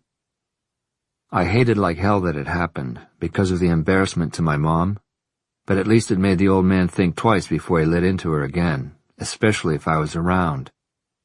He glanced at Paris. She'd never seen him look as vulnerable. "But it scared the hell out of me, Paris. I can't even describe it. Red rage. It consumed me, blotting out everything else. My dad launched into fits like that all the time. That night I learned that whatever caused him to be the way he was, it's inside me, too. It came out that once. I live in fear of it happening again." Reaching across the console, she laid her hand on his arm. "He provoked you in the meanest way. You reacted, but that doesn't mean that you have this latent rage that can ignite in an instant. You're not like him, Dean," she said with emphasis. "You never were and never could be. As for Gavin, it's allowed to get angry with him. Kids anger and disappoint and make their folks crazy. That's what they do. It's inherent in being a kid. And it's all right for you to get mad at him when he does. In fact, Gavin might doubt that you love him if you didn't get mad at him. He needs to know you care enough to get angry. He's going to test you often, just to reassure himself that you still care." Then she laughed. "Listen to me. You're the psychologist and the parent. I'm neither. Everything you're saying is right, though, and I need to hear it." She smiled at him gently. "As long as you praise him at least as much, if not more, than you punish him, you'll be fine." He mulled it over for a moment, then winked at her. "Smart as well as beautiful. You're a dangerous woman, Paris." "Oh yeah, that's me, a regular femme fatale. Maybe that's what attracted Lancy Ray Fisher. Your element of mystery appealed to his criminal instinct." She rolled her eyes. "He wants my job." "So he says. You think he's lying?" If he is, he's convincing. He's either sincere or a damn good con artist. That was my impression, too. What's it like to be someone's idol? She gave him a sad smile. I don't recommend that anyone pattern his life after mine. Just then his cell phone rang. He answered it with one hand. Malloy. Ah, speak of the devil. No, Paris and I were just talking about him. He mouthed Curtis, and she nodded. What about Lancey's home away from home? He listened for a moment, then said, Probably not a bad idea. Curtis had more to tell him, then Dean signed off with, Okay, stay in touch. After disconnecting, he updated Paris. He drilled Lancey Ray good, is the way Curtis put it, but Lancey is sticking to his story. Officers sent to the apartment where he had been holed up reported that Lancey had been there, but it didn't appear that anyone else had. No sign of Janie being held captive there? Paris asked. None. No amateur photo lab, nothing naughtier than one issue of Playboy. So Curtis is hotter than ever for the dentist. He's about to have a heart-to-heart with Tony Armstrong. What a dilemma for her. On the one hand, she wants her husband apprehended so he can get help, but on the other, she's incriminating him. He incriminated himself. I know that. I'm thinking as she will. She loves him and wants him to be healed, but if he's beyond healing, how long can she be expected to stand by her man? Good question, Paris. Too late, she realized that what she had said about Tony Armstrong could apply to herself. Dean pulled his car to a stop at the curb in front of her house. Cutting the engine, he turned to face her, ready to speak, but she cut him off before he could. Jack needed me. I need you. Hardly in the same way. That's right. You were with him out of obligation. I want you to choose to be with me. He held her stare for several seconds, then pushed open his car door and got out. As they went up the walkway, she stopped to collect her mail, which had been neglected for the last 2 days. Once they were inside the house, she tossed the bundle onto the entry table. Lord knows when I'll get to that. My desk at work is even. That was all she had time to say before Dean pulled her into his arms and kissed her. While doing so, he removed her sunglasses and dropped them on the table. Then he embraced her tightly, drawing her up against him. Immediately responsive, her arms slid beneath his to encircle his torso. She dug her fingertips into the muscles of his back. As his mouth fused with hers, he gathered up the fabric of her skirt until he could stroke her bare thigh. Her insides melted, but she pulled her mouth free of his kiss, gasping.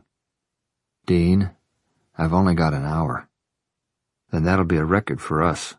So far our sexual encounters have lasted no longer than 3 minutes. He buried his face in her hair. This time, I want to see you naked. Laughing deep in her throat, she moved her head against his. What if you don't like what you see? Not a chance in hell.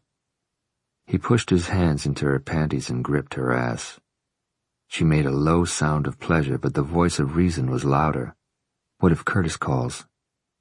I've learned to live with disappointment, but all the more reason for us to get busy. Taking her by the hand, he walked purposefully toward the bedroom, dragging her along behind him. A girlish giggle bubbled up from Paris's chest. Her heart began to race.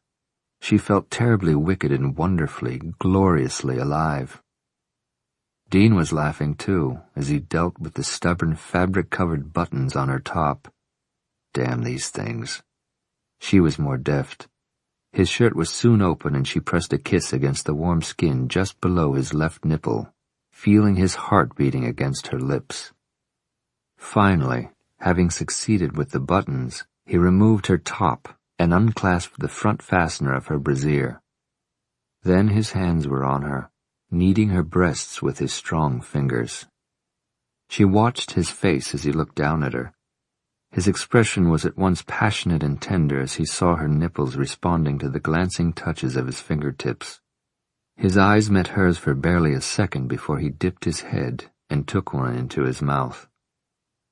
She unbuckled his belt and lowered his zipper, then worked her hand into the waistband of his underwear. He was velvety smooth, hard, throbbing with life. She rolled her thumb across his glands and he shuddered. "Paris, stop," he said, stepping out of her reach. "If you can't do that, I'll come. And I want this to last." She shrugged off her bra, then reached behind her to unfasten her skirt, pushed it past her hips, and stepped out of it. Feverishly his eyes moved over her. In one swift motion he removed his slacks and underwear. She gazed at him with frank appreciation, but when she reached for him again, he staved her off. Then he dropped to his knees and kissed her through the silk bikini. His hands splayed over her bottom as he held her against his face. The heat and moisture of his breath filtering through the fabric made her weak. He kissed her again, and again. She closed her eyes and used his shoulders to brace herself. Then the silk seemed to dissolve because the barrier was no longer there. His lips were hot and quick on her, a heartbeat before she felt his tongue, separating and seeking and stroking. She gave herself over to the pleasure, and it was immense. But she retained enough control to beg him to stop when it became critical. He came to his feet and enfolded her in his arms. They held one another tightly, her breasts crushed against his chest, his sex making a deep impression in the softness of her belly. Finally they lay down face to face on her bed, virgin until now. Her hand coasted over his torso, down past his navel, and into the dense hair surrounding his sex. She drew her finger up the length of his penis. He covered her hand with his and guided it up and down. "Jesus," he groaned. "I can't quite believe this is happening," she said. "Me neither." He kissed her nipple, caressed it with his tongue. "I keep thinking that I'll wake up. If you do, please leave me in the dream." He separated her legs and positioned himself between them, and then entered her by degrees, giving her body time to accommodate him, pausing to test each new sensation before pressing deeper, until he was sheathed snugly and completely inside her. Soaked in pleasure, they kept from moving as long as they could endure it, but it only got better when he withdrew, then thrust into her.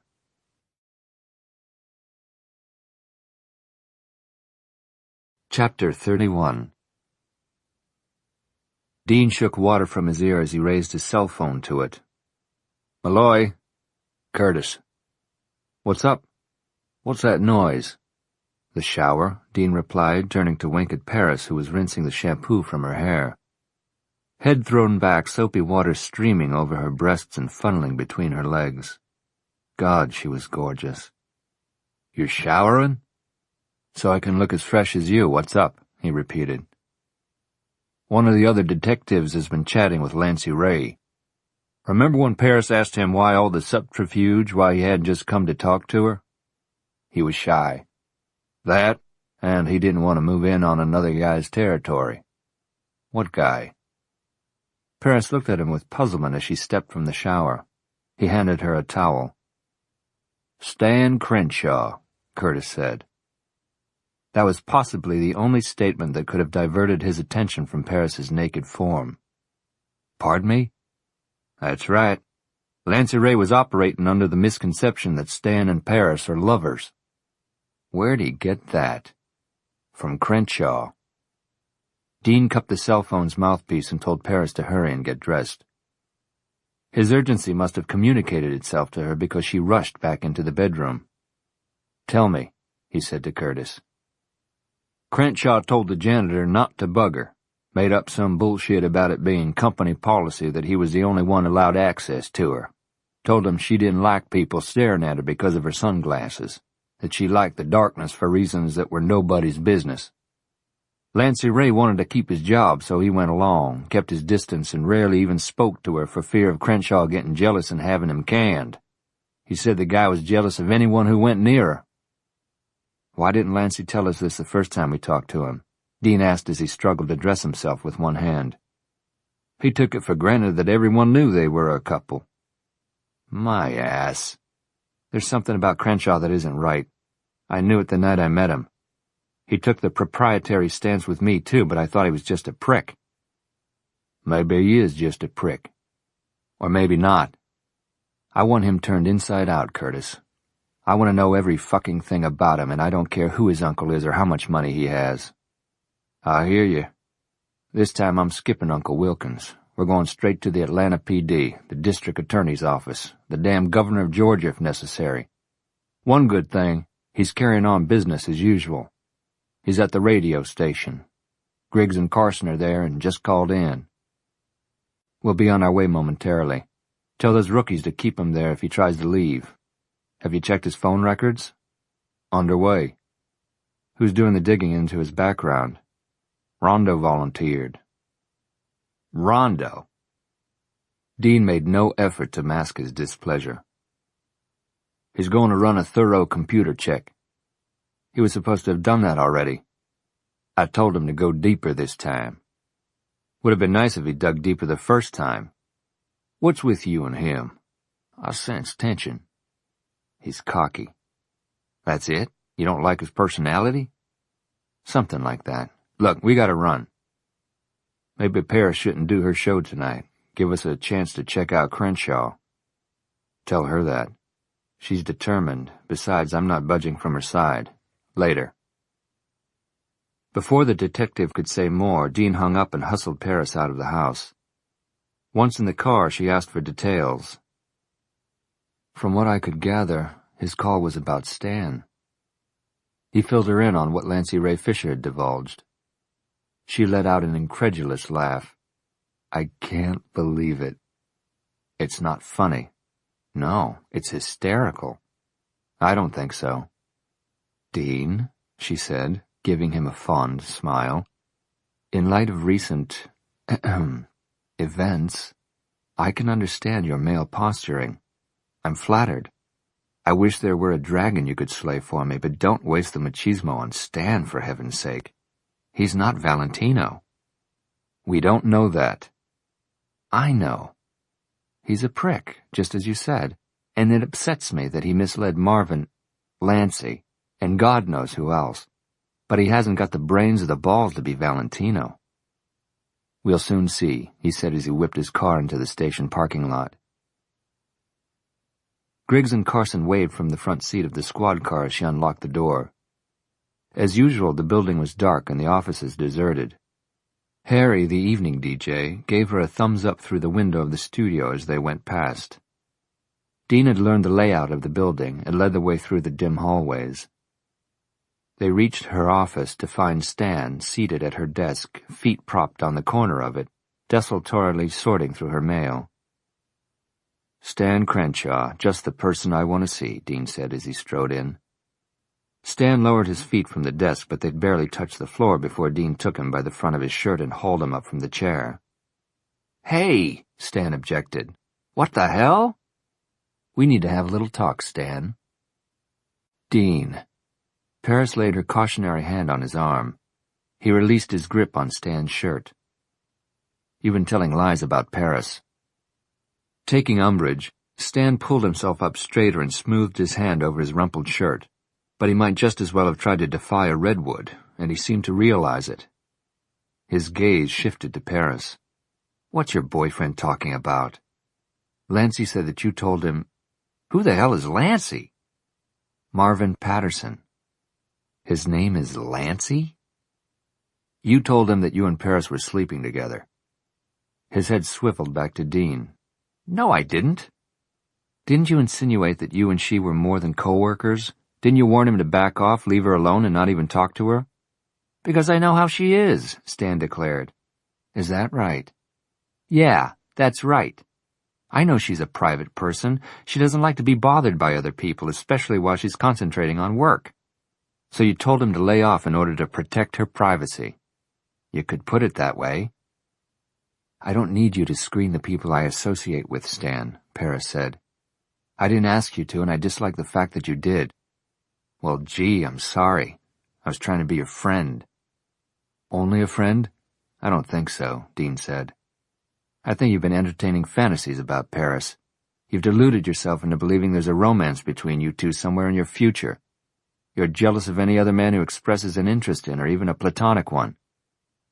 How do you know Marvin's interest is platonic? He said it was. Oh, and he's to be believed over me? A janitor who's using an alias? He made a scoffing snort. You're the one who's delusional, Doctor. He headed for the door, but Dean's next words halted him. That possessiveness could be a strong motivator. Stan turned around quickly. For what? Let's see. Creating an ugly situation for which Paris would be partially blamed, placing her job at risk, placing her life in jeopardy. Shall I go on? Are you talking about that Valentino business? Stan asked angrily. Paris brought that on herself. I see. It's her fault that Valentino kidnapped and murdered a 17-year-old girl. A girl who went asking for trouble. With deceptive calm, Dean sat down on a corner of her desk. Then your opinion of women is basically low. I didn't say that. No, you didn't come right out and say it. But I sense a large chunk of hostility against the fairer sex lodged deep inside your psyche, Stan. Like a seed caught between two molars. It bugs you like hell, but you can't get it out. Woo! Stan waggled his finger an inch from Dean's face. Don't try that psychological hocus-pocus voodoo on me. There's nothing wrong with me. Dean's jaw bunched with anger, but his voice remained calm. So I'm to believe that all your dealings with women have been perfectly normal and problem-free. Has any man's dealings with women been perfectly normal and problem-free? Have yours, Malloy? He cut his eyes to Paris. I think not. You're not Dean, Paris said quietly. He doesn't have your history. His mocking smugness vanished. In the next heartbeat he was seething. Did you tell him about the harassment charge? Dean turned to her. The what? At his previous job, a female employee accused Stan of sexual harassment. Dean gave her a look that said he couldn't believe she hadn't shared this information with him before now. She realized that she'd been wrong not to. Probably she also should have told him about Stan's promiscuous parents and his overbearing uncle's cruelty. Dean turned back to him. Obviously you do have issues with women, Stan. She was the office whore, he exclaimed. She'd slept with every other guy who worked there. She gave head to the anchorman under the desk during a newscast. She kept coming on to me, and when I responded, she turned into a Vestal Virgin. Why? Because she was more greedy than horny. She saw a way to get her hands on some of my family's money. She cried foul, and my uncle paid her to shut up and go away. Dean assimilated that, then said, Let's go back to when you responded to her. Wait, how come I have to answer your questions? Because I'm a cop? Or because you've been in Paris's pants yourself? Dean's eyes narrowed dangerously.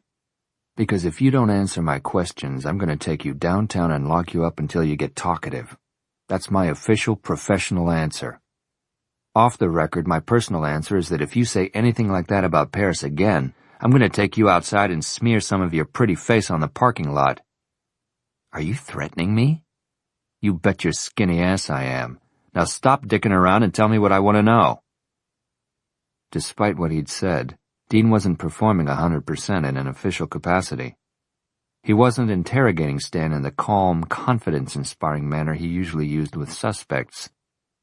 But Stan probably wouldn't have responded to his usual approach. Taking a harder line with him seemed to be working. Stan glared at Dean, fired drop-dead looks at Paris, but crossed his arms over his chest as though to protect himself. I'm going to file charges of police brutality. My uncle will...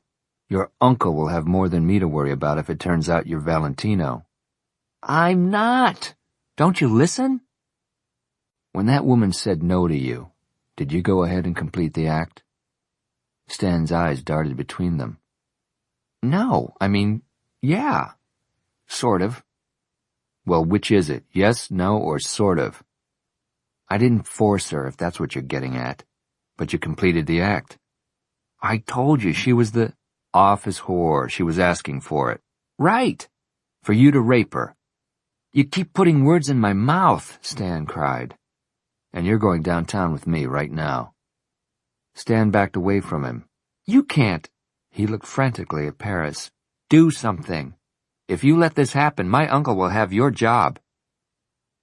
She didn't even consider questioning Dean. Frankly, she was now afraid of Stan. Perhaps she had misjudged him. She had always thought of him as a worthless, maladjusted screw-up, but basically harmless. Maybe he was capable of committing the crimes against Janie Kemp. If he proved not to be Valentino, she would have to face Wilkins Crenshaw's wrath. Undoubtedly, it would cost her her job. But she would rather lose her job than her life. Dean took Stan by the arm and turned him toward the door. Stan began to struggle, and Dean had his hands full trying to restrain him without handcuffs. When his cell phone rang, he tossed it to Paris so she could answer it for him. Hello? Paris? Gavin? I gotta talk to my dad, Paris. It's an emergency. Gavin had been whiling away his time watching television, which was the only privilege his dad hadn't revoked. He'd put his favorite movie into the VCR, but the challenges confronting Mel Gibson seemed tame compared to what was happening in his own life. He was worried about his dad and Paris. He hadn't felt nearly as dismissive as he'd acted when his dad said that Valentino might come after them. This guy really could intend to harm them and didn't seem afraid to try. He shouldn't be underestimated. Who'd have thought he would murder Janie? When the house phone rang, he welcomed the distraction. He rushed to answer it and did so without even checking the caller ID. Hello? Why haven't you been answering your cell phone? Gavin, you gotta help me. Who is this? Melissa. Melissa Hatcher. Oh, great. I haven't had my cell phone on. It's been kind of hectic. Gavin, you gotta help me. Was she crying? What's the matter? I need to see you, but there's a cop car parked in front of your house, so I drove on past. You gotta meet me. I'm not supposed to leave. Gavin, this is no bullshit. She fairly shrieked. Just come over. With cops there? I don't think so. Why not? Are you high? She blubbered and sniffed, then said, Can I sneak in through the back? He didn't want any part of her crisis, whatever it was. Having to take a lie detector test would clear up a guy's thinking and rearrange his priorities, but quick. He'd made a promise to himself that if he came out of this mess reasonably unscathed, he would cultivate a new circle of friends. Another major infraction, and he could find himself on his way back to Houston. He didn't want to return to his mother's house. Now that things were square between him and his dad, he looked forward to staying with him, maybe until he graduated from high school. It was definitely in his best interest to tell Melissa he was busy and hang up, but she sounded really strung out. Okay, he said reluctantly. Park on the street behind us and walk between the houses. There isn't a fence. I'll let you in through the patio door. How soon can you be here? 2 minutes. He checked to make certain that both policemen were in the squad car at the front curb, and that one wasn't making his hourly tour around the house, then went into the kitchen and watched for Melissa. When she emerged from the hedge of oleander bushes that separated the two properties, she looked like a trick-or-treater. Tears had left tracks of black eye makeup down her cheeks. Her clothes looked more like a costume than anything a normal person would wear. It was a mystery to him how anyone could run in the platform sandals she was wearing, but she managed. She skirted the pool and clopped across the limestone terrace. He opened the sliding glass door and she flung herself against him. He pulled her inside and closed the door. Supporting her against his side, he half-carried her into the den, where he lowered her into a chair. While she babbled incoherently, she continued to clutch at him. Melissa, calm down. I can't understand a thing you're saying. Tell me what's going on. She pointed to the wet bar across the room. I gotta have something to drink first. When she tried to get up, Gavin pushed her back down. "Forget it. You can have some water." He took a bottle from the mini-fridge, and while she drank from it, he remarked, "You're a freak show. What happened?" "I was with him." "Who?" "The guy, the dentist, that Armstrong." Gavin felt his jaw drop open. "What? Where?" "Where? She looked around the room as though Brad Armstrong might be standing in a corner of it. Gavin wanted to slap her. How could anybody be so damned dense? "Where, Melissa?" "Don't holler at me." She rubbed her forehead as though trying to massage the answer out. "A motel. I think the sign out front had a cowboy or a saddle, something like that on it." A motel in Austin with a Western theme. That narrowed it down to several hundred, he thought caustically. "If you met him there—" "I didn't. He picked me up in a bar on the lake and drove me there. I was shit-faced. I'd been drowning my sorrow, over Janie with tequila shots. He showed up, bought me a drink." "And you went to a motel with him?" "It wasn't like I didn't know him. I was with him a few nights ago, and we hit it off." "Where was this?" You know the spot where we all go sometimes." He anxiously motioned for her to continue. "We did it in his car." "What kind of car?" "Today or then, they were different." "Today?" "Red, I think, or maybe blue. I wasn't paying much attention either time. He was nice to me. Really got off on my pierced nipple. It's new." She grinned at him and proudly raised her top. "Nice." Actually, he thought she was grotesque. He'd never liked her much, had never been attracted to her, but just then, she repulsed him. He also began to question whether she was really hysterical or if this was all an act, a ploy to get inside his house, or more. She was jealous of Janie and could be trying to get some of the attention her murdered friend was receiving. He pulled her top back into place. "Are you sure it was Brad Armstrong you were with, Melissa?" "Don't you believe me? Would I go out looking like this on purpose?" She had a point. "When did you learn that this was the guy the police are looking for?" "We drove to this motel, got in bed. He's humping away when I happened to glance across the room at the TV set. It was on, but the sound was muted, and his picture is on the screen, big as Dallas. Everybody and his dog is out looking for him, and he's bawling me." "What did you do?" "What do you think? I got him off me. I told him I had to leave, remembered I was late for an appointment. He put up an argument, tried to talk me into staying. The more he talked, the crazier he got. First he called me a tease, then he said I was a cruel bitch. Then he totally wigged out, grabbed me and shook me and said I could go when he was good and finished with me." She held out her arms to show Gavin the bruises beginning to appear on her biceps. "I'm telling you, Gavin, he went completely nuts. Slapped me, called me a cunt, said I was as much a cunt as Janie Kemp had been. That capped it for me. I started screaming bloody murder and he let me go. I grabbed my clothes and hoofed it." "How long ago?" "Since I ran out. Maybe an hour. I flagged down a guy in a pickup truck and hitched a ride back to my car. Then I drove straight here, saw the cop car. All this time I'm trying to reach you on your cell phone. Finally remembered your home number. You know the rest." She gave him an imploring look. "I'm in a bad way here, Gavin. Just one shot of something, please." "I said no." He squatted down in front of her. "Did you talk to him about Janie?" "You think I'm stupid?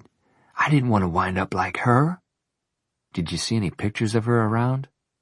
He had the newspapers. "Any regular photographs?" "No, but when I first got there, I wasn't looking, and later all I wanted to do was split." "You said that when you met him earlier this week, he looked familiar. Had you ever seen him with Janie?" "I'm not sure. Could be I've just seen him lurking in the crowd. He visits the sex club website and—" "He said that?" "Yeah, And the other night he had this huge stash of porn. He likes to party. When Gavin reached for the cordless phone and began punching in numbers, she sprang from the chair. "Who are you calling?"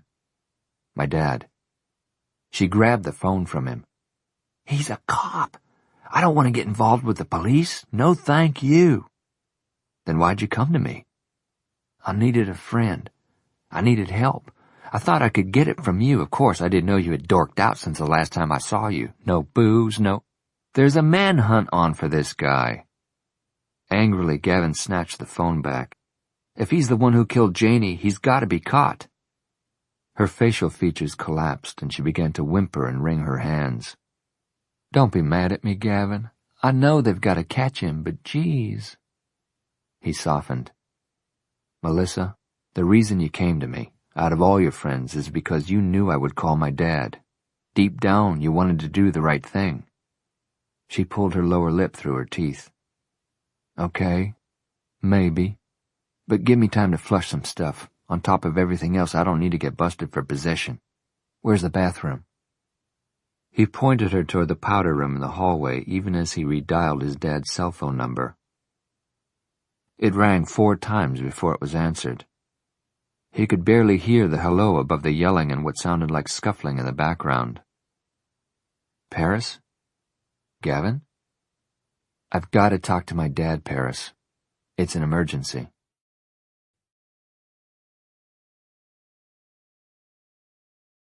Chapter 32. "This is Paris Gibson. I hope you're planning to spend the next 4 hours with me here on 101.3. I'll be playing classic love songs and taking your requests. The phone lines are open. Call me. Let's start off our time together with a hit from the Stylistics. It's what falling in love should be about. You make me feel brand new." She shut off her mic. The phone lines were already lighting up. The first caller requested B.J. Thomas's Hooked on a Feeling. "Since tonight's theme is how we feel when we fall in love, thanks for calling, Angie. It'll be up next. Bye, Paris." She was going through her normal routine, although tonight wasn't at all normal or routine. It had been almost an hour since Dean had left in a rush to meet Gavin and Melissa Hatcher at the downtown police station. Immediately after hanging up with Gavin, Dean had dialed Curtis and capsulized Melissa's story. Curtis milked him for information and immediately acted on it. "It shouldn't be long till we have him in custody," Dean told Paris after concluding his conversation with Curtis. "We can start at the bar where he picked up Melissa. She has an approximate idea of how long it took Armstrong to drive from there to the motel, so that it gives us a radius to search within. It's a wide area, but not as wide as before." Paris had asked him if someone had told Tony Armstrong about this development. He nodded somberly. "Curtis was with her when he took my call. Their attorney had joined her there." Then he hugged Paris tightly. "He'll soon be in custody, and you'll be safe. It'll be over. Except for the memory of what he did to Janie." "Yeah." He sighed his regret, but his mind was clicking along at a mile a minute, in cop modality. "Curtis says the squad car remains outside until we've got Armstrong. Besides, Griggs practically considers himself your personal bodyguard." He looked over at Stan, who'd been momentarily forgotten. "I guess this lets you off the hook, Crenshaw. You're gonna regret the way you treated me." "I already do. I wish I'd kicked your ass while I had a good excuse." He kissed Paris swiftly on the mouth, then rushed out. Stan followed him from her office, leaving in a huff.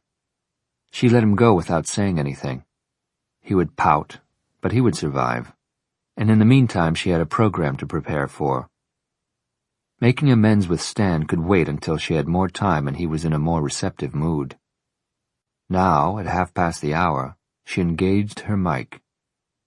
"I'll be back after the break with more music. If you have a request or just something on your mind you'd like to share, call me." She cut her mic and, sensing a presence, turned on her swivel stool. Stan was standing directly behind her. "I didn't hear you come in." "I sneaked in. Why? I figured as long as you and your boyfriend regard me as a creep, I should behave like one. It was a typically childish, peevish, Stan-like thing to say. I'm sorry your feelings were hurt by Dean's allegations, Stan, but admit it. For a while there you looked like a plausible suspect. For rape and murder? I said I was sorry. I thought you knew me better than that. I thought I knew you better too, she exclaimed, losing patience with him. If your behavior had been above reproach, no one would have suspected you. But aside from the sexual harassment charge in Florida, you've been lying about me, telling people we were lovers. Only Marvin, or whatever his name is, and not in so many words. Whatever you said, you managed to get your message across. Why would you lead anyone to believe that? Why do you think? His voice cracked, and he suddenly appeared to be on the verge of tears. The emotional display made her embarrassed for him. I had no idea you felt that way about me, Stan. Well, you should have, shouldn't you? I never looked at you as in a romantic context. Maybe those damn sunglasses keep you from seeing what should be obvious. Stan. You only saw me as an incompetent whipping boy from my uncle, and a fag. It was an uncomfortable truth that she couldn't deny, but she did apologize. I'm sorry. For God's sake, that makes 3 times you've said you're sorry, but you don't really mean it. If you wanted to change the way you feel about me, you could, but you don't want to, especially now that you've got your boyfriend back. He slobbers over you, doesn't he? And you, who've always maintained a hands-off policy, you're suddenly in heat. I think you came here straight from bed, didn't you? When have you ever come to work with wet hair? Having fun, Paris? Isn't it nice there's no inconvenient fiancé to eliminate this time? That's a tacky and extremely insensitive thing to say. Leaning toward her, he smirked. Did I prick your conscience? She had to curl her fingers into fists to keep from slapping him. You don't know anything about that or about me. This conversation is over, Stan. She turned back to the control board, checked the countdown clock, looked at the blinking telephone lines. She depressed one of them. This is Paris. Hi, Paris. My name's Georgia. Hello, Georgia. She breathed slowly and silently through her mouth in an effort to calm her anger and focus on the business at hand. I've been having some doubts about my boyfriend, her caller said. Paris listened while the young woman whined about her boyfriend's fear of commitment. During the monologue, Paris glanced over her shoulder.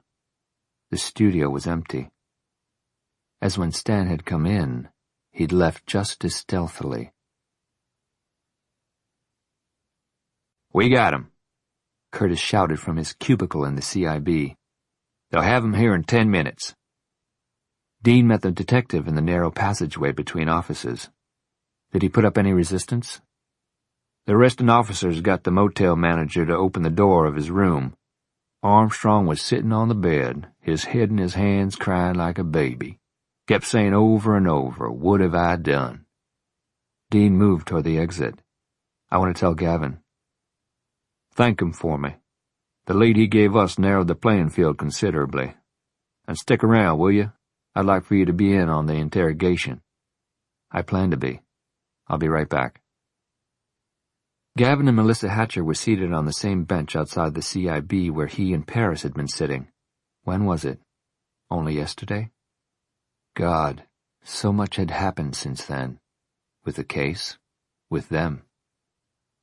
As the double doors swung shut behind him, he gave Gavin and Melissa a thumbs up.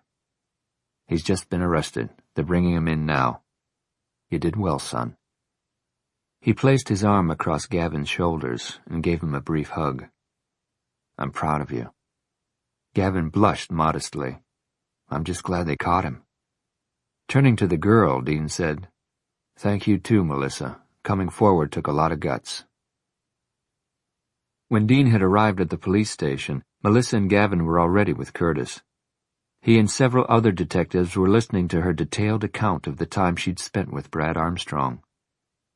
Although she seemed to enjoy being the center of attention, she had looked a fright. Since then, she had washed the streaked makeup off her face and brushed her hair so that it no longer radiated from her head like spikes on a medieval mace. Someone, probably a policewoman, had located a cardigan sweater for her to put on over her sheer halter top, which had proved to be a distraction even to seasoned detectives. Now she beamed at Dean's compliment, but then wet her lips nervously. "Do I have to see him?" "We need you to officially identify him as the man who assaulted you." "It wasn't exactly assault. I was wasted, but I knew what I was doing when I left the bar with him." "You're a minor. He had sex with you. That's a crime. He also struck you and tried to hold you against your will. We can hold him on those charges while we're waiting for Janie's autopsy report from the medical examiner. I know it won't be easy for you to see him again, but your help is essential." "Have your parents arrived?" "Not yet. They freaked out when I called them, but they weren't as pissed as I would have thought. I guess since I could have turned up dead, too. Is it okay if Gavin stays with me?" "If you want him to." "Gavin?" He raised his shoulders in a shrug of consent. "Sure." "Okay then, Dr. Malloy," Melissa said. "Bring on the pervert. I'll stay as long as you need me." This is Paris. It's me. Merely the sound of Dean's voice caused her heart to flutter and brought on a silly smile. "Did you lose the hotline number I gave you? Why are you calling on this line?" "I thought I'd see what it was like to be an ordinary listener." "You might be a listener, but you're certainly not ordinary." "No? Glad to hear it." There was a smile behind his voice, too, but it soon turned serious. "They've arrested Armstrong. He's due here any minute." "Thank God." She was relieved, but her heart immediately went out to his wife. "Have you seen Tony?" "Just a few minutes ago. She's distraught, but I think she's glad we got him before he could hurt anyone else. Or himself." The possibility of suicide had occurred to me, too. "You're getting as good at my job as I am." "Not even close. Oops, hang on a sec. I've got to do a station ID." She dispatched her business, then came back on the line. "Okay, I've got a few minutes." "I won't keep you. I promised to call as soon as I knew something. And I appreciate it. My program will go a lot smoother now that I know he's been apprehended. I couldn't concentrate, and every time I answered a telephone line I held my breath, afraid it would be him." "You don't have to worry about that now." "Is Gavin still with you?" "He's keeping Melissa company." "What he did was great, huh?" "I thought so." "Me too. Shows maturity and a sense of responsibility. And trust in you, Dean. That's the most significant breakthrough. After a few derailments, I think we're on the right track now." "I'm sure of it." Speaking of misguided youths, Lancey Ray Fisher was released. I'm thinking of hiring him." "I beg your pardon?" She laughed at his shocked tone. "I've never worked with a producer, although management has offered me one. It would be a good way for Lancey to learn, get some experience." "What would Stan think about it?" "It's not his decision to make." "Any backlash over what happened earlier?" She hesitated, then said, "He's brooding, but he'll get over it." Dean had enough on his mind without her telling him about her most recent altercation with Stan. It made her uneasy. After everything that had been said, could they mend fences and resettle into a comfortable working relationship? Unlikely. However, the prospect of dissidence in the workplace didn't upset her as it would have even a week ago. Then her life had revolved around her job. Anything that affected it had a profound effect on her, because that's all she had. As though following her thoughts, Dean said, "I want to spend the night with you." The declaration evoked memories of the abbreviated but precious time they had spent in bed earlier this evening and sent a tingle through her all the way down to her toes. "I'm supposed to disconnect callers who say things like that." He chuckled. "I want to, but unfortunately I don't know how long I'll be needed here." "Do what you need to do. You know I understand." I know, he said, sighing. But tomorrow night is a damn long time to wait. She felt the same. With as much professionalism as she could muster, she said, "Caller, do you have a request?" "In fact, I do." "I'm listening." "Love me, Paris." She closed her eyes and held her breath for a moment, then said softly but emphatically, "I do. I love you, too." John Rondo took the stairs rather than waiting for the elevator. His email exchanges with a counterpart in the Atlanta PD had yielded new information on Stan Crenshaw, which he was eager to share with Curtis. Rather than forwarding it by email or telephoning, Rondo wanted to deliver it in person. But when he reached the CIB, it was humming with activity. For the number of personnel bustling about, it could have been high noon rather than nearing midnight. As a policewoman barreled past him, he hooked his hand in her elbow, bringing her to an abrupt halt. "What's going on?" "Where have you been?" she said, frowning at him as she extricated her arm.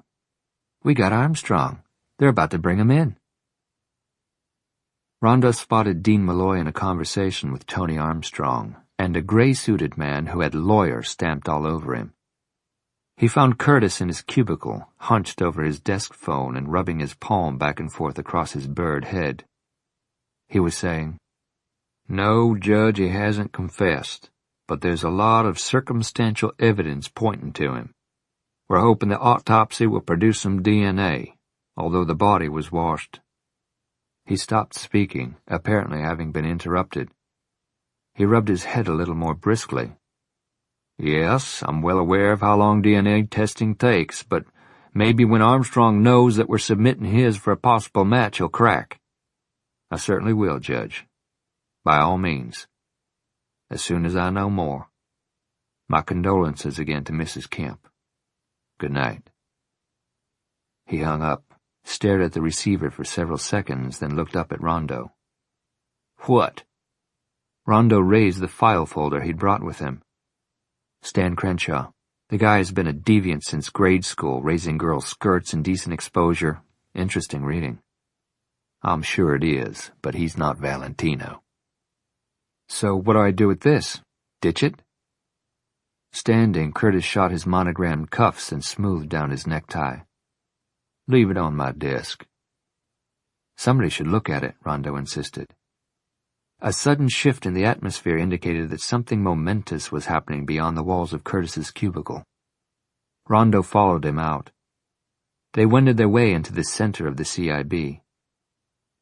Rondo recognized Dr. Brad Armstrong from the family snapshots taken off the CD. Flanking him were two uniformed policemen. Handcuffed, he stood with his head down, his aspect that of a defeated man. He was ushered into an interrogation room. Malloy, the attorney, and Tony Armstrong crowded in. Curtis was the last to enter the room. He closed the door behind him. Rondo, feeling rebuffed, tapped the folder against his open palm. If Curtis thought he had Valentino, then he should probably just let it drop and forget Stan Crenshaw. But what if, after interrogating Armstrong, Curtis determined they had the wrong guy? What if the result of the autopsy cast doubt on or even refuted the circumstantial evidence against him? What if his DNA didn't match any samples they collected from Janie's remains, if they even could collect samples considering that her body had been chemically cleansed? Reaching a decision, Rondo left the CIB in a hurry. As he went through the double doors, he spotted Gavin Malloy and a girl seated together on a bench in the vestibule. He had missed seeing them when he came in. From the open staircase, he had turned right to enter the CIB. They were seated to the left of the stairs. At the sound of the doors closing, the girl turned her head toward him. Oh, shit. He didn't know her name, but he'd seen her plenty of times. If she recognized him, he'd be up shit creek. John Rondo made a dash for the stairs. "Hey, Gavin, who's that guy?" "Huh?" The past few days had caught up with him. His head had been resting against the wall and he'd been dozing. Melissa nudged his elbow. "Hurry, look!" "Where?" He raised his head, blinked open his gritty eyes, and looked in the direction of Melissa's pointing finger. Through the metal railing of the staircase, he caught a glimpse of John Rondo's head just before he cleared the landing below and disappeared. "His name is John Rondo." "Is he a cop?" "Computer crimes," he muttered. "It was him who ratted out the sex club." "Seriously? Because I've seen him somewhere. In fact, I think I might have balled him." Terrific, Gavin thought. If she placed Rondo as someone who hung out and partied with the high school crowd, then blabbed about it, Rondo might think he was the one who'd fingered him. No way. He's got one of those faces that always remind you of somebody else. It wasn't a very good explanation, but it was all he could think of. Melissa frowned thoughtfully. "Guess I'd have to see his cock to know for sure, but I could swear." Just then they heard a ping signaling the arrival of an elevator. They turned in time to see a nice-looking, well-dressed couple step around the corner and into their view. Melissa stood up. "Your folks?" Gavin asked, surprised by how presentable and respectable they appeared. He'd been expecting the Osborns, not June and Ward Cleaver. Awkwardly, Melissa wobbled toward them on her platform sandals, self-consciously tugging down her short skirt. "Hi, Mom. Hi, Dad." Their arrival couldn't have been better timed. Gavin wanted nothing more to do with Rondo, and that extended even to talking about him. He hated being the keeper of the cop's dirty little secret, but remembering Rondo's threat toward his dad, Gavin would carry that secret to his grave.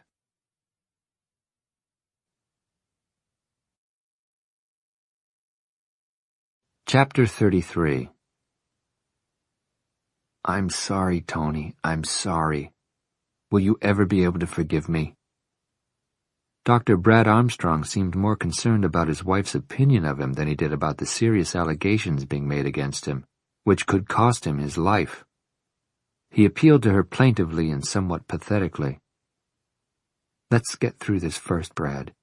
There'll be plenty of time later to talk about forgiveness." She was stoic, her voice calm, which was amazing in light of the ordeal confronting her. She was probably being held together with the emotional equivalent of Scotch tape, but she remained intact. Dean gave her a hang-in-there nod as she left the interrogation room, leaving her husband alone with him, the attorney, and Curtis. Curtis identified everyone present for the benefit of the tape recorder, then began by telling Bradley Armstrong everything they knew about him and why they considered him a suspect in the kidnapping and murder of Janie Kemp. "I didn't kidnap that girl." His earnest denial didn't impress Curtis. "We'll get to that. First, let's talk about the time you molested Paris Gibson." Armstrong grimaced. "I see you remember the incident," Curtis remarked. "To this day you resent Miss Gibson, don't you?" "She got me fired from a lucrative practice." "Do you deny touching her inappropriately?" He lowered his head and shook it. "Answer audibly for the recorder, please." "No, I don't deny it." "Have you called her radio show recently?" "No." "Ever?" "I may have." "If I were you, I wouldn't hedge on the easy stuff, Dr. Armstrong," Curtis advised. "Have you ever called her while she's on the air, yes or no?" The dentist raised his head and sighed. "Yes, I called her, said something rude and hung up." "When was this?" "Long time ago, shortly after we moved to Austin and I realized she had a radio program." "Only that once?" Dean asked. "I swear." "Did you know that there was some involvement between Ms. Gibson, Dr. Malloy, and a man named Jack Donner?" Dean looked at Curtis and was on the verge of asking him where the hell that question had come from, but Armstrong answered before he had a chance. "It was on the news down in Houston." Then Dean realized the validity of the detective's question. Valentino had said Jack's death was on their consciences, indicating that he was acquainted with their history. "When you called her, where did you call her from?" "My house." My cell phone, I don't remember, but I certainly never called her about Janie Kemp.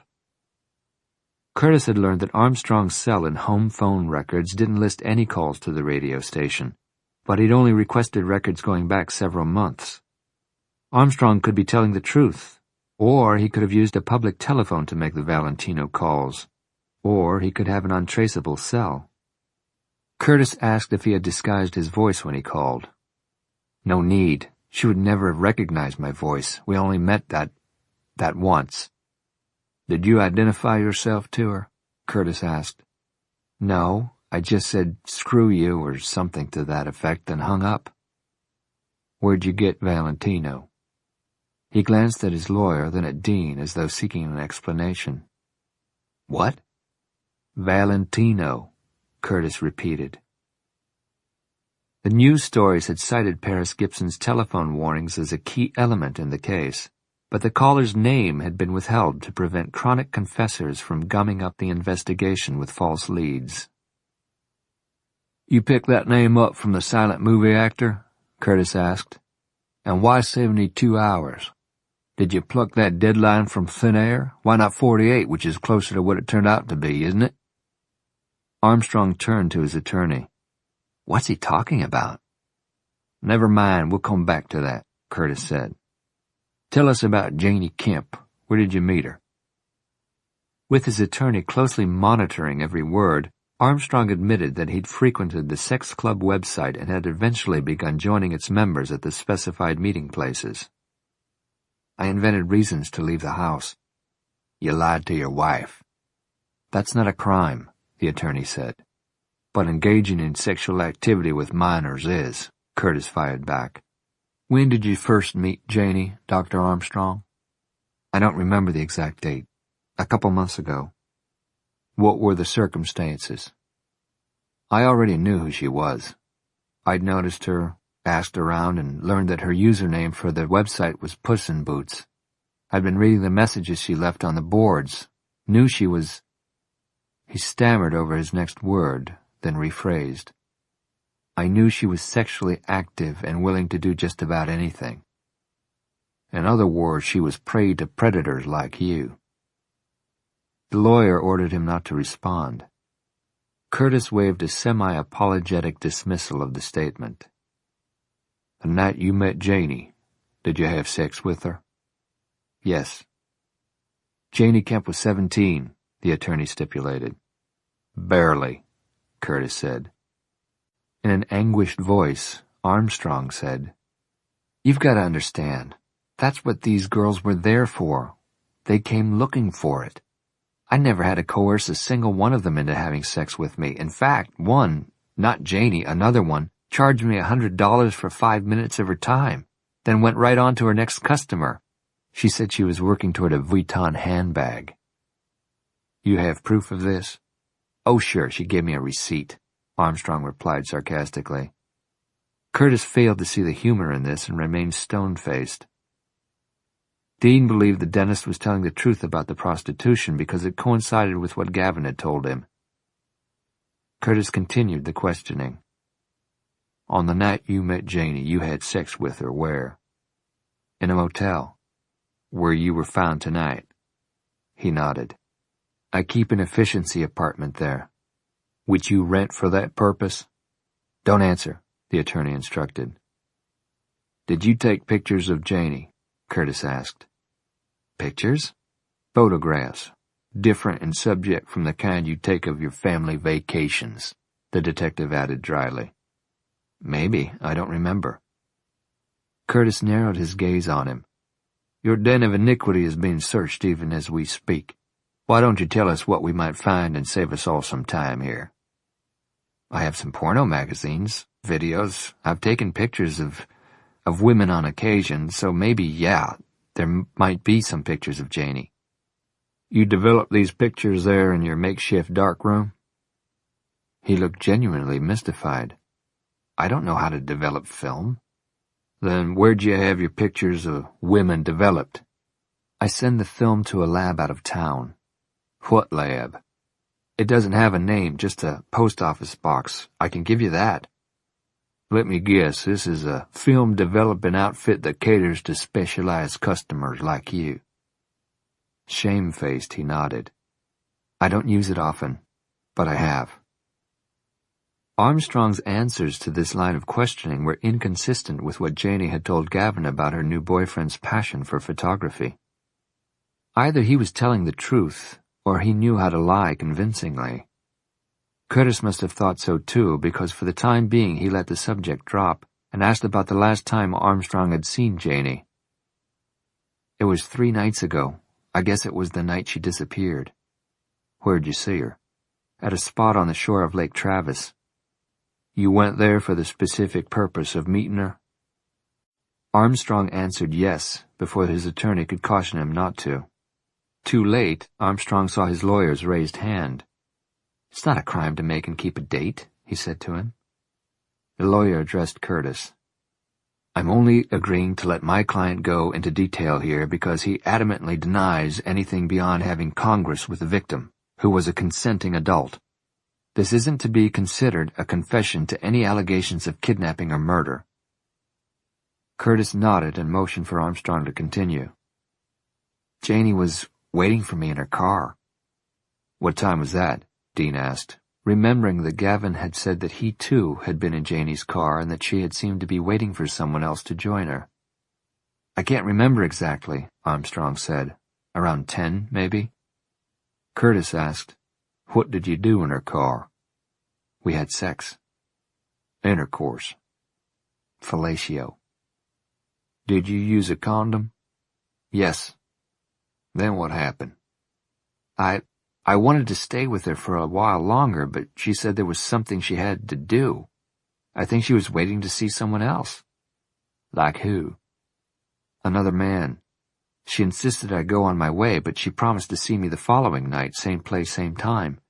When I left, she was in her car listening to the CD player.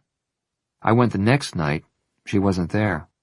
I didn't know about her disappearance until I read about it and saw her picture in the newspaper. Why didn't you come forward then? Curtis asked. I was scared. Wouldn't you be? I don't know, tell me. Would I? I'd violated the terms of my probation. A girl I'd had sex with several times had gone missing. He raised his shoulders in a gesture of helplessness. You do the math. Curtis snickered. I've done it, Dr. Armstrong. My tally says you wanted more of Janey than she was willing to give you that night. Things got rough. You tend to get rough when a woman doesn't give you what you want when you want it, isn't that right? Sometimes I get angry, but I'm working through it. Not fast enough. In the meantime, your anger got the best of you, and before you knew it, you were choking Janey. Maybe she died right then. Maybe she just became unconscious and died later. In any case, you panicked. You took her to that swell room you've got in that lousy motel and tried to figure out what to do with her. But in the end, you rolled her body into the lake and then crawled into your hidey hole and hoped to God you'd get away with killing her. No, I swear, I didn't force her to do anything. And I sure as hell didn't murder her. The attorney was massaging his eye sockets as though wondering how in the hell he was going to construct a defense out of his client's frantic denials. Curtis looked as stern and unyielding as a cigar store Indian. I don't think you did it intentionally, Dean said quietly. Armstrong turned to him with the desperate expression of a drowning man in search of a lifeline. The role of good cop fell to him because he played it well. Let Curtis be the hard ass. For the next several minutes, Dean would be Brad Armstrong's best friend and only source of hope. He folded his arms on the table and leaned into it. Did you like Janey, Brad? I assume it's okay if I call you Brad. Sure. Did you like her? As a person, I mean. Truthfully, not much. Don't get me wrong, she was something else. Suddenly cautious, he glanced at his attorney. Sexy and willing? Dean prompted. The kind of girl we all wanted to date in high school? She was just like that. But I didn't particularly like her personality. Why not? Like most girls with her look, she was conceited and self-absorbed. She treated people like dirt. You either played her way or she didn't play at all. Did she ever turn you down? Only once. For another guy? He shook his head. She said she was PMSing and not in the mood. Pal to pal, Dean smiled at him. We've all been there. Then he sat back and folded his arms across his chest, his smile reversing into a frown. The problem is, Brad, that most guys would blow it off. Oh, there'd be some frustration and maybe some hard cussing, but eventually your average guy would go have a beer or two, watch a ball game, maybe even find a more accommodating girl. But you take rejection hard. You can't tolerate it, which causes you to lash out, doesn't it? He swallowed hard and mumbled. Sometimes. Like you did tonight with Melissa Hatcher. I haven't had time to confer with my client about Melissa Hatcher, the lawyer said, so I can't allow him to talk about her. He doesn't have to say a word, Dean said. I'm going to talk to him. Then, without waiting for the attorney's permission, he continued. This girl advertises the merchandise. She's advertised it to me, to Sergeant Curtis here, and all the detectives in this unit. Any man would take the way she dresses as a come and get it. So who could blame me for it? Don't say a word, Brad's lawyer snapped. Ignoring the lawyer, Dean kept his attention riveted on Armstrong. Unfortunately for you, Brad, the state of Texas blames you. If you penetrate the sexual organ, mouth, or anus of a child, it's called aggravated sexual assault, correct? He asked, turning to the attorney, who nodded curtly. How old is Melissa? Brad asked. 16 until next February, Dean told him. She claims you had sexual contact and intercourse. What if it was consensual? Armstrong asked, seeming not to hear the admonitions of his attorney instructing him not to say anything. Doesn't matter, Curtis answered. You're a convicted sex offender. Under Chapter 62, that makes what you did indefensible. Armstrong buried his head in his hands. Dean said, your previous conviction for indecency with a minor was a third-degree felony. This is the big time, Brad. It's a first-degree felony. Not to mention capital murder, Curtis chimed in. Without acknowledging Curtis's statement, Dean proceeded. You've paid dearly for your inappropriate and illegal behavior. You've lost jobs, the respect of your colleagues. You're in danger of losing your family. The man's shoulders rose and fell in a harsh sob. Yet, in spite of the costly consequences of your unacceptable behavior, you haven't stopped it. I've tried, he exclaimed. God knows I've tried. Ask Tony, she'll tell you. I love her. I love my kids, but I can't help myself. Dean leaned forward again. That's precisely my point. You can't help yourself. Melissa got you so hot tonight that when she said no, you flipped out. You grabbed her, shook her, slapped her around. You didn't want to, but you couldn't control the impulse, even knowing how much you're going to regret your actions later. Your desire to sexually dominate this girl shot your conscience and common sense all to hell. You had to have her. Simple as that. Nothing else mattered. Not the punishment you would face when caught. Not even your love for Tony and your children could stop you. It's a compulsion you haven't learned to contain. It caused you to do what you did to Melissa tonight, and what you did to Janie. Do not respond, the lawyer said. Dean lowered his voice another degree and spoke to Armstrong as though they were the only two people in the room. I have a clear picture of what happened 3 nights ago, Brad. Here's this sexy, desirable girl who you thought was as enamored of you as you were of her. She'd been seeing you regularly, and you thought exclusively. That night, she goes down on you, and it's great. But you know she's insincere. You know she's a liar and a merciless tease. You know that she's waiting for her new interest to come along and replace you. When you confront her about it, she tells you to get lost. You've become jealous and possessive, and she can't stand your whining any longer. Did you honestly believe that she would give up other men for you? She asks. You poor delusional slob. You get furious. You ask yourself, where does she get off treating me like this? calling up Paris Gibson and talking about me on the radio. Who does she think she is?" Dean's gaze held the suspect mesmerized. "When you got into Janie's car that night, I don't think you had already plotted her kidnapping and murder. I think you'd planned only to confront her, have it out with her, clear the air. And maybe, if she hadn't mocked you, that's the way it would have ended. But Janie laughed in your face. She emasculated you with her ridicule, insulted you in a way you couldn't tolerate. You lost it. You wanted to punish her, and that's what you did. You devised a punishment of sexual abuse befitting what she'd done to you. You hurt her until you decided you'd had your vengeance. To hell with the deadline you gave Paris, and then you choked her to death." Armstrong stared at Dean in stunned horror. He looked over at Curtis, whose visage remained unmoved and unchanged. Then, folding his arms on the table, he laid his head on them. In a tormented, cracking voice, he groaned, "Oh, God! Oh, God!" Curtis and Dean honored the attorney's demand to have a few minutes alone with his client and left the room. Curtis was smiling and rubbing his hands together, relishing the coup de grace. "He hasn't signed a confession yet," Dean reminded him.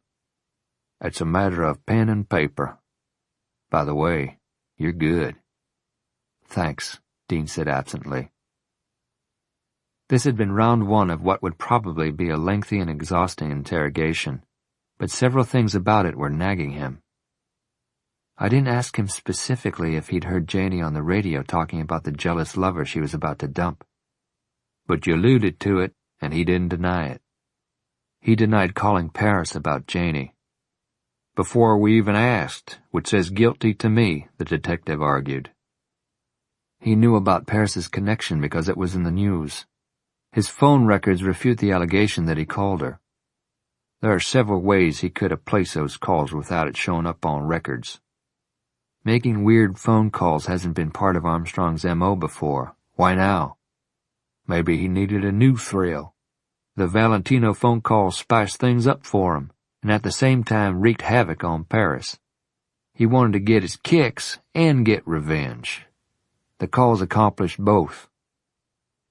That made sense, but only after you massaged it into place.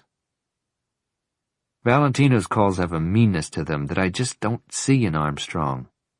He's sick, but I don't think he's evil. Curtis frowned at him irritably. "Forget motivation for a moment and consider some facts." "Such as?" "His occupation. He's a dentist." "The chemical scouring," Dean said, musing out loud. The medical examiner had been able to confirm that, like Mattie Robinson, Janie's body had been astringently washed. "Right. It's the kind of thing a medical man would do. It's the kind of thing a meticulous psychopath would do, too. Someone with a compulsion for scrubbing away his guilt. Armstrong straddles both categories."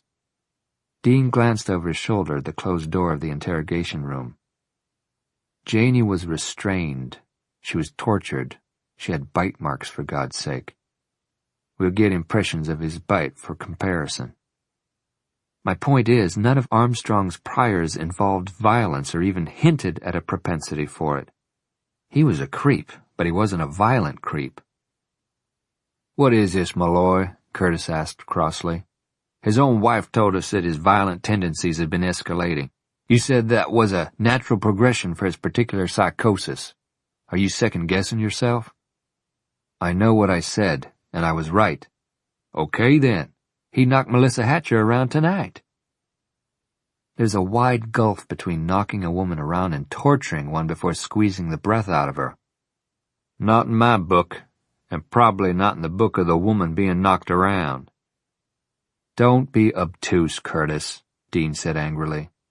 "I'm not excusing either. I'm just saying—" "Ah, shit, I know what you're saying." Curtis grumbled and expelled his frustration on a gust of breath. After a short pause that allowed tempers to cool, he asked, "Any more misgivings?" "The photography." Armstrong admitted that he might have taken some pictures of Janie. Some. Might have. He talked about the photography as though it was no big deal. Janie indicated otherwise. Before we start on Armstrong again, do you mind if I get Gavin in here and ask him more about this? Curtis shrugged. I'm for whatever will help nail this guy. Dean stepped into the corridor and motioned for Gavin. He got up, leaving Melissa sitting with the couple Dean assumed were her parents. "What's up, Dad?" he asked. "Has he confessed?" "Not yet. In the meantime, I'd like you to talk Sergeant Curtis and me through everything Janie told you about Valentino. Any detail you can remember. All right?" "I already have, 12 times." "One more time, please." They found Curtis pouring himself a cup of coffee. He offered them one, but they declined. Curtis took a sip from his styrofoam cup, then said, "At the risk of beating a dead horse, even an off-handed remark Janie might have made could be important, Gavin." "I wish I could remember something else, sir. She told me the guy was older than us, I mean, that he was cool, knew how a woman liked to be treated." "We're mainly interested in the photography," Dean told him. "She said he was a camera freak," Gavin said. "Lights, lenses, an elaborate setup. He posed her himself, moved her around, her arms and legs, head, everything. Could she have been exaggerating to impress you, make you think of her as a model, like in Penthouse?" "It's possible," he replied. "But if she was exaggerating, she sure did her homework because she knew a lot about it. She mentioned shutter speed, stuff like that. Said he tinkered with gadgets to get each picture just right and would get mad if she didn't cooperate." "He didn't just fire off a few naughty snapshots," Dean said to Curtis. "If you study the picture that Janie gave Gavin, you can tell it was taken by an amateur trying to be artistic." "And you don't think Armstrong is capable of that?" "Capable," Dean said. "But if you're out cheating on your wife, who is more than likely waiting up for you, do you take that much time with photography?" While Curtis was still mulling that over, he happened to glance beyond Dean's shoulder. "What are you doing here?" Dean turned to see who had caused Curtis's distraction, and saw Officer Griggs coming toward them. The rookie's grin dissolved under Curtis's frown and tone of stern disapproval. I was given the all-clear, sir, told it was okay to leave, but I was anxious to know if Armstrong had confessed, so instead—" "You left Paris out there alone?" Dean asked. "Well, sir, not— Who told you to leave?" "John Rondo." From the corner of his eye, Dean noticed Gavin's reaction to the mention of Rondo's name. He reacted not with the expected dislike, but with alarm. "Gavin, what is it?" His son stared back at him, whey-faced. "Gavin?" "Dad." The boy had to swallow hard before he could continue. "There's something I've got to tell you."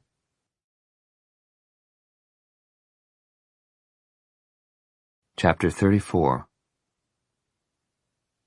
Through the glass block walls, the blue-white fluorescent lighting of the radio station's lobby relieved the surrounding darkness, but only marginally.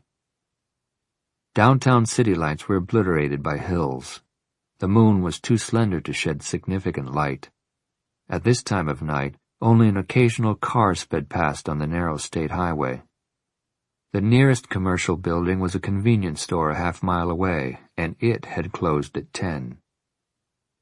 From the vantage point of the FM 101.3 building, nothing was visible except hills dotted with cedar trees, limestone boulders, and an occasional herd of beef cattle. It was an ideal spot for the transmission tower that intermittently blinked its red lights as a warning to low-flying private aircraft. Rondo dawdled beside his car until the taillights of Griggs' patrol car disappeared behind a hill. He frowned with contempt for the officers driving away. Sure, he had wanted them to leave, but shouldn't they have verified the order, which he told them had come straight from Curtis, rather than taking his word for it? That kind of carelessness was unacceptable. Tomorrow he would report them. It wouldn't win him their regard, but one didn't advance one's career by making friends. He started toward the entrance, carrying with him the folder of information on Stan Crenshaw. It painted a disturbing portrait of a man whose dysfunctional family and personal insecurities had led to sexual malfeasances dating back to childhood, which were credible harbingers of Valentino's aberrations. What offended Rondo most, however, was the injustice it signified. Crenshaw had gotten away with his misconduct. His uncle had bought him out of every scrape. By doing so, Wilkins Crenshaw had slowly created a monster capable of kidnapping, raping, torturing, and murdering a lovely young woman. Because of his myopic focus on Brad Armstrong, Sergeant Curtis had dismissed the juicy contents of this folder. Initially, Rondo had taken offense at the snub, but it had actually worked to his advantage. Unwittingly, Curtis had handed him a golden opportunity to become everyone's hero. Rather than press the buzzer, he knocked on the glass door. He didn't have to wait long before getting his first look at the singularly unimpressive and unimposing Stan Crenshaw. He appeared out of a shadowed hallway off the lobby and approached the door warily, peering through the glass that, with the darkness beyond it, Rondo knew would be reflecting like a mirror. Crenshaw did all but cup his hands around his eyes in order to see who had knocked. He assessed Rondo with the condescension of the born rich, then looked beyond him toward the parking lot where the squad car was conspicuously missing. "Where are the policemen?" Rondo, already tasting success, held up his badge. That, of course, was Johnny Mathis with his classic, Misty. Definitely music to nuzzle by. I hope you have someone near you tonight as you listen to 101.3 Classic Love Songs. This is Paris Gibson bringing you up to midnight with Melissa Manchester's I Don't Know How to Love Him.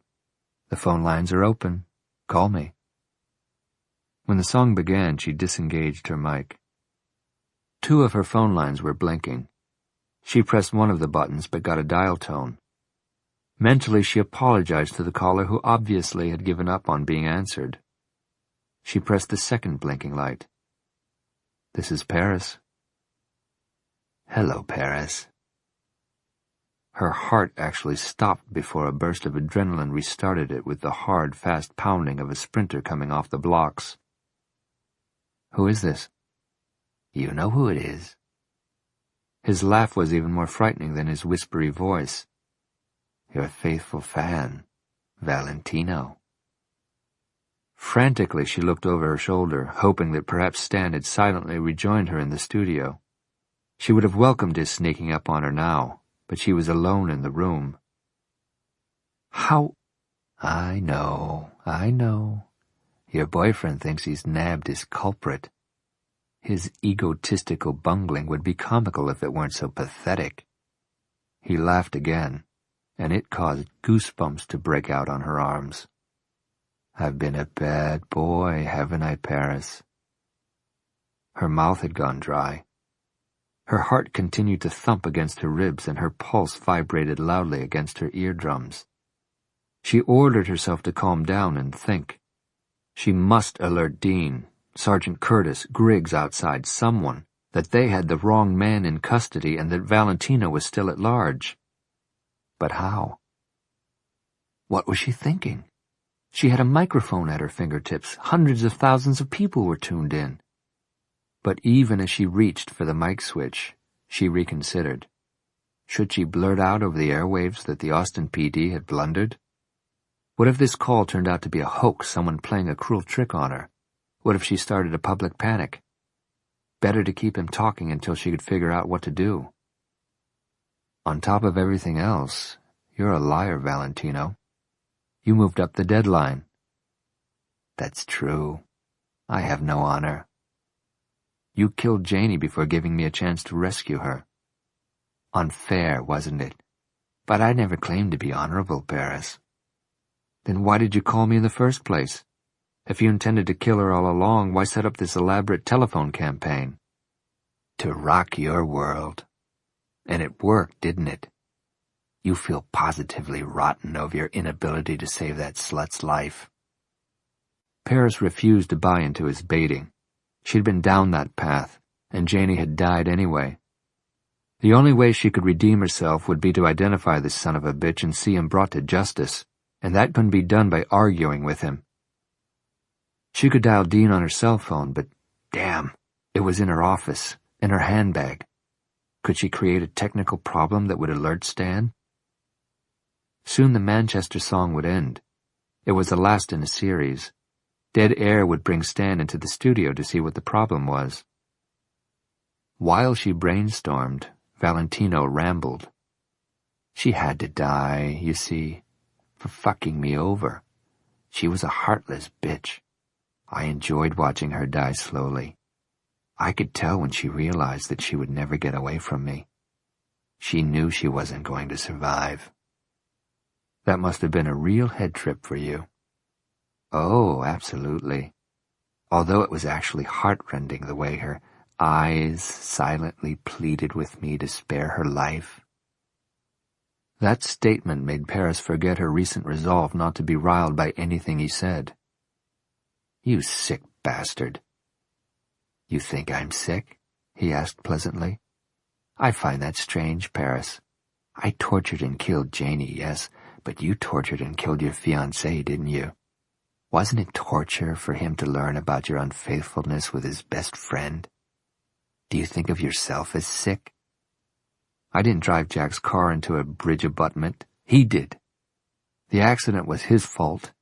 He determined his fate, not me. That sounds like a rationalization, he said in the reproving tone of a priest in the confessional. I don't see the difference between your sin and mine, except that your fiancé's torture lasted much longer, and he died much more slowly, which makes you much crueler than me, doesn't it? And that's why you must be punished. Would it be just to let you go on your merry way and live happily ever after with Malloy? I don't think so, he said in a nasty sing-song. That is not going to happen. You will never be together, because you, Paris, are going to die. Tonight. The line went dead. Instantly she reached for her hotline phone. No dial tone. Nothing. Silence. In quick succession she tried all the phone lines, but to no avail. They were dead. Realization crept over her like an encroaching shadow. Either he had the access and ability to disable computerized telephone equipment from off the premises, or, and this is what she feared, he had simply interrupted telephone service from inside the building. She shot from her stool. Yanking open the heavily padded door, she shouted down the dark corridor. Stan! The Manchester song was winding down. Racing back to the control board, she punched her mic button. Hello, this is Paris Gibson? Her voice sounded thin and high, not at all like her normal contralto. This is not a... The sound of a high-pitched alarm interrupted her. She swung her gaze toward the source. The sound was coming from the scanner, which recorded everything that went out over the air. You never knew it was there, really. The alarm only alerted you to an interruption in transmission. Terror seizing her, she punched her mic button repeatedly, but like all the others on the board, it refused to light up. Again she lunged for the door. Stan! The echo of her scream seemed to chase her as she ran toward her office. Her handbag was where she'd left it on her desk, but it had been toppled onto its side. The contents had been spilled onto her desk. With shaking hands, she riffled through cosmetics, tissues, loose change, hoping to find her cell phone, but knowing it wouldn't be there. It wasn't. And something else was missing. Her keys. Frantically, she searched through the mail scattered across her desk and even dropped to her knees and looked beneath it. But she knew that both her keyring and her phone had been taken by the same individual who had cut the phone lines and shut down transmission. All lines of communication had been severed by the man who had killed Janey and had promised to kill her. Valentino. Her breathing was so harsh she couldn't hear anything else. She held it for several moments in order to listen. She crept to the open door of her office but hesitated at the threshold. The hallway, as always, was dim. Tonight, the familiar darkness gave her no sense of security and comfort. It had a sinister quality, maybe because the building was as silent as a tomb. Where was Stan? Hadn't he noticed that they weren't broadcasting? If he had checked the studio and discovered she wasn't there, why wasn't he going through the building calling for her, checking to see what had happened? But even before her mind could completely form that question, it had arrived at the answer. Stan was unable to come and check on her. Valentino had dispatched him, possibly even before he had called her. He could have been in the building for quite some time before she'd known of it, sealed as she'd been inside the soundproof room. How had Valentino gotten past Griggs and Carson? Once he had, how had he opened the door to the building? A key was needed to unlock the deadbolt from either side. Had he persuaded Stan to open the door? How? Questions for which she had no answers. She was tempted to slam her office door, lock herself inside and wait for help to arrive. Already listeners all over the hill country would be wondering what had caused the station to go off the air. Dean might even know. Sergeant Curtis. Soon somebody would be rushing to rescue her. But in the meantime, she couldn't hide herself in here. Griggs and Carson could be hurt. And Stan. She stepped out into the hallway. Putting her back to the wall so she could see in both directions, she inched along it, toward the front of the building. As she moved along the corridor, she turned off every light switch she passed. One distinct advantage she had over Valentino was knowing the layout of the building. She was accustomed to navigating it in semi-darkness. Moving quickly, but as silently and cautiously as possible, she made her way toward the entrance. She approached each intersection of hallways with the fear of what awaited her around the corner, but when she turned the last one, the stretch of hall between her and the well-lighted lobby was clear. She raced down it and across the lobby, intent on launching herself against the door and pounding on the glass in order to get the attention of the policeman guarding her. But the squad car wasn't there, and the front door was bolted. With a soft cry, she backed away from the door until she came up against the receptionist's desk. She rested against it to catch her breath and decide what to do. Suddenly her ankle was grabbed. She screamed. She looked down to see a man's hand reaching from beneath the desk. But before she could even try to work herself free of his grasp, the fingers relaxed and the hand fell lifelessly to the grimy carpet. Stumbling over her own feet, she rounded the desk but drew up short when she saw the form lying face down on the floor. She dropped to her knees and took the man by the shoulder, turning him over. John Rondo groaned. His eyelids were fluttering but remained closed. He was bleeding profusely from a wound on his head. Gladness surged through her as she gasped his name. "John, please, wake up, please." She slapped his cheek smartly, but he only groaned again, his head lolling to one side. He was unconscious. Just beyond the reach of his outstretched hand lay an official-looking file folder. She read the name typed on the identifying tab. Stanley Crenshaw. Her stomach dropped. Oh my God. Stan? It had been Stan all along. But why not? She reasoned. His ineptitude could be an excellent guise. He had the time and opportunity to commit the crimes. His days were free and so were his nights before and after her program.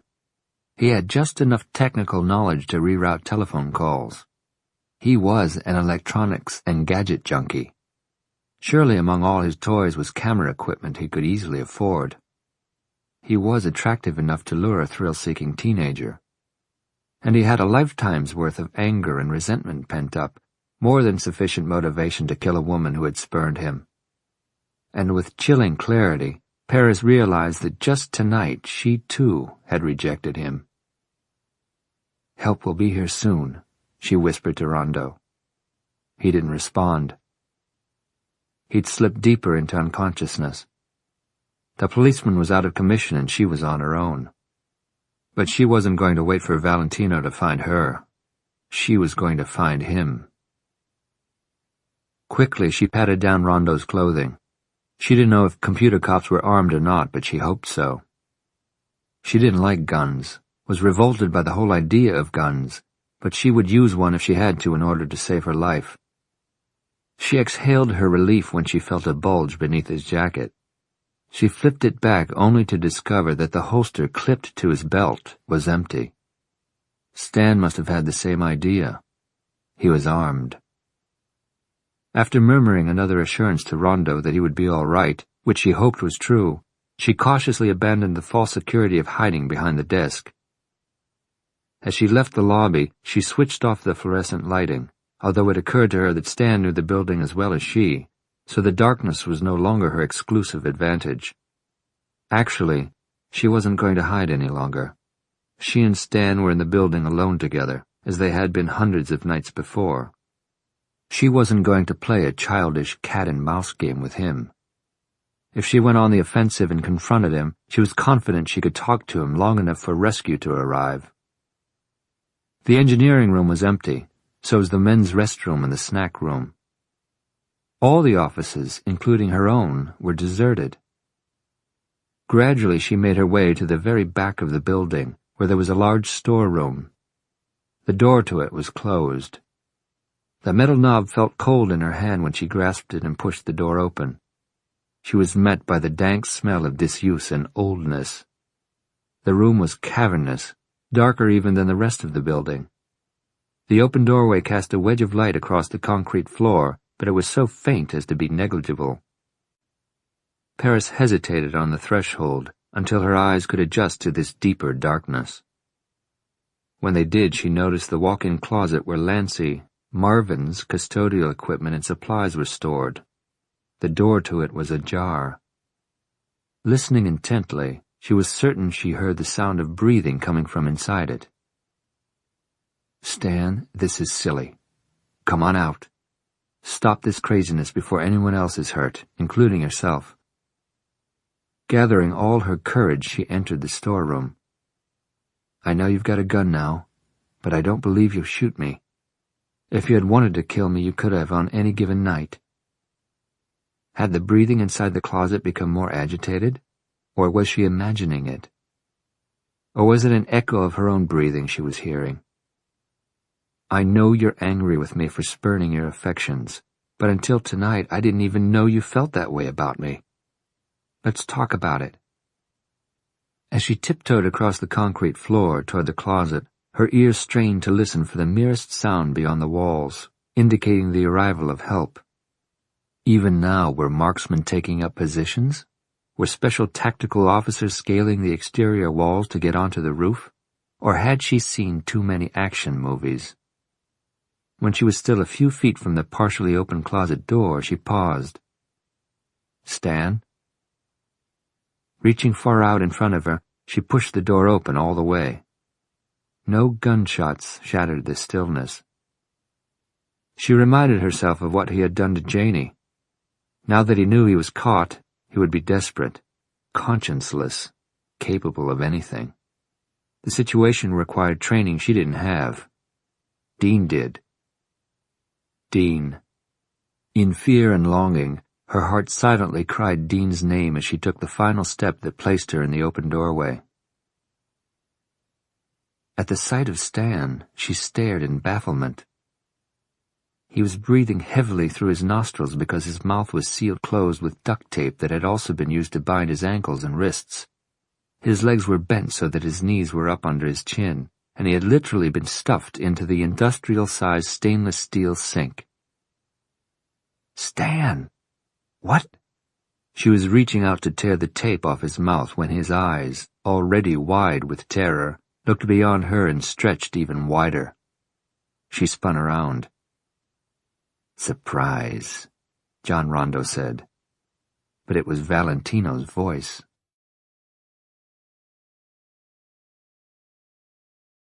Chapter 35. Fuck it, Dean repeated as he punched the rubberized digits on his cell phone. He was steering his car with one hand and using his cell phone with the other. Several times he had redialed the hotline number Paris had given him, She didn't answer. He dialed the radio station call-in number repeatedly, but kept getting the standard recording saying that Paris would be with him as soon as possible. He called her cell number, but got her voicemail. "Why didn't you tell me about Rondo?" Curtis, who was riding shotgun, was also on his cell phone. He had been put on hold, awaiting more information on John Rondo. "You heard it when I did." The detective had been standing right beside him when Gavin revealed what he knew about Rondo.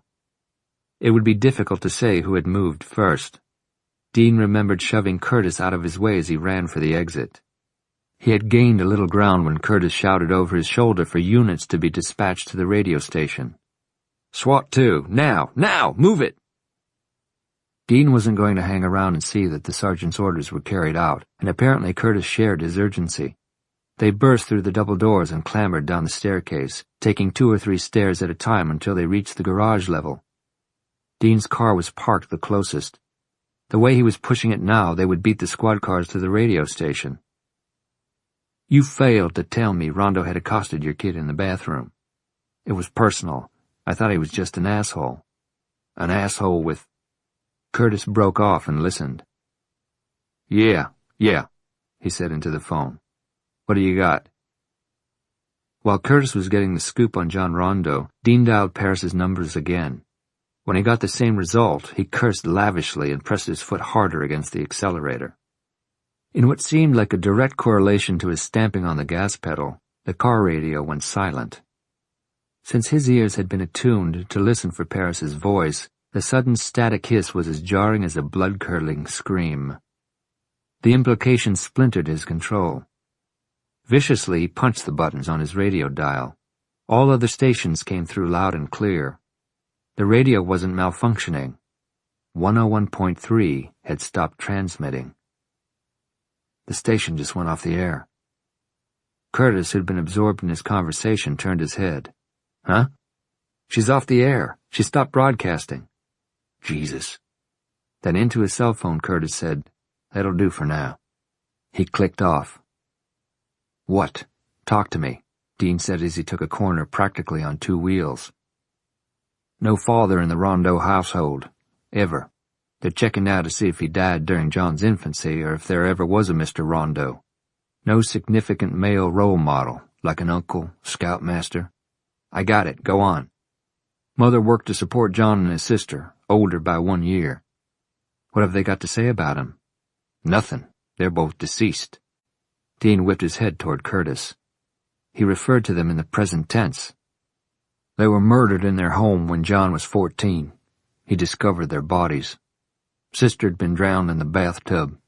Mother had an ice pick shoved straight through her medulla while she was napping." "Who did it?" "Unknown. It's a cold case." "Not anymore." Dean's fingers tensed around the steering wheel. "We don't know that," Curtis said, reading Dean's thought. "He was interrogated but never really considered a suspect. Mom and kids were devoted to each other. Mother worked hard to support him. Brother and sister were latchkey kids, reliant on each other. Very close." "I'll bet," Dean said tightly. "Real close." "You're thinking incest?" "Valentina's behavior is symptomatic. Why wasn't all this in Rondo's record?" "The facts are, APD carefully screens every applicant. But no one looked beyond the tragedy of his losing his whole family. Nobody was looking for incest. What happened to young John after the double murder?" "Foster care. Lived with the same couple until he was old enough to go it alone." "Other children in that home?" "No. Luckily." "Did he get along with his foster dad?" "No record of any problems. They doted on him. Especially the wife." "Don't know," Curtis said. "But they gave him a glowing review, said he was an ideal child, respectful, well-behaved. A lot of psychopaths are." "He had an excellent academic record," Curtis continued. "No problems at school. Went to 2 years of college before he applied to the police academy. Wanted to become a cop. Let me guess, to prevent other women from dying the way his mother and sister had?" "More or less." Curtis glanced at him. "One tiny detail." "Yeah?" "When she died, the sister was 5 months pregnant." Dean risked giving him a questioning look. "No," Curtis said. "They checked. It wasn't Rondo's baby." "I could have told you it wasn't," Dean said grimly. "That's why he killed her." Curtis's cell phone rang. "Yeah," he snapped. Dean could see the lights on the broadcast tower. What were they, a mile away? 2? He was tailgating the SWAT van. It had caught up with them several miles back, and Dean had let it pass them. The van was speeding, but Dean willed the driver to move it even faster. They were the 2 lead vehicles in a motorcade that included several police units. Bringing up the rear was an ambulance. He tried not to think about that. Curtis ended his call. They went into Rondo's apartment. Wasn't much of a place, but he had some fancy photographic equipment. Albums chock full of dirty pictures. Lots of Janie. Long blonde hairs visible on the bedding. He's our guy. Dean stared straight ahead, clenching his teeth so hard it made his jaw ache. Curtis checked the pistol he carried in a belt holster and a second one in an ankle holster. "You got a piece?" Dean gave him a brusque nod. "I started carrying when he started threatening Paris." "Well enough, but listen to me. When we get there, you're going to keep out of the way and let those guys up there do their job." He nodded toward the SWAT van. "You got it?" "I got it, Sergeant." The reminder of their respective ranks wasn't lost on Curtis, but he didn't back down. "You go in there half-cocked, you'll do something that would fuck up our arrest, and he'd walk on some legal bullshit technicality." "I said I got it," Dean said testily. "So you're cool?" "I'm cool." Curtis slipped the pistol back into his ankle holster, muttering, "Like hell you are." Dean said, "Right. If he's hurt Paris, I'm gonna kill him." She gaped at John Rondo's grinning face, but her astonishment was only momentary. Then she reacted swiftly. With all her strength she pushed against his chest, but he shoved her against the metal shelving in the closet even as he fired his pistol at Stan. The report deafened her. Or maybe it was her own scream. Rondo slapped her. "Shut up." Grabbing her by the hair, he dragged her from the closet and kicked it closed with his foot. Then he pushed her with such impetus that she pitched forward onto the concrete floor. "Hello, Paris," he said in the chilling voice she now knew well. "Did you kill him?" "Crenshaw? I hope so. That was the point of firing a bullet straight into his heart. What a loser, but stronger than he looks. He actually gave me this," he said, indicating the bleeding scalp wound. "He was obliging at first. Showed me how to stop transmission. At gunpoint, of course. Then he made this ridiculous but very valorous attempt to protect you by hitting me with a bottle of Snapple." He was still speaking in Valentino's voice. "The voice, that's quite a trick, isn't it? On the outside chance that any of my cop buddies were also Paris Gibson fans, I didn't want them to identify my voice when I called in. You were Valentino from the start." Her mouth was so dry. Her tongue was sticking to the roof of her mouth on each word. "Yes, that takes us back to, let's see." He scratched his cheek with the barrel of his pistol. "Sometime before Maddie Robinson came along. So that makes 2 women you've killed." He smiled indulgently. "Actually, no, Paris. More than that?"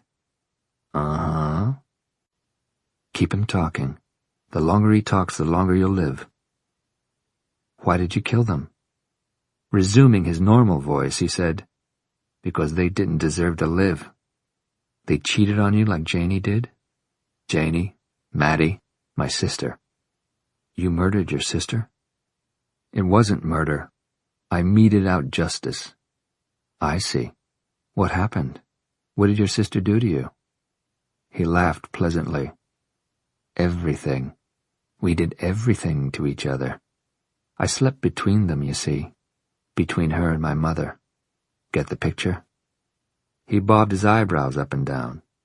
He'd wanted to shock her, and he had, but she tried to keep her expression impassive. She wouldn't give him the satisfaction of seeing her revulsion. "We kept it all in the family. Our little secret, he said in a stage whisper. Don't tell, Mommy warned us, because if you tell, they'll take you away and lock you up where they keep bad little boys and girls who play with each other's pee-pees. Promise? Good. Now suck Mommy's titties and she'll do something extra special nice to you. Nausea rose in Paris's throat.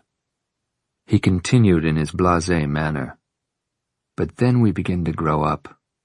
Sis gets an after-school job at a record store. She's there every afternoon instead of at home with me doing what we love doing best. She starts staying later at the store so she can be with one of the guys who works there. She doesn't have time for me anymore. She's never in the mood.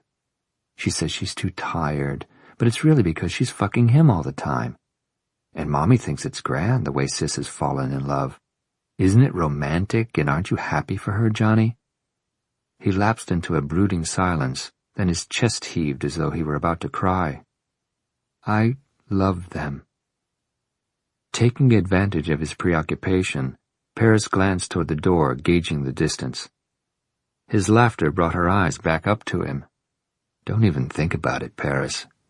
This little stroll down memory lane hasn't distracted me from what I came to do.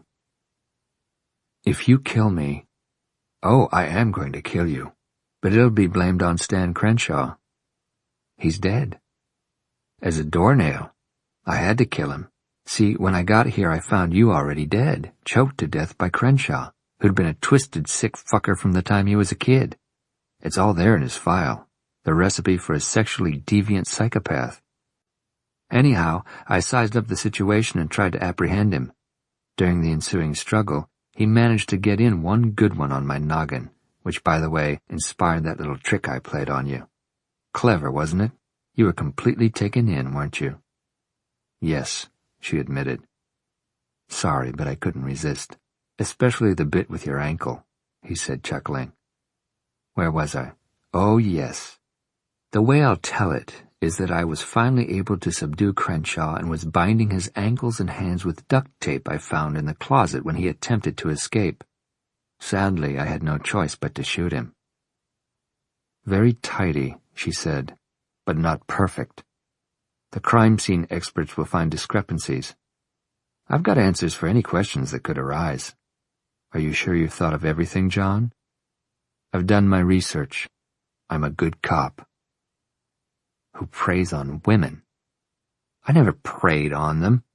My mother and sister were hardly victims. They were my coaches.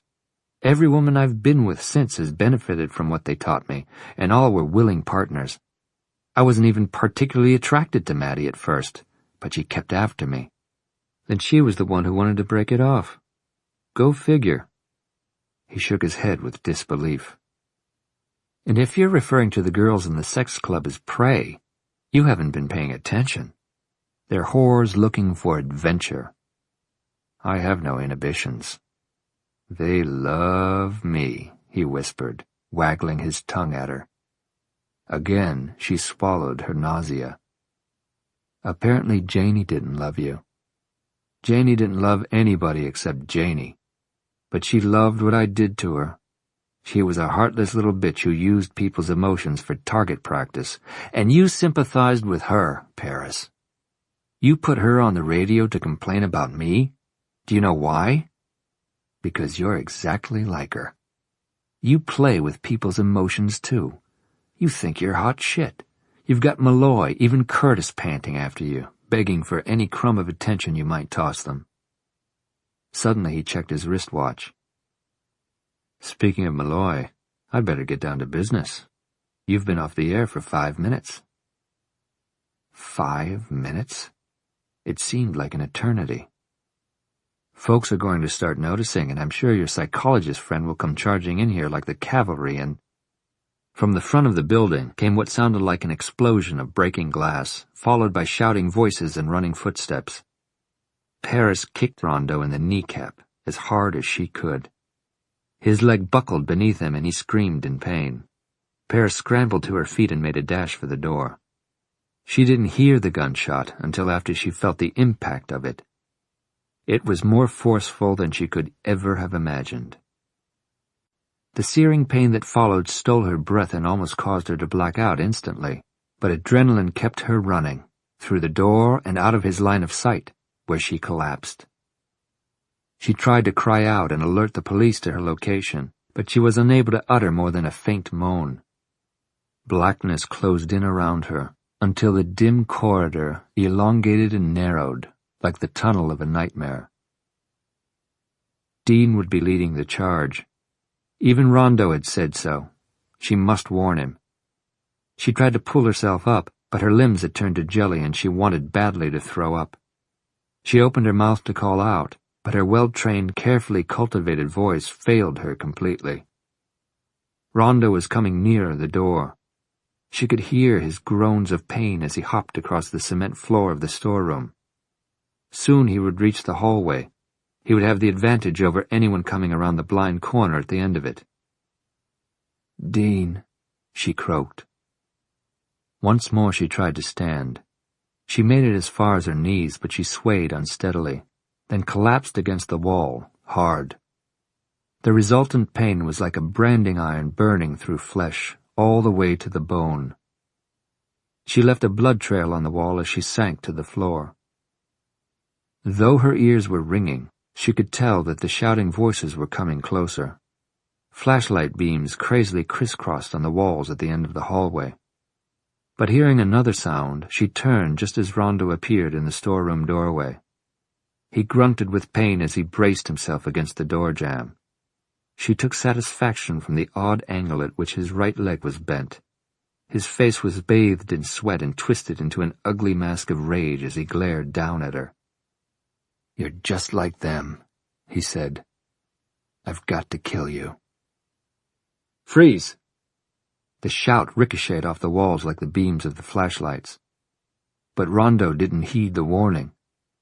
He raised his pistol and aimed it directly at her. The barrage of gunfire was deafening and filled the corridor with smoke. As she fell forward, Paris wondered vaguely if she was just losing consciousness or dying. Chapter 36. Who actually brought him down? Call it a group effort. Rondo gave us no choice. Several of us hit him. Paris leaned back against the hospital bed pillow, relieved by Curtis's answer to her question. She wouldn't have wanted Dean to carry the burden of taking John Rondo's life. She learned later that he'd been the first one into the hallway, as she had known he would be. But Curtis and several SWAT officers were there too. Any of the bullets fired at Rondo could have been the fatal one. This morning Curtis was looking even spiffier than usual, as though he had dressed up to pay her this visit. He was wearing a gray western-cut suit. His boots had an extra sheen. She could smell cologne. He had brought her a box of Godiva chocolates, yet his demeanor was all business. Rondo was computer-savvy enough to learn how to reroute calls, he told her. Our guys finally traced that last call to a cell phone, but he had planned on that, too. The phone was unregistered, a throwaway. That part of it was easy for him. He could change his voice at will, too. It was eerie. Sometimes minutes would pass without her thinking of Rondo, and that agonizing period of time with him in the storeroom. Then, without warning, a recollection would thrust itself into her consciousness and she would be forced to relive the terrifying moments. When she described this phenomenon to Dean, he assured her that each day the recollections would become less frequent and her memory would dim a bit more. Although she would never entirely forget the experience, it would sink into her subconscious. His counsel had a footnote. He would see to it that she lived in the present and for the future, not linger in the past. Rondo wanted to move to CIB, Curtis was saying. He had already approached me about it, said he wanted to work in the child abuse unit, where he would have unlimited access to child pornography. Curtis nodded, his disgust plain. He went to the radio station that night to fulfill his personal agenda, and at the same time distinguish himself as a police officer by delivering Valentino. With you and Crenshaw dead, he might have pulled it off. Janie's body rendered none of the perp's DNA, Apparently he'd learned about an agent that served that purpose in a homicide case in Dallas. He shook his head with chagrin. His police work taught him well. About Stan, have you received any updates on his condition? She asked. Elevated to fair. Miraculously, Stan had survived the gunshot to his chest and the delicate surgery that had removed the bullet. He'd had a collapsed lung and extensive tissue damage, but he would survive. When he was stable enough to be moved, Wilkins Crenshaw had flown him by private jet to Atlanta. I asked his uncle to call me as soon as Stan is able to talk on the phone, she said. I want to apologize. I'm sure he won't hold a grudge against you. He'll be too grateful to be alive. Rondo told me he had shot Stan straight through the heart. If that's where he was aiming, he should have spent more time at the practice range, Curtis said with a grim smile. Lucky for you, he didn't. She'd been told that her blood loss was significant because the bullet had entered her back just below her shoulder socket and had gone straight through. She would bear an ugly scar, and her scorching tennis serve was a thing of the past, but she was alive. If the bullet had cut a path a few inches lower, her life would have been over. Dean had advised her not to dwell on that either, although it was the common reaction of a survivor. Don't examine the reasons for your life being spared, Paris. To do so is futile. You could never arrive at an answer. Just be grateful you're here. I am, he'd said, his voice made husky by emotion. Curtis brought her back to their conversation by saying that the incestuous relationships of Rondo's boyhood had left him angry. I don't think even he knew how angry he was, he said. He'd learned to hide it well, but he harbored a deep-seated rage against women because of what an abusive mother had done to him. Dean explained it to me. I'm paraphrasing him, Curtis admitted. After a beat, he asked if she'd seen the morning's newspaper. Judge Kemp is using Jenny's murder as part of his campaign platform. That goes beyond tasteless. Some people, the detective snuffled with contempt. What's going to happen to Brad Armstrong? She asked. Will he go to prison? He has to face the aggravated sexual assault charge, which carries a stiff sentence if he's convicted. But Melissa Hatcher admitted that she went with him willingly and engaged in numerous acts before she called a halt. He might plead to a lesser charge in exchange for a lighter sentence, but I predict that he'll serve time. Hopefully, he'll use that time to get himself straightened out. I wonder if his wife will stay with him. Her eyes strayed to the floral arrangement Tony Armstrong had sent. Remains to be seen, Curtis said. But if I was a gambling man, I'd say yes. They were quiet for a moment. Then he slapped his thighs and with a sigh stood. I should shove off and let you rest. She laughed. I've rested until I'm blue in the face. I can't wait to be released. Anxious to get back to work? By next week, I hope. Your fans will be happy. So will the hospital staff. They said every flower within a 100-mile radius is in the main lobby downstairs. Dean wheeled me down there yesterday to see them. People have been exceptionally kind. Speaking for myself, I've missed listening to you. His entire scalp flushed a bright pink as he added, You're a class act, Paris. Thank you. So are you, Sergeant Curtis. A bit awkwardly, he reached for her right hand and gave it only one swift shake before releasing it. I'm sure I'll be seeing you around. Now that you and Malloy... He let the sentence trail off. She smiled. Yes, I'm sure I'll be seeing you around. Dean arrived, just as she was adding the finishing touches to her makeup. Paris? In here, she called from the small bathroom. He moved in behind her and their eyes met in the mirror above the basin. How do I look? Luscious. She frowned dubiously at her reflection. Hairstyling isn't easy to accomplish one-handed. At least it's my left one that's out of commission. He reached for her right hand, the back of which was bruised from the IV port that had been removed only the day before. He kissed the discolored spot. To me, you look fantastic. Your opinion definitely counts. She turned to face him, but when he only pecked her lips, she looked up at him with disappointment. I don't want to hurt you, he explained, indicating her bandaged arm and sling. I won't break. With her right hand, she pulled his head down and gave him a real kiss, which he responded to in kind. They kissed with sexual passion, as well as with the desperation of knowing that they'd almost lost each other for the second time. When they pulled apart, she said, I received a get-well card from Liz Douglas. Very gracious of her under the circumstances. She's a lady. There was only one thing wrong with her. She wasn't you. They kissed again. Then, leaving his lips against hers, he whispered, When we get home.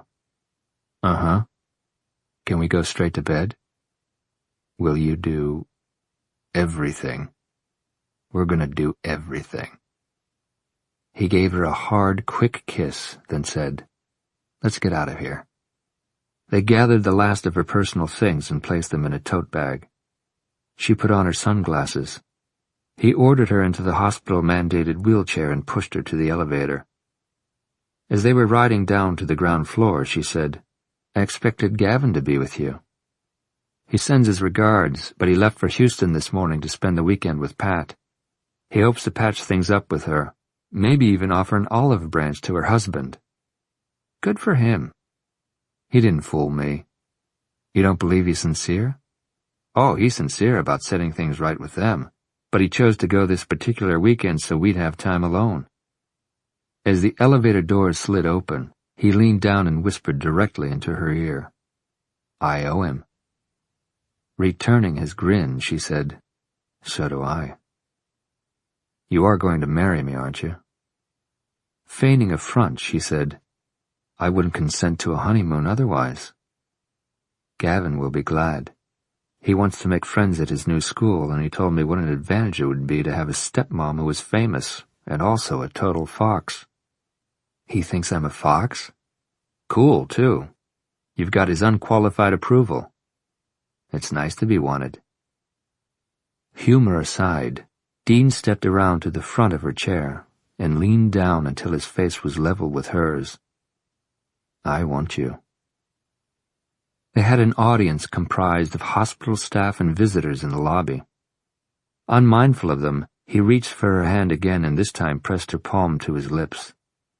They exchanged a look rife with meaning and implication. Then he let go of her hand and said, Ready?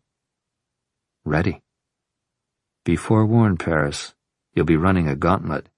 There are cameras galore outside that door.